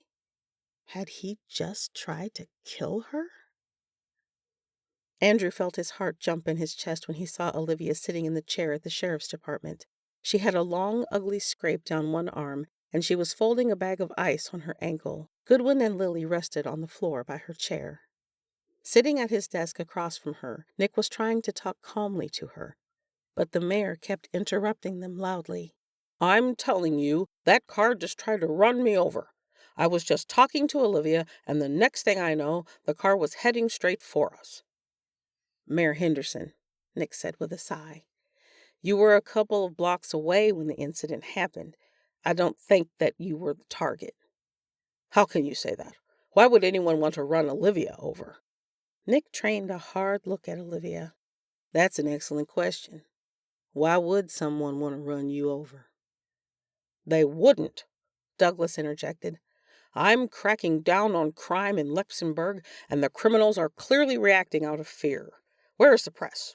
This is headline news. Mayor Henderson, Luxembourg isn't exactly teeming with crime, Nick pointed out. Douglas threw up his hands in disgust. How can you say that? We just had a high-profile murder, and now someone tried to run me over. I expect you to find this driver and bring them to justice. This takes priority over your other cases, Nick. I'm going to talk to the reporters. Keep me updated. I'm fine. Thanks for asking, Olivia called out as Douglas swept past Andrew. Her eyes landed on her boyfriend and widened. Andrew, what are you doing here? Nick called me, Andrew said, fighting to find his calm center. You were targeted in a hit and run. You could have seriously been hurt. You could have died, Olivia. I know that, Andrew. I was there, she pointed out as she reached down to stroke Goodwin's head. But I'm fine, so you can go back to work. If I wasn't fine, I'd be at the hospital. Andrew narrowed his eyes and walked forward to kneel down next to her. When he reached for her, she gasped, and his hand stilled briefly before he gently probed her ankle. It could be sprained, sweetheart. I'd feel better if you went to the hospital and had it x-rayed. It's fine. I'll try to stay off it for the rest of the day, she muttered, avoiding his gaze. I'll call Janelle and Jackie and see if they can cover your shifts for today and tomorrow. And I'll pick up a brace and some crutches from the hospital, Andrew said as he stood. That's not necessary, Olivia protested. He ignored her. Nick, who would do this? The sheriff shook his head. With the mayor panicking, I haven't been able to get much information from Olivia other than the vehicle description. It was reported stolen this morning, so that's not very helpful. Olivia, is there a reason that someone would want to run you over? Olivia bit her bottom lip, and Andrew's gaze sharpened. It was a telltale sign that she was about to lie. I don't know, Sheriff. As far as I know, all of my customers are happy. I don't think that you were nearly killed because someone is dissatisfied with your dog-walking capabilities, Nick pointed out. And the fact that you just called me Sheriff rather than Nick is disconcerting. What are you hiding? I'm just trying to be respectful, Olivia protested, and her fingers tightened on the arm of the chair. And I don't have any proof that someone would want to kill me. Andrew lifted an eyebrow. I should think that the car that came barreling at you on Main Street would be proof. Olivia's eyes flickered up and then down again to the dogs as she averted her gaze. What I meant to say is that I don't know anyone specific who would want to kill me. I'll take generic, Nick said. He leaned back and studied her. Vague, a seedling of an idea. Damn it, Olivia, are you still meddling in this case with Yvette? I did find the body. I'm fairly certain that means I'm already involved, Olivia murmured, continuing to examine the dogs closely. What were you doing last night? Nick asked with narrowed eyes. Where did you go? I was with Janelle and Jackie last night. We had dinner. We had a girls' night, she exclaimed. That's true, Andrew sighed. I was with Patrick last night. Olivia had to drop Janelle off because she'd had too much to drink. Nick shook his head. Maybe I should make you stay with Janelle until this whole thing is over. At least I know that she has some sense in her head and will keep you out of trouble. Someone just tried to run me over, and yet I'm the one in trouble? How is that even fair? Olivia argued. She wrapped the leashes around her undamaged arm and stood tentatively. Andrew could see the flash of pain in her eyes, but she was a trooper. I'm sure I'll be fine tomorrow if you want me to walk Tucker. Without your wife finding out? Andrew almost snorted at Olivia's attempt to threaten Nick. It's okay, he said to Nick. I'll take her home and make sure she stays out of trouble for the rest of the day. Fine, Nick sighed. Olivia, if you know something, you have to tell me. Sure, she squeaked. Will do. Frustrated, Andrew took the leashes from her and put an arm around her as she hobbled out. He couldn't even begin to explain to her how terrified he'd been when Nick had called him and told him that someone had tried to run Olivia down. Run her down. He'd told her over and over again to stay away from this case because he was terrified that she'd get in too deep and get hurt. Now he was practically half carrying her out of the sheriff's office. As he helped her into his car, she gave him a nervous look. Andrew, she said in a small voice, are you mad? Leaning over, he kissed her forehead. You're a victim, Olivia. Let's get Lily dropped off so I can take you home. Andrew, she whispered. Home first, babe. He turned on the radio, but she was already pulling out her phone. He expected her to fit her earbuds in her ears, but instead he followed her gaze to the huge crack in her screen. When she moaned, he knew it wasn't in physical pain. Mentally, he wrestled with what he should do now. The fastest way to push Olivia away was to put a leash on her and demand that she quit this infernal investigation. And that was the last thing he wanted to do. But he also wanted to keep her safe. After dropping the dachshund off, he helped Olivia into the house and got her settled on the couch. Grabbing a small stack of books from the top of her want-to-read pile, he laid them down next to her along with the remote to the television. I'll call Jackie and Janelle and get them to cover your dogs for this afternoon and tonight. Thanks, she murmured. Olivia, I hope you realize that what you're doing is dangerous. Let Nick handle it. She flashed him a small smile. Don't worry, this is a wake-up call. Praying that it was true, he called into work and told them he wasn't coming in for the rest of the day, today or tomorrow. Then he called Jackie and Janelle to cover Olivia's shifts, but all he told them was that she wasn't feeling well. There was no reason to get them roped in as well. When he returned to Olivia, she was already asleep. Gently, he brushed her hair away from her cheek.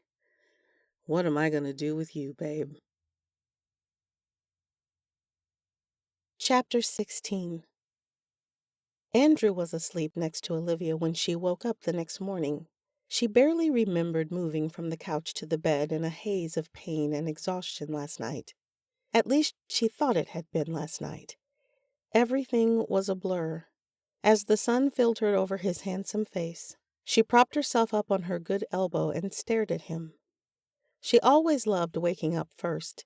It was the only time she got to simply admire him, without him asking her why she was staring. Sometimes she thought it was impossible to express how much she loved him, and other times she knew it would be impossible to express how much she wanted to strangle him. She'd had no idea that Nick would call him yesterday after Jacob had tried to run her down. Olivia had expected him to call Janelle.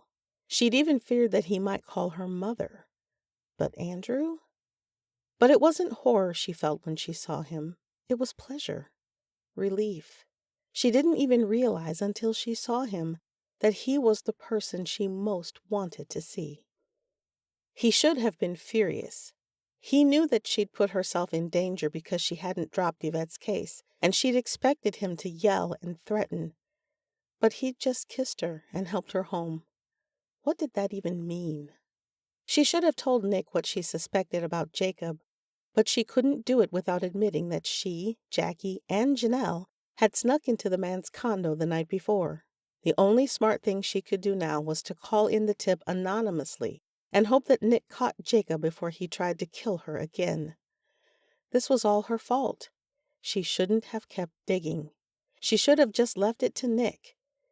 But then she'd have to face the music with Andrew. She'd have to deal with a proposal.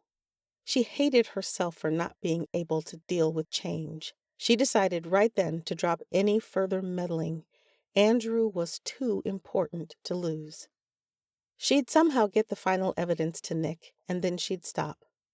A few things still didn't add up. How did Jacob know?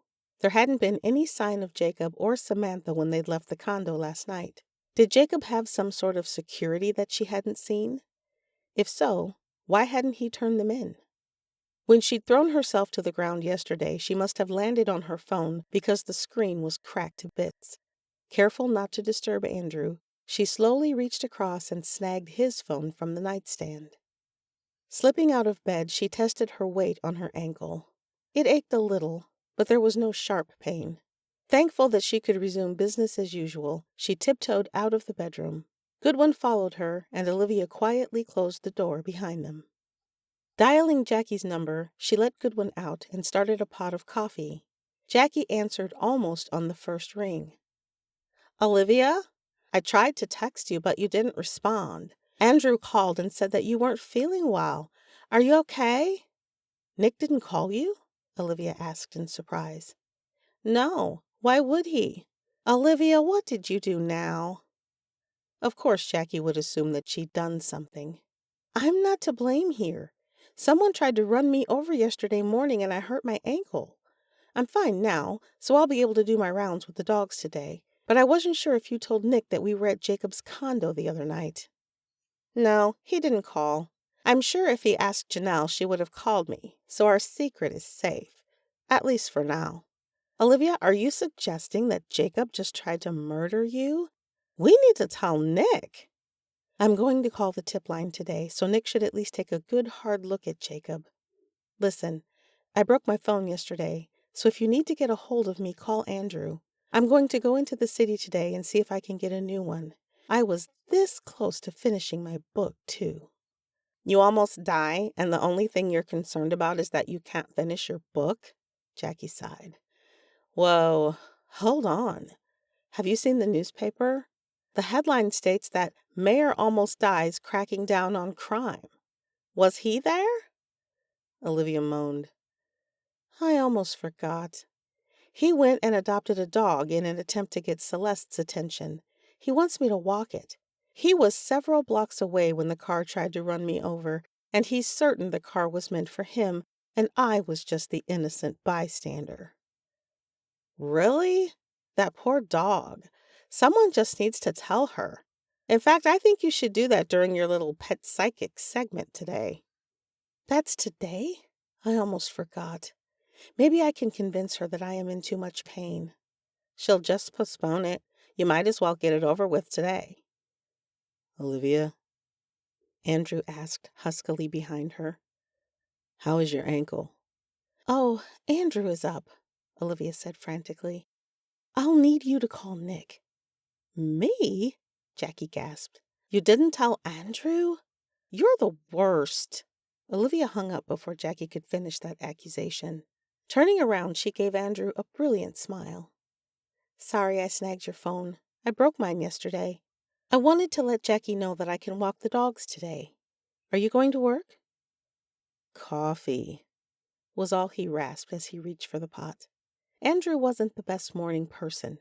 It was the only time he didn't seem completely in control. After a few sips of the elixir of life, he leaned against the counter and studied her. "You're limping a little." "It just aches. Really, I'm fine." "Are you ready to tell me what you, Jackie, and Janelle really did last night?" Stunned, she just stared at him. Apparently watching her limp around had knocked sleep's haze right out of him. "I know you, Olivia. You think you know who killed Yvette, and the only reason that you didn't tell Nick yesterday was because you, Jackie, and Janelle did something that you shouldn't have done." "You're too smart for your own good," she grumbled. "Nick isn't going to arrest Jackie because he's terrified of her, and he isn't going to arrest Janelle because he likes her cookies too much." "What about me?" she complained as she spread her arms out. "Do you want Nick to arrest me?" "It would certainly keep you safe." His gaze intensified. "Tell me the truth." After pouring her own cup of coffee, she hobbled over to the rug, which would be warmer under her feet than the bare wooden floor. Explaining how she had run into Jacob and Samantha, she went into details about what she and the other two had done and what they'd found. It was almost fascinating to see all the blood drain from Andrew's face. "You broke into Jacob's condo?" he repeated hoarsely. I had a key, she insisted. Why does no one get that? Nick is looking into Jacob, Olivia. The other night when I didn't come over, Nick asked me to look into Yvette's computer. Annoyed, she pursed her lips. So you can help Nick, but I can't? I looked at a computer, Olivia. You broke into a man's home. I had a key. Never mind. What did you find? Jacob wasn't at Tiki's Tacos at the time of the murder. According to Franklin, they were together discussing a business strategy. It seems like a pretty solid alibi, except that Jacob claimed there was nothing between him and Yvette. But there were pictures of their romantic interludes from as recent as a few weeks ago, and there were some deleted files that showed that Jacob was accusing Yvette of skirting commitment. Maybe she wasn't skirting commitment. Maybe she realized that Jacob was out for vengeance and she was biding her time. After all, he owned the truck, and she needed his investment money. Maybe she knew all along that it wasn't real. What makes you think it wasn't real? He proposed to Samantha. She said it's supposed to be a secret, but she's sporting a huge rock on her finger. You don't date one woman and then propose to another less than a week after her death. Jacob isn't that cold. Really? You're talking about a man you suspect of spending nearly a year planning his revenge. What's to say that he didn't propose to Samantha to throw off suspicion that he'd had a fling with Yvette? Let me see the picture of the contract. I can't. My phone is broken, remember? No worries. Everything is backed up wirelessly to your computer. He sat his cup down and went to grab her laptop off the coffee table. A few minutes later, he pulled up her photos. Do you check that often? She asked curiously. Why? He asked with a smirk. Are you hiding something from me? Just my other boyfriends, Carlos and Ivan. A Latino and a Russian. Andrew cocked his head. Interesting mix. Don't worry, she teased. You're my favorite. It should be the last photo that I took. Here we go, he muttered as he pulled up the blurry picture. Sweetheart, you really need to work on your photography skills. He read silently for a few moments, his brow furrowed, then said, Yeah, this is not a standard contract. Andrew's lawyers made it as complicated as possible so that even if she did read it, she probably didn't understand it. I'll let Nick know to get in touch with the lawyers and pull up the other contracts he has with the food trucks to see if they're similar. And when he asks you how you got the information? He's not going to ask because he's not going to want the details. After that, we're done. No more investigating for us. Fine. Fine, he repeated skeptically. Yes, Olivia said, trying to keep the irritation out of her voice. He closed the laptop and laid it aside. Now, are you sure that you want to walk the dogs today? I told you I'm fine. Go to work. I'm not going to work. I'm going to stick fairly close to you today, just in case. Plus, I'm dying to see what Celeste is going to say to Goodwin today. Olivia glared at him. I swear this whole town hates me. An hour later, she had Tucker, Lily, Snowball, Goodwin, and an ancient basset hound with Fender written in Sharpie across his yellow collar. Douglas called this dog a beagle, Olivia said in an outraged voice. He has no business having this dog. Andrew frowned as he stared at the slow-moving dog. I don't think you have anything to worry about. The dog looks like he isn't going to live long enough to see tomorrow, let alone live long enough for Douglas to do any damage to him. Shh, Olivia whispered. He'll hear you. He shook his head. Nope, I don't think that dog can hear anything. He wasn't wrong. Fender ignored every command that Olivia tried, and she was pretty certain that he couldn't see out of his right eye. Every time he turned his head, he yelped as though he was surprised to see the other dogs. To compensate for Fender's age, they were walking so slowly that a snail could have passed them. Snowball whined in frustration and pulled at the leash, but the other dogs seemed happy enough to walk slowly and sniff everything. As they passed the empty spot that used to house Jumpstart, Olivia gazed at it uneasily. It seemed that the more she found out about Yvette, the less she realized she knew about the woman. There had been a time when she'd admired the woman. Yvette did what she wanted, when she wanted. She didn't need to put down roots. Even her job was mobile. And now that she was dead, Olivia realized Yvette had been nothing but a lonely woman who died without any friends. In fact, the one man who'd loved her ended up hating her. What would happen if Olivia turned Andrew down? Would he grow to hate her? Would she end up like Yvette? Fender stopped suddenly and started nosing around in the bushes. Olivia was so lost in her anxiety that she didn't even realize what the basset hound was doing until he was halfway under the bush. "Fender!" she said sharply and tugged on the leash. Slowly the dog wobbled out, his jaws working. "No! Spit it out! Whatever is in your mouth, spit it out now! Drop it!" When the dog didn't move to obey any of her orders, she crouched down and pried the dog's jaws open. Snagging the object that was in his mouth, she pulled it out, along with a long line of drool. "Disgusting," she muttered as she held the ring up. The sunlight sparkled off the gem. "It's an emerald." Andrew staggered suddenly, slapped his hand to his heart, and gave a loud, dramatic sigh. "Olivia, of course I will marry you. I love you so much. Although next time maybe shoot for a diamond. I'm a pretty traditional guy." Unable to help herself, she laughed. "I'd have to get it resized. It's much too small for you." She wiped the slobber off and peered at it for closer inspection. "I recognize the design. I think this is one of Stanley Gem's rings. I'll take it to him to see if he can remember who he sold it to. I'm sure someone is missing it." "We'll stop by after your meeting with Celeste. I think the whole town has been talking about this," Andrew teased. Groaning, Olivia pocketed the ring. It was time to face the music. Chapter 17. As it turned out, Andrew hadn't been joking. There were so many people gathered around Celeste's little shop that the lady herself set up shop outside. There was a small table outside the building covered in a red tablecloth with her signature crystal ball in the middle. Celeste herself wore a red dress with a variety of dogs printed on it and a scarf that matched. Olivia noted that although Douglas was in the crowd, he wasn't trying to draw attention to himself. The only time that the mayor was shy was around Celeste. "Olivia!"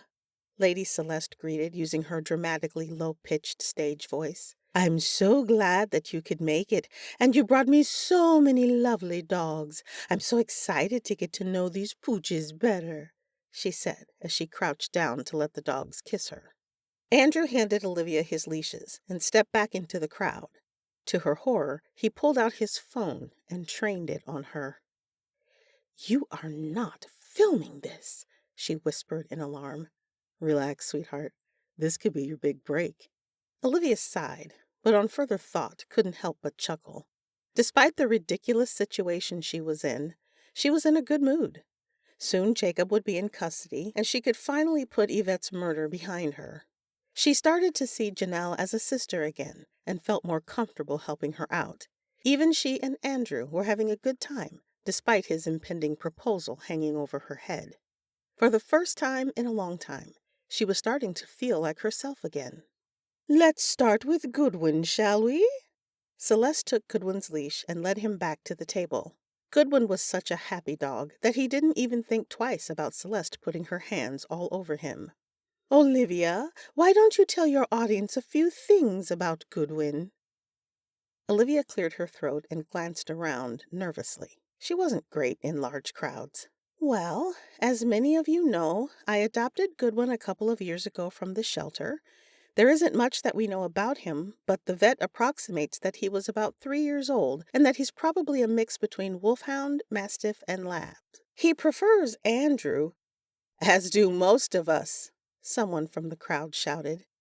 Everyone, including Olivia, laughed. "And he's quite the thief when it comes to food. He's fond of sausage pizza and scrambled eggs, and he thinks that cats are out to take over the world." "Yes," Celeste murmured. "Now, as you probably realize, dogs don't think like we do, but they recognize certain words. I could feel Goodwin's displeasure when he heard his mistress mention the word cat. Ah, there it is again. I feel that there was an unpleasant experience in his past with a cat, but Goodwin has a loving soul, and I'm sure he could learn to at least tolerate another cat so long as he felt that his mistress and his master still loved and protected him. Yes, you will love your Olivia and Andrew, don't you?" To Olivia's surprise, Goodwin put his paw up on Celeste's knee as though he understood her. Celeste probably had some treats hidden in her pockets. That was how he acted when he wanted treats. "Do you have a specific question that you want me to ask him?" Celeste asked with a smile. "I guess I'd like to know where he keeps hiding my socks. I swear he steals a pair a week." The crowd tittered with laughter, and even Celeste laughed. She slowly massaged the dog's head and whispered to him. After a few minutes, she lifted her head. "Does Goodwin have a crate with a gray bed inside it?" Stunned, Olivia slowly nodded her head. Celeste smiled with satisfaction. "I believe you'll find your socks under his bed." "Wow, I will definitely check," Olivia muttered as she stepped forward and grabbed Goodwin's leash. She was thoroughly impressed, but that didn't mean that Celeste hadn't asked around for personal details about Olivia and Goodwin. She was about to hand over Tucker's leash when there was a loud sound of throat clearing. Rolling her eyes, Olivia separated Fender's leash instead. "Lady Celeste, this is Fender. Fender is the very brand spanking new member of Mayor Henderson's family. I would suggest that you ask Fender why Mayor Henderson felt like he needed to get a dog." If Celeste understood what Olivia was insinuating, she ignored it. "Oh, Fender," she gushed. "You are such a gorgeous animal, and you've lived a full life, haven't you?" To Olivia, she said, "I can tell that things are a bit muted and a little fuzzy for him. He's deaf, yes, and his vision is impaired. Based on the half an hour I've spent with him this morning, I suspect that he's blind in one eye and hard of hearing. He also seems to be attracted to sparkling things." "Yes," Celeste whispered, as she laid a hand over the dog's eye. "I can see that. Fender has been very loved and experienced a recent and devastating loss. I believe his previous owner passed away, poor fellow. But his life has been full of salty air, warm sand, hikes in the mountains, and—" Her voice trailed off, and then she nodded and added, "boating. I believe Fender is a well-traveled pup. What a lucky boy he is. Mayor Henderson, do you have a specific question that you'd like me to ask him?" "Whatever you want to ask is fine," Douglas sputtered nervously. "I have a question for him.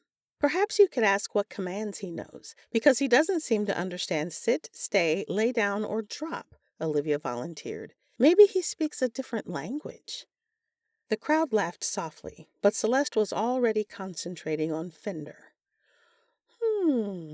It would seem that he does understand drop, but he liked the ring because it tasted like coffee. It seems that Fender is very fond of coffee." "Coffee? Wait, what did you just say?" Olivia demanded. "Okay," Andrew said as he stepped forward. "Lady Celeste, that is an amazing demonstration, but I'm sure some of these other lovely people are eager for your assistance. We'll bring Tucker, Lily, and Snowball back another time. I would love to discover how Snowball feels about his little costumes." He took Fender's leash and handed it to Douglas. "Andrew," she whispered urgently, "did you hear Celeste?"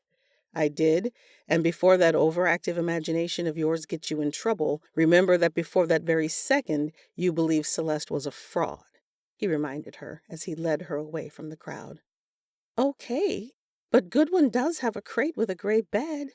"Yes, I know, darling. I also know that you've posted about 1,000,000 photos of Goodwin in his crate on social media." "Okay, but how would she know about the ring?" "I'm sure someone saw us." Blowing out her breath in frustration, Olivia reached up and grabbed his arm. "Andrew, stop. Can't we at least go to Stanley's now and show him the ring? If it does end up belonging to Yvette, we'll hand it over to Nick." He studied her for a long moment, and Olivia was sure that he was finally about to put his foot down. Instead, he just pursed his lips and shook his head. "We'll drop off the dogs and then we'll go," he said with a sigh. "But if it turns out to be nothing, I want you to drop it. Promise?" "I promise." Chapter 18. It didn't occur to Olivia until after she'd entered the store that the reason Andrew could have been so reluctant to visit Stanley's was because he'd commissioned their engagement ring from him. Lowell had jewelers, of course, but they were chain stores with no heart. However, when they entered the small store, which sat a few streets back from the town square, Andrew didn't look particularly concerned. Stanley's Gems might be an expensive jewelry store, but it housed everything from costume jewelry to large, sparkly diamonds. There was a small corner section with plastic tiaras and colored glass, probably where Snowball's owners got his sparkly decorations, but there were also glass display cases with gorgeous and expensive-looking gems, diamonds, sapphires, rubies, pearls, and emeralds. Stanley's daughter, Julie, stood behind the counter and gave them a wide smile. "Welcome to Stanley's," she greeted them cheerfully. "You two look like a couple in love. What are we looking for today? A gift for a special occasion? Anniversary? Engagement, perhaps?" Finally, someone who didn't know that Andrew was supposed to be proposing to her, giving him a sly side look to gauge his expression, she was disappointed to see his face was still impassive. It would be so much easier to discuss the engagement before the proposal if she didn't have to give away that she already knew about the whole thing. None of the above. "We found this ring on the sidewalk this morning, and we wanted to return it to the owner." Julie immediately pulled out her jeweler's loop to examine the ring. "I see that it doesn't have an inscription," she murmured. Putting the loop down, she shook her head. "We can inscribe even the thinnest bands, you know. Initials or a simple 'I love you.' It can make all the difference in the world." Olivia exchanged an amused look with Andrew. "We'll be sure to spread the word," she assured her. It seemed that while Stanley was the designer, his daughter was the saleswoman. They made a dynamic team. "That's so sweet of you," Julie beamed as she went back to examining the ring. "It's an emerald, beautiful color and stunning clarity. Just a little under 2 carats, platinum setting. If I remember the design correctly, this ring had 2 small diamonds that were supposed to sit on either side of the emerald. It's a shame that they're missing. I'm sure the owner is more than anxious to get them replaced, which we do here for a fee for the first 5 years." "Yes, I'm sure they're very anxious. Did your father make this ring in the past 5 years?" Olivia prodded her. "I don't think that it was a special order," Julie said, handing the ring back. "And I'm afraid I don't remember the sale, but I think we must have featured this ring in our design catalog because it's simply stunning. If that's true, then it'll be possible to link the catalog number with the purchaser, assuming they used a credit card." Olivia had been just about to thank the woman when Julie reached under and pulled out a huge 3-ring binder. It hit the counter hard, and she pushed it their way. "Okay, if you find it, please let me know." Olivia stared at the book in dismay, then looked up at Andrew. It would seem that Julie was much less interested in them now that she realized they weren't here to buy. "I think we're going to be here for a while." He kissed the top of her head. "Why don't you finish up here and I'll run into the city and get you a replacement phone. I want to make sure that I get there before the store closes." A replacement phone meant that she'd finally be able to discover who was after Rose's necklace. "That would be amazing. Thank you." "If it does link back to Yvette, you'll take the ring straight to Nick?" "Scout's honor," she promised. "Okay." He sauntered out the door and she clutched the binder to her chest and sat down heavily on one of the chairs by the wall. Her ankles still ached a little and she needed a break. The book wasn't the most organized. Olivia had hoped that it was, at the very least, divided by gemstone, but it wasn't. As she slowly flipped through the book, she couldn't help but let a forbidden question pop into her head. What kind of ring had Andrew gotten her? Did he think that she was the princess-cut type, or maybe the dainty teardrop? Was it a gold band or silver? While Olivia didn't wear much jewelry, she had a whole stand crammed full of jewelry that she'd collected over the years. Some pieces were from ex-boyfriends who'd refused to take them back. Most were impulse buys that she'd purchased herself but never wore, a mix of metals and colors. One spring, Olivia had gone crazy over mint green stones, and that winter she'd obsessed over black pearls. There were moments when she wanted to be girly. Despite her chef coat, Janelle was always impeccably dressed underneath. Even Jackie, in her own quirky way, managed to seem feminine and gorgeous. Olivia was never like that. When she looked at women like Delilah, she wondered why Andrew had chosen her. She wanted to wear perfect makeup and deck herself out in shiny baubles. but those moments were few and far between. A customer entered the store, reminding Olivia of her mission. She went back to flipping through the book until, what seemed like hours later, she finally discovered what she was looking for. There it was. The deep green emerald popped out in the photo, sparkling on what was probably Julie's perfectly manicured finger. Holding her place with her hand, Olivia hurried back up to the counter to get Julie's attention, laid the binder down and pointed to the photo of the ring. "Did you find it?" Julie asked with loud enthusiasm. "Yes, you did. You're such a good detective." She was using almost the same voice that Olivia used when praising Goodwin, but it wasn't the tone that bothered Olivia, it was the praise itself. Olivia furrowed her brow. Detective? Did Julie know what she was doing? "Yes, you're taking the time to hunt down the owner of this ring, putting your nose to the ground and sniffing out clues. I'll just take this design number to the back and see if I can find who purchased it." With a bright smile, Julie practically bounced to the back room. Briefly, Olivia wondered how much coffee the woman had to drink in order to have that much energy. Left alone with the other customer in the store, Olivia looked over at him and gave him a weak smile. "Hi," she said lamely. "I'm not really doing any detective work. I kind of promised my boyfriend that I wouldn't. He worries about me. I'm just trying to return a ring." "You didn't like the ring?" he asked. "Oh no, I'm not returning it here. I'm returning it to its owner. It's not an engagement ring. At least it's not my engagement ring. I found it. But my boyfriend has a ring. At least I assume that he has a ring. I'm sure I'll love it. It's not like I'm the kind of woman who would turn down a proposal because I don't like the ring. No, I would turn down the proposal because I'm not sure he's asking for the right reasons. My friend thinks that I have an aversion to commitment, but that can't possibly be right." Stopping to take a deep breath, she recognized the look on his face.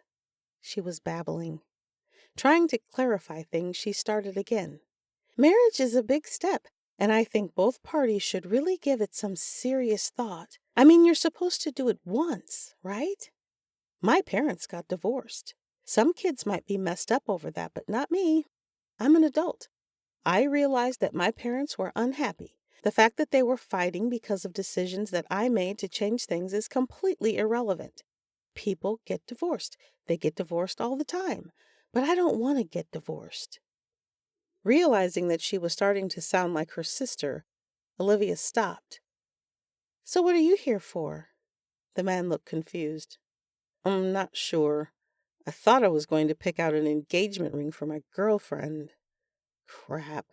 "Oh, I bet you have great taste. You're wearing that excellently tailored suit, and I'm sure your girlfriend is just amazing, and you'll pick out the perfect ring, and you two will just live happily ever after. Congratulations." She finished lamely and turned her head to stare at the wall. What was wrong with her? An hour ago she had been feeling so good, and now she was a bumbling idiot. Thankfully, Julie returned. "All right. It looks like this was purchased almost 2 years ago by a J. Kennedy." Jacob. 2 years ago. Jacob was with Yvette, which meant that he'd purchased the ring for her. Swallowing hard, she stared at the ring in her hand and willed herself not to cry. Did Jacob rip it off her finger after he'd killed her? Did he throw it in a rage? Is that what relationships came to when proposals and weddings didn't go well? Tracing her finger lightly over the photo, Olivia took a deep breath. That wouldn't happen to her and Andrew. She'd have a talk with him, and he would understand, just like he understood that she couldn't move in with him. Not for the first time. She wondered how many times Andrew would understand. Unable to look at the photo anymore, Olivia turned it over and stopped. The photo on the other side was also familiar. "That's Samantha's ring," Olivia whispered as she stared at it. Rage burned inside her. Was there no thought put into Jacob's next engagement ring?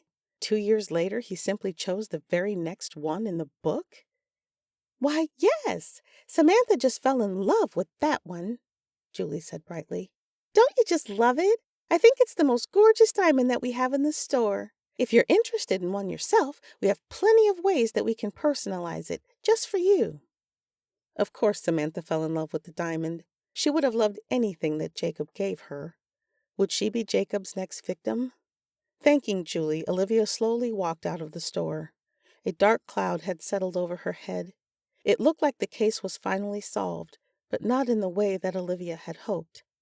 As she promised, Olivia slipped the ring into her pocket and headed straight for the sheriff's station. Chapter 19. Andrew pocketed Olivia's new phone and headed to his car. He was curious about what Olivia had discovered about the ring, and since he couldn't call her, he did the next best thing and called Nick. Knowing that Olivia would do as she promised, he assumed that she'd take the ring straight to the sheriff if it was important to the case. Andrew, Nick answered in his husky voice. He sounded even more tired, if that was possible. I guess you're wondering if that tip panned out. One of these days you're going to have to let me know how Olivia came by that information.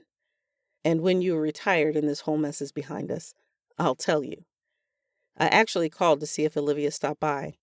We found a ring outside of where Yvette's food truck used to be parked, and Celeste, of all people, hinted that the ring might have belonged to Yvette. You asked Celeste about the origins of a ring? Nick asked in a perplexed voice. Olivia must really be feeling desperate. No, Andrew laughed as he navigated traffic. It's a long story. Olivia actually took it to Stanley's to see if he could identify the buyer. She promised to take it straight to you if it belonged to Yvette, and since her phone is broken, I can't call her to ask what she discovered. She's not here, Nick sighed. But I had to let Jacob go.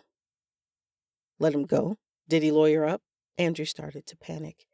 If Jacob was free, he could go after Olivia again, and this time he might succeed. Have you lost your mind? He'll kill her. It's not Jacob, Nick insisted. He has an airtight alibi for the morning that Olivia was nearly run over.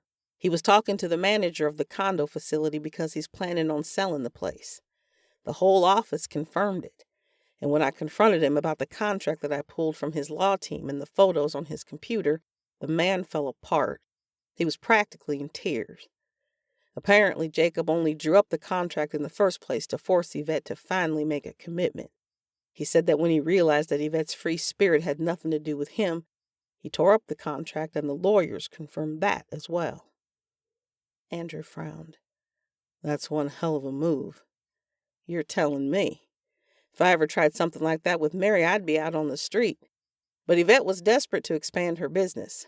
Somehow, in the renegotiations of the contract, Yvette finally broke down and told him that she still loved him, but she was terrified that they weren't going to work out. According to Jacob, he finally decided to set Yvette free and see if she truly loved him enough to make it work. He was willing to be with her without a marriage. Andrew, you should have seen him. I've never seen a man so broken before. He said the last thing he got from Yvette was a message saying that she didn't want to be with him anymore because she knew that he deserved better. That was sent the morning of the murder. In fact, according to the lab, it was probably sent right at the time of her death, give or take a few minutes. That text could have set Jacob off, Andrew insisted. He doesn't have an alibi for the murder. He claimed that he was supposed to meet with Tiki, but she was sick that morning. She confirmed it. Instead, he went to his father's to get advice about expanding the food truck business. That's what Franklin told me. And if Jacob were with Yvette during the time of her murder, she wouldn't have needed to text him. She would have just told him. Andrew gripped the steering wheel and tried to sort through the problem. Okay, but Olivia wasn't in any danger until after she discovered the contract of Jacob's. Who else would be threatened by that? As soon as the words were out of his mouth, horror dawned on him. Oh, God. Why didn't we see it before? Andrew, you need to find Olivia right now, before she makes a horrible mistake. Halfway to the sheriff's office, Olivia's ankle started to ache. Wishing now that she'd allowed Andrew to get her that ankle brace, she hobbled the rest of the way to Happy Endings and stopped in to rest. Chances were good that Nick already had Jacob in custody, so it wasn't like there was any huge rush to get the ring to him. Olivia, her sister gasped. I've been trying to call you all day. Jackie told me what happened. Did she also tell you that my phone was broken? Janelle pulled up short and frowned. Yes, now that I think about it, she did. What did Nick say? Does he think that it's connected to the case? Does he think that my amateur sleuthing nearly got me run over? Yes, he might have mentioned that, Olivia said dryly. Janelle's eyes widened with fear. Oh, God. Did you tell him that we broke into Jacob's condo? Olivia, I can't go to jail. I'm not strong enough. I wouldn't make it, and I do not look good in orange. Janelle, you're not going to jail, Olivia sighed, sinking into the nearest chair. Andrew passed along the information without telling him what we did, so you can relax. Do you think I could get some ice for my ankle? It's killing me. Right away, Janelle said, and hurried into the back, returning quickly. You poor thing, she sympathized, brandishing a scone in one hand and a towel-wrapped bag of ice in the other. I bet you're in so much pain. This should be a lesson to you. Don't stick your nose where it doesn't belong. You're not wrong. As Janelle adjusted the ice bag on Olivia's ankle, Olivia took a bite of the scone and moaned in pleasure. But you'd be lying if you didn't admit that you had some fun the other night. I was mortified when I woke up the next morning and I had a terrible hangover, but Patrick just laughed it off. I still haven't told him, and I feel terrible about it. We don't keep secrets from each other. Olivia shrugged. I'm sure there's no harm in telling him now. He might even see you in a whole new light. It might freshen up your marriage a bit. My marriage does not need freshening, Janelle said frostily. And I take offense to you suggesting that. Please, you may have date night once a week, but you always go to the same place. When was the last time you took a vacation? Even Mom is taking romantic vacations, Olivia pointed out. Janelle grimaced. You might be right, but with the money that I'm putting into the business, we don't exactly have anything left over for a vacation. Still, it probably wouldn't hurt to switch things up a bit. Where are you going anyway? You don't have any dogs with you. Did you finally lose them all? Are you suggesting that I'm a bad dog walker? I'm suggesting that a woman who can't even keep her own dog contained has no business walking anyone else's, Janelle pointed out. No dog walking business, no need for an office upstairs, Olivia teased. No, we found this ring this morning by Yvette's. Stanley's daughter just identified it as Yvette's, so I'm taking it to Nick. It's awful. Jacob must have either demanded the ring back or taken it back after he killed her. Maybe that was what set him off to begin with. I'm sure it wasn't easy seeing her with the ring after what she did to him. Janelle shuddered. I just never could imagine Jacob with a temper.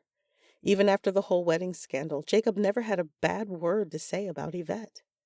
Get this. So I found Yvette's ring in the display book at Stanley's, and the very next ring showcased, it's the ring that Samantha was flashing around the other day. Stanley's daughter said that Samantha loved it.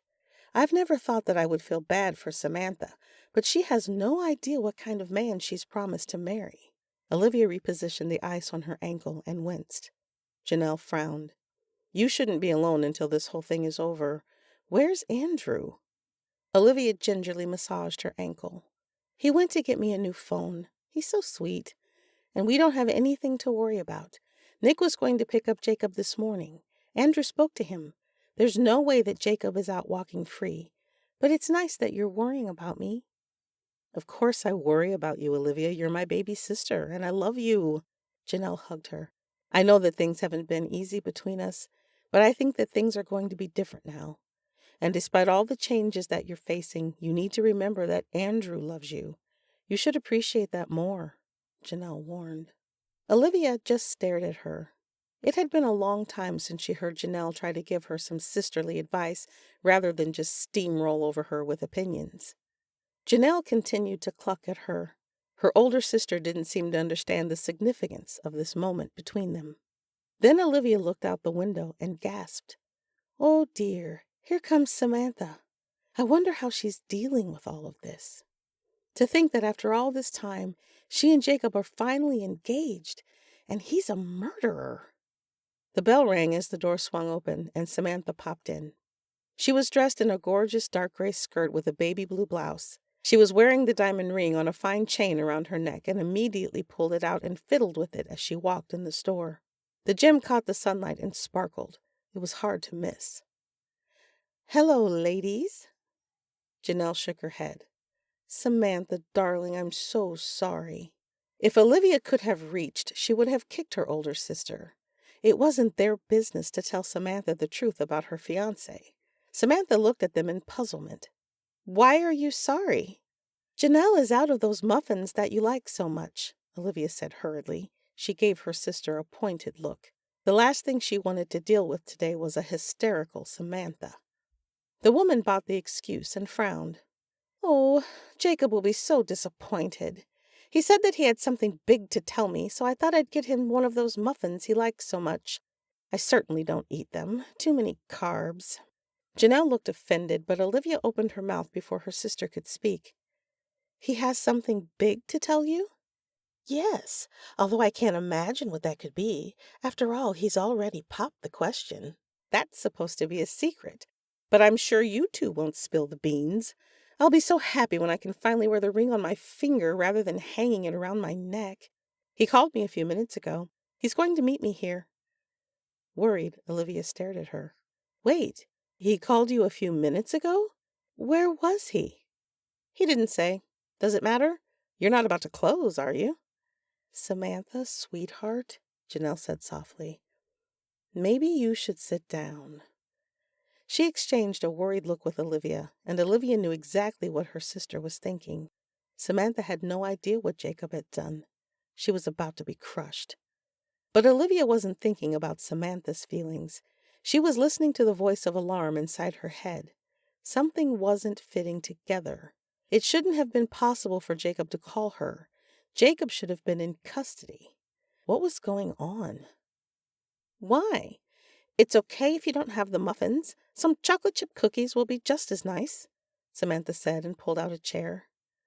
Slowly, Olivia pushed the emerald ring toward the sunlight so that the sun would catch it. Her mind raced. The only reason that Nick would let Jacob go was if he were innocent. A solid alibi? And if Jacob hadn't murdered Yvette in vengeance, there was only one other explanation. Samantha's eyes swept over Olivia's table, and her whole body went rigid. Olivia saw the woman's demeanor change, and the answer to the mystery finally slammed in place. Gone was the happily engaged woman. In its place sat a cold-blooded killer. Janelle, why don't you go check on the goods that you have in the oven? Olivia said quietly. I don't have anything in the oven, Janelle said with a puzzled look. Janelle's not going anywhere, and neither are you, Samantha said icily, her eyes fixed on the ring. She reached into her purse and slowly pulled out a gun. I guess I didn't throw it far enough. You were the one who tried to run me over, Olivia whispered. How did you know that we were in the condo? Samantha's eyes were terrifyingly cold as she dropped all pretense of pleasantries. As she pointed the weapon at Olivia, there was no hesitation, no remorse in her face. There was a dusting of flour in the kitchen. Jacob doesn't bake, and your sister is always covered in the stuff. Plus, the tablet has a safety feature that takes a picture of whoever wakes it up from sleep mode. I'm just lucky that I used it before Jacob. Samantha? Janelle gasped. What are you doing? Why are you carrying a gun? Samantha kept her eyes trained on Olivia. When I didn't get the job done the first time around, I knew that I needed to be ready. I don't know what you found in that condo to link to me, but I knew if you were there, you were getting close, she said nastily. But we weren't there for you, Olivia said, slowly standing to her feet. The bag of ice fell to the floor. Her ankle throbbed, but if she was to face a deranged killer, she wasn't going to do it sitting down. We thought it was Jacob. I already turned the evidence over to Nick. Jacob's in custody for Yvette's murder. The pain on Samantha's face was evident, and Olivia knew that no matter what Samantha did or had done, her love for Jacob was true. No. The gun stayed steady as the woman shook her head. Nick won't arrest Jacob. Everyone knows that Jacob is a good man. It'll be fine. Nick will let Jacob go, and we'll finally be together. We'll finally get married like we're supposed to. Olivia took a deep breath. Her eyes darted to the movement behind Samantha, but the woman just stared straight at her. She needed to get the full confession out of Samantha. You wanted everyone to think that you and Jacob were back together after Yvette left him. But that wasn't true, was it? He turned to you because you were friends, but it wasn't anything more than that. And when you found out that Jacob and Yvette were back together, you lost control." "They were not back together!" Samantha screamed. "You're lying. Jacob wouldn't do that to me, not again." But I knew what was happening. I knew that she was using her business to lure Jacob back. She was trying to steal him away from me again, trying to destroy him. Jacob and I are the heart of this town. We're the Luxembourg sweethearts, and I was not going to let her ruin that again. "But they were together," Olivia said carefully as she tried to put herself between Samantha and Janelle. She would never forgive herself if she got her sister hurt because she couldn't leave well enough alone. There were pictures to prove that Jacob was with Yvette just a few weeks ago. They were in love, and Yvette just didn't know how to take that last step. "It doesn't matter," Samantha hissed. "She's dead, and I sent him a text from her phone that morning. He knows they're over. Now we're together. I have this ring. I have it, and not her." "But that's not his ring, is it?" Olivia asked quietly, her eyes steady on the other woman's face. She needed to ground Samantha to reality and pull her out of this fantasy. "You bought that ring yourself. That's why you don't want anyone to see it. Jacob hasn't proposed to you yet." "Shut up!" Samantha screamed. "He doesn't have to tell me that he loves me. He doesn't have to ask me to marry him. I know what's in his heart. I know what he wants." "The dinner at Lemoore," Olivia continued. "The big night on the town. You're playing on Jacob's vulnerability in order to win him back. You want to be the shoulder that he cries on." "I was there when she walked away from him," Samantha spat. "I would never leave him. She would only have broken his heart again, but not me. I'll be there forever, and he'll see that. We're going to be happy together, now that Yvette isn't in the picture anymore. I did what I had to do." She was so lost in her own rage that she hadn't heard the door open. Jacob stood behind her, a look of horror on his face. "Samantha, what did you do?" "She has a gun!" Olivia cried out in warning. Samantha whirled around. "Jacob!" she gasped in surprise. "Baby, don't listen to them. They're just spreading lies. They're trying to break us up because they're jealous. They're jealous of my happy ending." "What happy ending? What are you talking about?" Samantha pointed to her ring. "Our happy ending. See? We're going to be so happy, baby. Isn't that why you asked me here today? You were going to tell me that you love me, right?" "No, I wasn't. I was going to tell you that I took your advice and sold the condo. I'm buying a house," Jacob said tonelessly, as if in shock. "A fresh start, just like you suggested." He paused. "You killed Yvette?" he asked, his voice suddenly hoarse. "I don't understand. We weren't even together." "You bought a house?" Samantha asked wildly. "That's great, honey. I love that house. We're going to be so happy living there. You realize that, right? Yvette was a mistake. We should have gotten married as soon as we turned 18, but you wanted to wait until after we went to college. So I waited, and then you came back and said that you weren't sure about us, so I gave you space, and you ran to her. She was a nobody, a drifter, and you gave her my ring." "Samantha," Jacob said calmly, but the woman kept going. "You gave her my wedding, and when she didn't show up, you still couldn't get over her. I have been here for you. I've always been here for you, baby. I saw what she was doing to you. I just went to talk to her. I just wanted to convince her to leave town. But she said these horrible things, and I just had to protect you. I had to protect us. This is our chance to correct that mistake. That's what you want, right?" Jacob shook his head. "There is no us, Samantha. I had no idea what our friendship was doing to you. I'm sorry. I'm so sorry." "No!" Samantha screamed in rage and raised the gun again. This time, Olivia was ready. She threw herself at the woman. They both hit the ground hard, and the gun flew across the floor. Pain lanced up her leg, and Olivia groaned as Samantha scrambled away from her. Samantha, no longer concerned with Olivia or Janelle, launched herself at Jacob with a banshee scream, but he caught her easily as she crumpled. She was still on the floor sobbing when Nick pulled up. "Jacob!" he gasped when he burst through the door. "Let her go.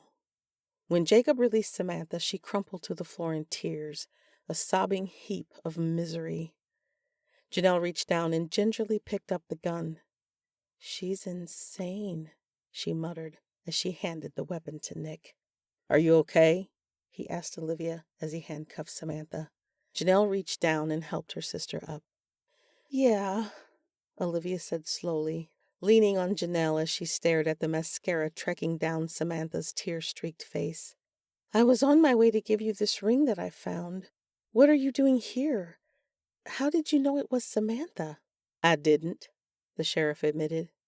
"Andrew put it together. He called me to see if you'd gotten the ring to me. When we realized that Jacob wasn't the killer, he put two and two together. Your boyfriend has a knack for this kind of thing." "Of course he does," Olivia muttered, but she smiled. She was proud of Andrew. Samantha looked as if she was in a trance as Nick pulled her to her feet.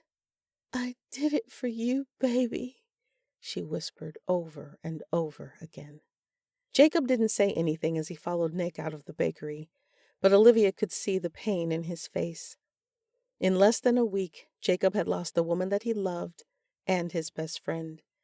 It would take a long time before he healed. "After all this, and Andrew solved the case before I did," Olivia muttered. "I am seriously the worst detective ever." Janelle patted her on the shoulder sympathetically.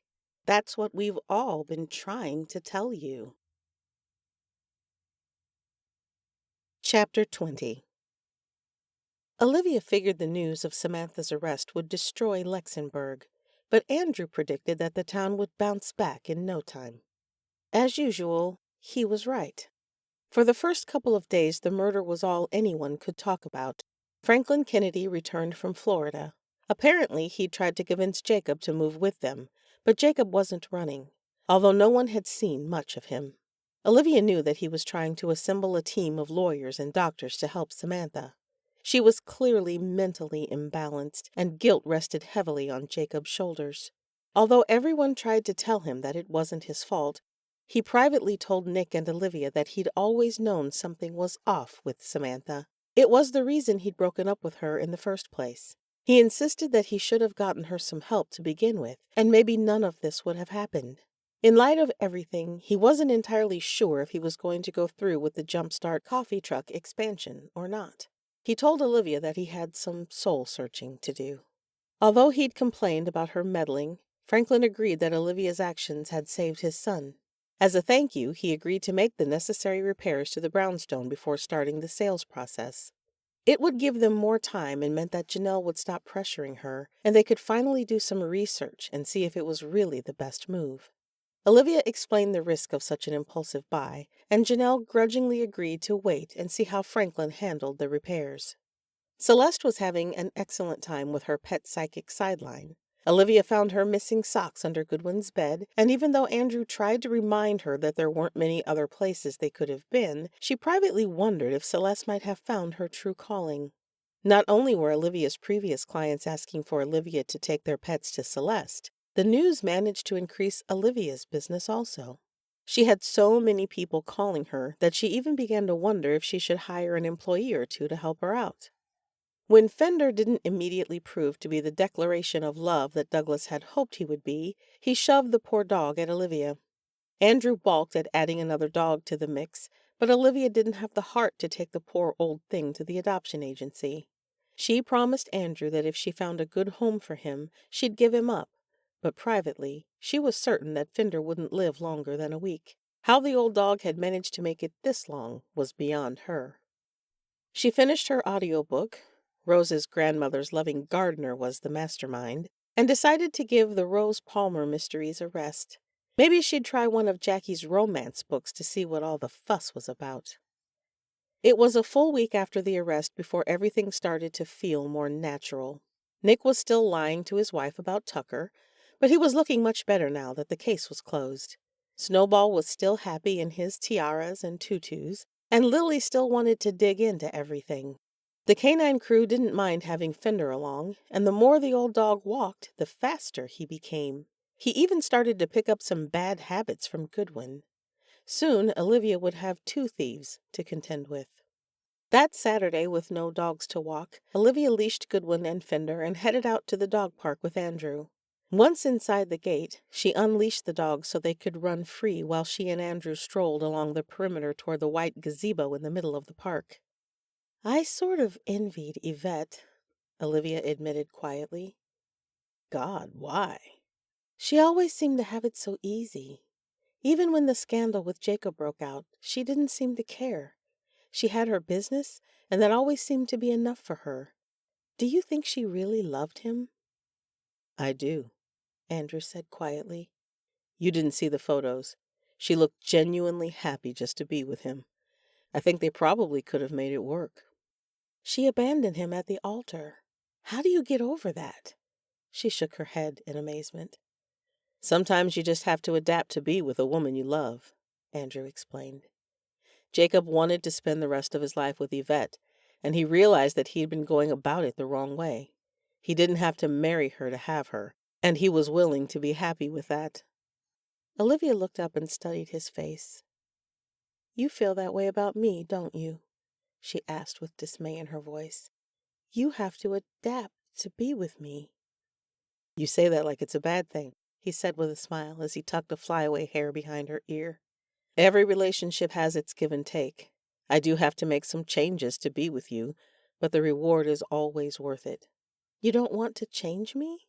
You asked me time and time again to stay away from the investigation." "I knew when I told you to stay away from Yvette's case that you probably weren't going to, and I did see the effort that you made to try."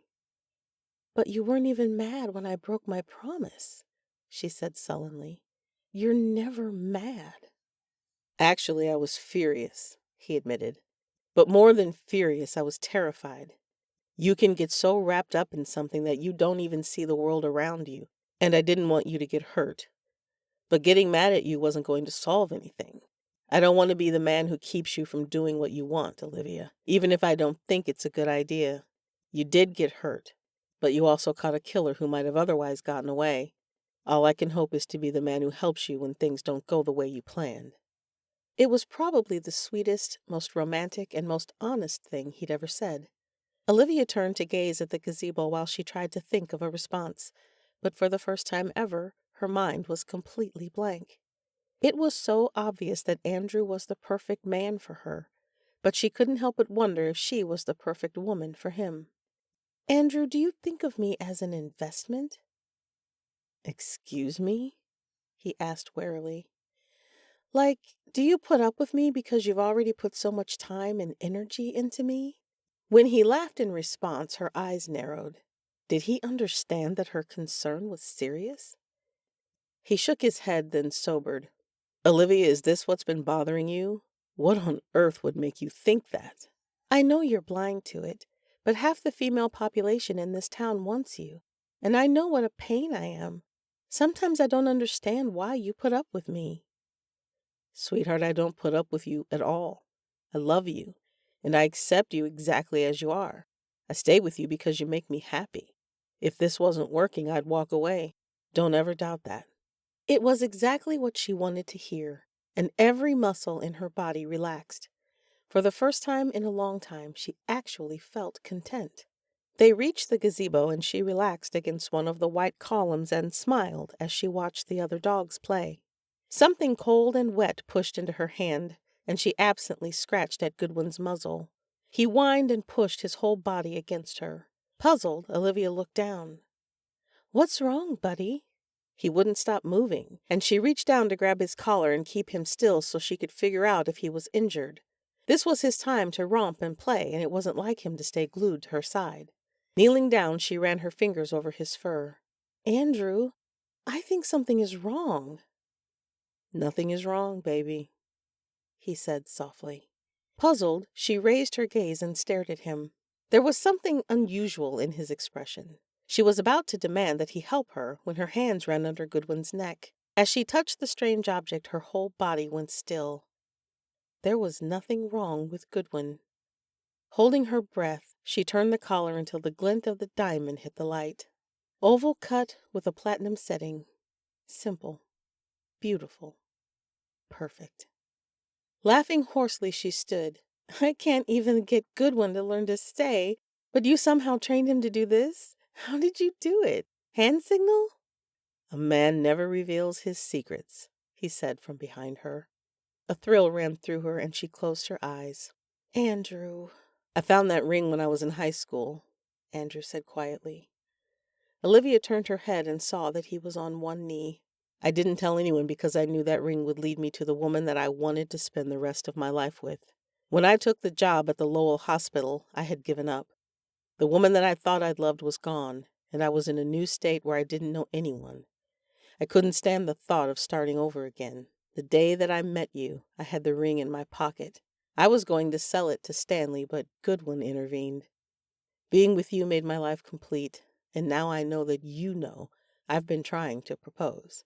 I know that you're panicked about the thought, and I know that you've been dodging this moment. But I am not Jacob, and you are not Yvette. The world drifted away as she stared at him. Since the moment she'd suspected that he was about to propose, she'd imagined this moment. She'd had no idea how she'd feel, and even now, as he spoke, emotions warred inside her. Relief that the moment had finally come, anticipation for what he would say next, terror over how she would respond. I know I'm going to spend the rest of my life with you, and I know that I don't need marriage to do that. But I also know you. You're terrified of commitment. But if you don't take the dive, you're always going to wonder about our future. You'll second guess why I didn't ask you. You'll wonder if we're meant to be together if we're not married. So, Olivia Rickard, I'm telling you that I love you here and forever. I am promising you that no matter what, I will always be there for you, and I accept you exactly as you are. And I'm going to ask you that question that you've been dreading for weeks now, and hopefully once I ask it, you'll realize that you have nothing to fear. Oh God, this is it. Will you marry me?